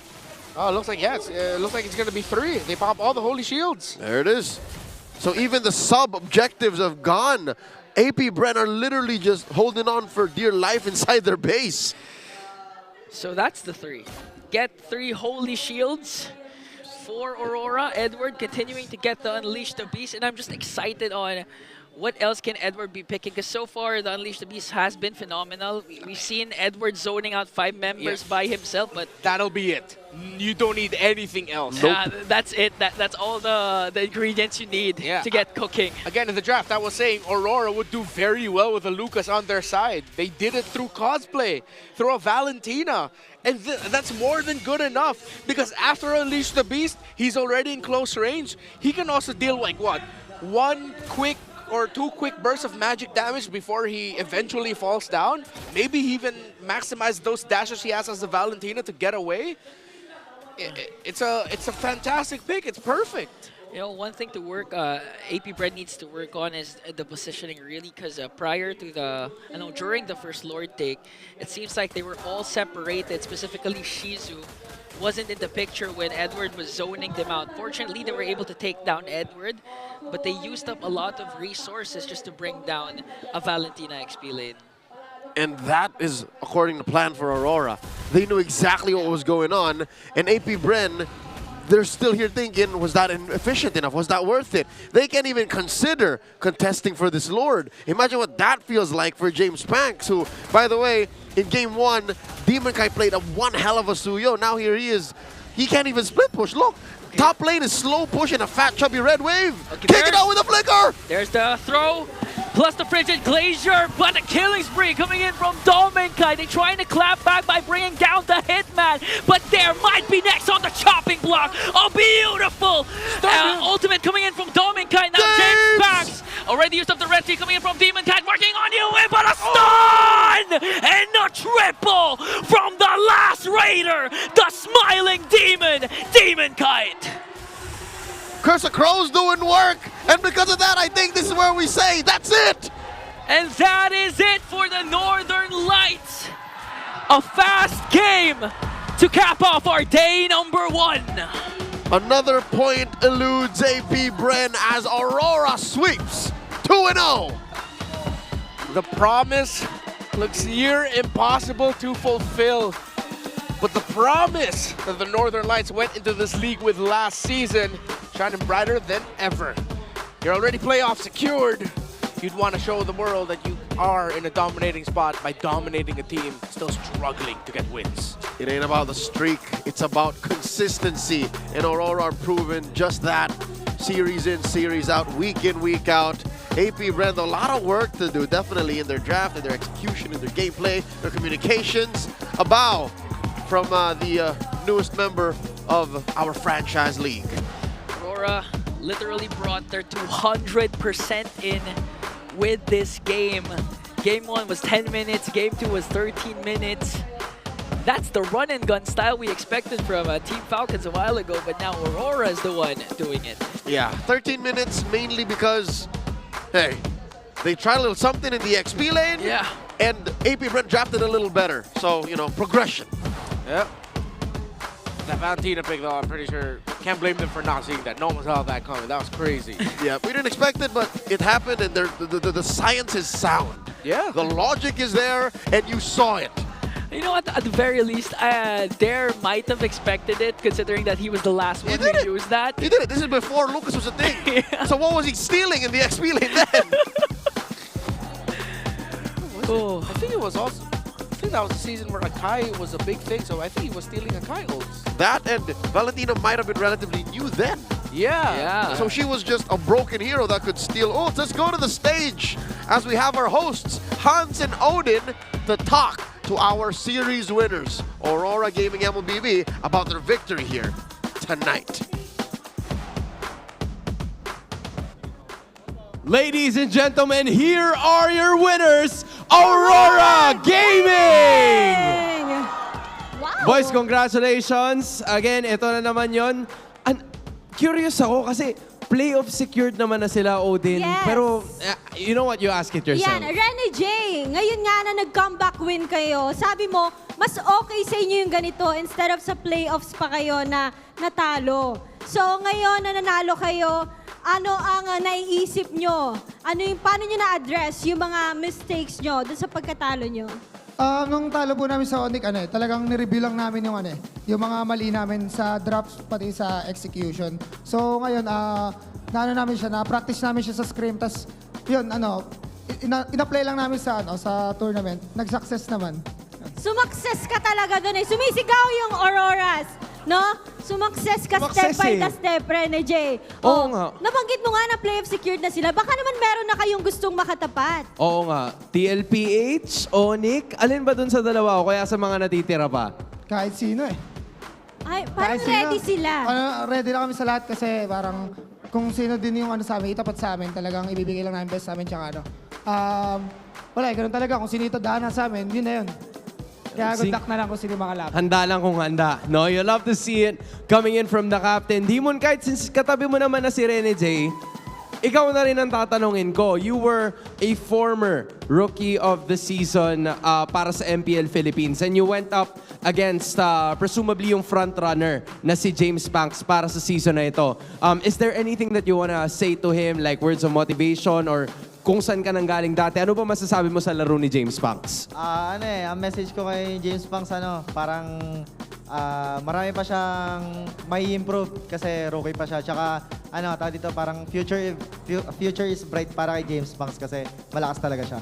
Wow! Very supportive naman pala si Demon Kite. Respect gets respect. And speaking of which, we're actually gonna showcase a bit more para sa ating mga fans. Kasi bali-balita ko, meron daw isa sa inyo, hindi nyo na binibenta to, magbibigay na kayo ng jersey. Wow! Tama ba? Meron? Sino ba yung lagi nagtuturo dyan? Di ba si Yue. Hello, Yue. Commissioner. Wait lang. Okay, go. Sorry, Yue, sorry. Alam ko na agad kung sino. Alam mo na kagad kung sino? Yung katabi ko. Yung katabi mo? Kalad? Hindi si Kalad. Okay, sino? Si Edward! Edward, ikaw ang nakatoka today. So, oras na yata para ibigay mo sa isang... Wait ulit? Ang usapan lang hindi ako magmo-model, magbibigay lang jersey. Bigay lang. O sige, bigay lang. Bigay. Pasado ka na. Okay lang, malinaw Malinaw na. Mabuti na malinaw. Edward, kunin mo na. At sino ba ang bibigyan nating fan for today? Okay? Humanap na. Okay. Nasaan? Sinong bibigyan? Nasaan? Lights within! Okay, Edward. Kukunin ko muna yung mic from you, ha? Yan. Pakita mo naman muna yung jersey. Pakita mo yung jersey. Ay, may Edward! Ay, jersey ni Edward mismo. Okay. Lalakad ba tayo? Pwede tayong lumakad. Let's go! Ibabato mo na lang. Ikaw bahala. Anong gusto mong gawin? Mamili ka. Sino ang... Wait lang, nape-pressure si Edward. Ayan na! Ay! Ang swerte! Ang swerte! Ano sabi? Ano?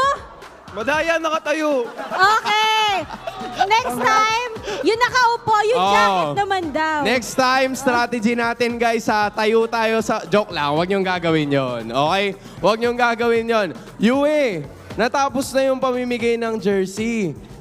Rekta na tayo sa promotion. Sino bang nakatoka ngayon? Wait lang. Wait ulit? Meron na naman! Ano yan? Uy, Asan? Rene Si J, Rene ikaw J daw. naman! Anong meron? Anong meron, Rene J? Jay, ikaw na to. Pakitaan mo naman muna. Model ka muna bago mo mag-good luck. Pakitaan mo naman muna. Patingin ng jersey. Asa yung likod? Yeah. Wow! Tapos, saan pa ba namin makikita yung Aurora? Ano pa bang mga ganap? Yan, nauna-una syempre, maraming salamat muna sa lahat ng mga pumunta sa venue. Kaya sa Aurora fans. Tapos sa KMC yan, sa mga online, pwede kayo manood, or sa offline, pwede rin kayo pumunta sa KMC. And yun sa yung jersey namin available na rin sa mga online shops namin sa Aurora page. And yung... Ay, sikalat na lang kaya. Tapos yung battle emote din namin, available na. Paano yun, Meng? Meng, may tanong ako, Meng. Paano yun, Meng? Meng, ikaw naman. Ayan, tatanungin lang naman kita kasi meron tayong SBS Mobile Masters na malapit na. Oo nga. Meron ba kayong mensahe sa team ng Aurora from Turkey? Englishin nyo na lang. Good luck. Galingan nyo. Ibawi nyo kami dyan. And Domingkite wishes you the best of luck and make sure that you... Paano ba natin? Get revenge for them. Revenge. All right, we end it there. Once again, your winners, Aurora Gaming. Gentlemen, you may now take your walk of victory.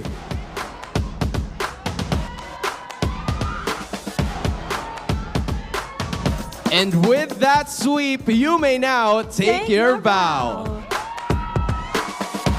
Aurora still dominant. Panibagong linggo man to, Odin, hindi nagbago yung kanilang kumpiyansa. Grabe ang performance na pinakita ng Aurora Gaming and they came back stronger dito sa match na to, Han. And I am sure na marami ding masasabi ang ating mga casters. Kaya naman, casters, pasok! Real quick for those non-Filipino speakers watching on this broadcast, they just talked a lot about their jersey. Yeah. It was basically a flex off and selling their jersey. They gave one away. And throwing one jersey. Buy it. And Domingkite saying that it's not allowed to stand on the desk, on the chair. It's a fine piece of kit. Great fabrics. Talking about our MVP tonight, closing off the series, is Demon Kite on that Hayabusa.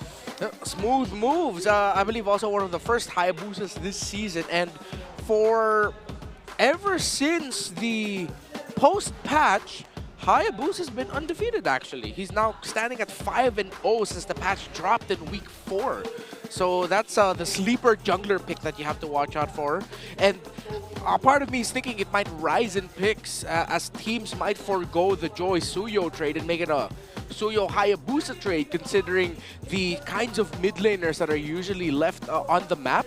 And with teams wanting to go for a more aggro diving style, well, if you have one piece of your lineup that wants to stay a little bit more in the back, and this time it was the Aurora, who was like the soft, not an answer, but a soft deterrent, I guess, of the Hayabusa. But in this scenario, it wasn't. Demon Kite was just tearing through lineups, and he was not shy to use his shadow kill either to initiate or clean up. And this was all the more made possible by how Aurora so easily scrambled AP Bren's positioning, more so in the latter parts of the 10-minute mark. Y'all see that whenever Edward would walk in, unleash the beast, they would just like run away. It's like, what do we do now? Apart from the micro that Aurora displayed, it was actually the macro that stood out for me, because again, looking at how many turtles AP Bren secured, it seems like all of them. Yeah, 3 for AP Bren, but for Aurora, they always had something cooking for them. It's a matter of getting those split tower pushes or even trying to invade the jungle creeps of James Punks. There was always a play for Aurora. And that's something, that play is usually of more value eventually. For Aurora. So that's something that AP Bren have to practice here, that they have to develop, is better foresight, better big picture control of the game? Yeah, they seem to really, especially for this one, want to really play around the idea of we see someone, we pick them, see what we can get from here, and then rinse and repeat. Not to say that they don't take care of the map or try the macro. They do try the macro. Unfortunately, the members of Aurora are also checking into that. They want to take care of a side lane. Look, there's 2 members or even just 1 member of Aurora there telling them you cannot get this easily. It's a trade across the map for this. You're going to have to spend resources, expensive ones, just to commit your play on this side of the map. So, yeah, they got to have a better foresight for the big picture, but also accept that if you can't get it, sometimes you don't need to force things. This is a symptomatic of death ball strats gone wrong. You have to find a way to pivot. You can't just keep forcing the death ball, because if not, this is what happens. Our BPI Rich Guy is none other than Demon Guy, the same MVP, and of course, just awards all over the board here for Aurora Gaming. It was a quick game, quick plays coming in from Demon Kite at any given moment, always continuously making things happen. Kind of reminds me of how King Kong was dominating in M6, wherein he always had something to do. You know what? Is it just me, or this was, yes, a 30-minute game, but pacing-wise, it felt faster than game 1. Yeah, it actually did felt fast. Yeah, I think that was because of the fact that we were seeing a lot of things happen in multiple points of the map. Not necessarily always just like a fight or a skirmish happening, but there's always something going on somewhere else. Whether it's a small split push, a small invade, take a little bit of farm from the opposing jungler, managing your minions. It was a constant clockwork motion for Aurora. While the times where AP Bren wanted to do that, again, they were just read by Aurora very well. You know, if you looked at Edward, he was actually the sandbag of the game, considering that he's a Valentina XP lane. A couple of deaths there and then, but literally, he made the Valentina XP work so far. Made the most of Unleash the Beast and all the perks it had come in. Again, he literally was just the better Lucas, despite having a different hero. Let's check out the mic check of that series. Aurora. Patay. Nice! Walang dashing! Nice! Tara ko Aurora lang. Dalag papakita. Nice Aurora, boys. Aurora lang natin. Aurora 1-1-1 yan. Aurora, wait lang ha, yung Lloyd half na. Try Lloyd na. Lloyd natin. Hindi namatay. Low. 4 seconds. Atas, takos. Pabalo. Double sa mid. And double ba? Maxit na. Maxit eh. Nice one. Nice Jay. Nice one, boys. Hey, tower muna. And that right there was the Infinix mic check, a peer or a here behind the scenes as to what was going down for Aurora Gaming in those final moments. You all gentlemen hear that? Where someone asked, should we Lord? Because I guess someone thought it wasn't endable. Yep. Is it just me, or did Dominkite sound like Super Marco? Because he wasn't talking the whole time, even the double kills pouring in. Dominkite was just silent the whole time. Too clever tonight, huh? Yeah. Everyone knew. You know what? Let's say hi to Christine Dale, translating roughly. Hopefully, the next time I go to the MPL venue, I'm the one who receives a jersey from Aurora. Congrats, Aurora! Well, the first step is to buy a ticket. The second step is to make sure Aurora wins. The third step is to step on the chair. Don't do that. Don't do that last part.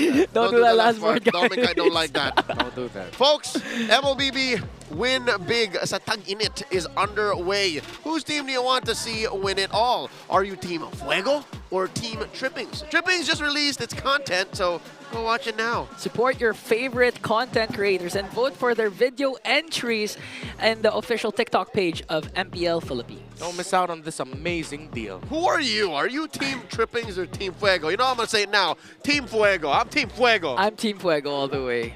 Yeah, that's my cousin, so of course I'm Team Fuego. Wow! What up, cuz? I never thought we would be so unanimous. What up, Oosh? Team Trippings, despite being the current release video, you are outnumbered, son. Did you see that bait? It was good. Oh, yeah, that was good. Cool, you know, back in the day, they called me and Fuego. Me and Fuego the Abusos. The Abusos? Yeah, because we got no abs. but we beat everyone up in game. Proud of your success, cousin. I'll allow it. I'll allow it. So once again, with that series win, we have to refresh our Infinix standings. Check in on where our teams are. I think this does put Aurora, that's right, top of the food chain, #1 at 9 points. They are indeed ahead with one more match played up against TLPH. Again, things might change coming into week number 6. We're just in day number 1, but one thing for sure is Onic finally secured their playoff spot. Playoff teams are secured, but no one's yet fully locked in their final slot. So for the race to top 2, still active amongst those 4 teams. And just the same, no one is completely eliminated yet. So despite the sweeping loss for AP Bren, they're not out just yet. They could still qualify. So James Mack's promise, still pending. Maybe, just maybe, a dramatic way to finish off this season is the team getting that very final slot in the playoffs, considering there's a very heavy 3-way tie between Omega, AP Bren, and Twisted Minds. Maybe that might just happen. And again, we're not counting out the possibility that what if Falcon maybe somehow slips, TNC somehow maybe slips? The Birds? The Birds? No, they're on fire! And Falcons looks like they want to go on another world tour. Imagine they only need one more point to secure a slot. And they miss out tonight? And if they miss out, oh my God. Here's our Week 6 Day 1 standings for Fansiklaban. This is a chance for super fans who come to the arena to enjoy using the MPL official tournament phone. Infinix phones, the same ones that our athletes are using on stage. They play against other super fans, and currently the Minds are #1. Yeah, it's a reverse of our table in the league. Literally. With the teams struggling, their fan bases are performing very well in the fan tournament, while you have Aurora, Sonics, Green Falcons, and Cavalry on the lower half of Phoenix. They're not in 5, but 4 is good enough. You know, I know some people who participate in the Fansiklaban that are honestly more excited or anticipating the Fansiklaban matches, specifically the ones from the Beast, because again, they're really dominating so far with the 6-3 standing. I mean, that's the best way to enjoy MPL Philippines, right? Be part of the festivities. Yeah. Be part of our weekly and daily events happening here at Green Sun Hotel in Makati City. It's been an awesome time, really. Time flies by when you're having fun, and tonight was brief, but just the same, I enjoyed. Did you? I honestly enjoyed. I mean, my opinions about Kalia really changed. And at the same time, I'm going to start learning how to use Kalea. I'm proud of you. I'm proud. I'm owning up to my mistakes. There we go. You build it with support I emblem. kinda You go for cooldown Okay, reduction. got it. All right, then you get flicker. I think it's just me. If you're very brave, you go for revitalize. If you believe you can survive and outlive anything. But please, if ever someone, or if I go solo queue and someone plays the Roam Kalia, please don't go second item fleeting time, because we're not that too confident, guys. No. It's a very specific That's just move. brusco. It's a very specific move. Yeah. On behalf of Jose Ingan and Renmar Santa Cruz, who's still figuring out what 3 means, my name is Leo, at your service. We'll see you tomorrow right here at the MPL Arena. Let's throw it over to our hosts on stage.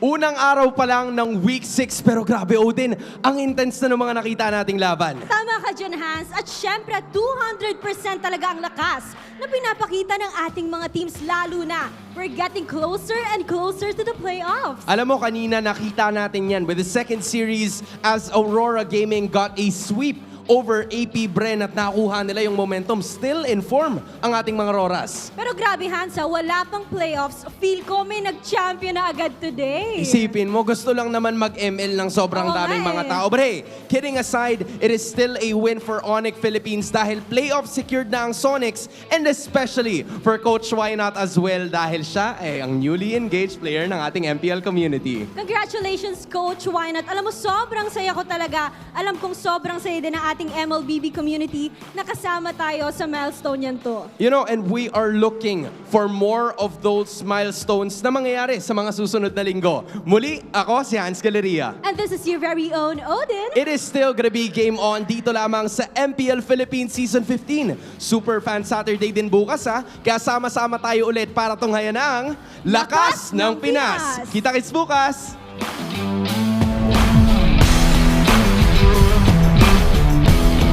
The 15th season of MPL Philippines is brought to you by the following sponsors: Infinix, the MPL official tournament phone. Lakas sa laro with Infinix. Smart, the official telco partner of MPL Philippines. BPI, the official bank partner of MPL Philippines. Mas magandang bukas, buksan sa BPI. Our partner in esports, Time Zone. Join the fun at Time Zone. TT Racing, for those who dream, work, and play. TT Racing has your back. Don't miss any MPL action by following our official Facebook and subscribing to our YouTube channel. Follow MPL PH on TikTok for more content. Experience the Lakas ng Pinas of MPL PH Season 15 action live at Green Sun Hotel. Grab your tickets now via official MPL PH website. All the regular season tickets are now available at 200 pesos. MPL Philippines is monitored and supervised by the Games and Amusement Board.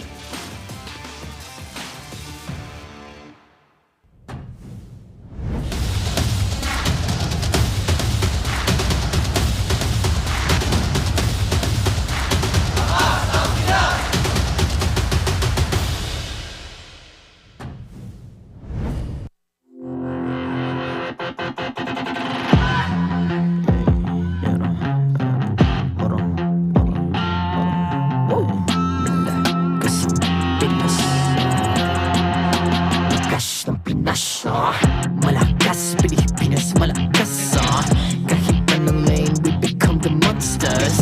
Malakas, Pilipinas, malakas Face the golden sun and reppin' for the 3 stars. Look at us, to the top, no ifs, no buts. Winning any game, para to sa PIN na yes. Di mo matitin ang aming boses sa new level. Nasa kalye man o mobile window, I become a legend. Open fire, we unite, we winners. Built with pressure, like diamonds are made of. Switch na lane na parang gera. HP Racing, may reset. Built like a tank, buhat ni Hill. That full load SS parang Lyra. Susundan ko ang iyong bakas. Kasama pataas, tagumpay natin to. Dahil tayo'y malakas para sa Pinas. Nasa amin ang alas, hindi tuwa atras. Kinikilala sa taas kasi kami ang malakas.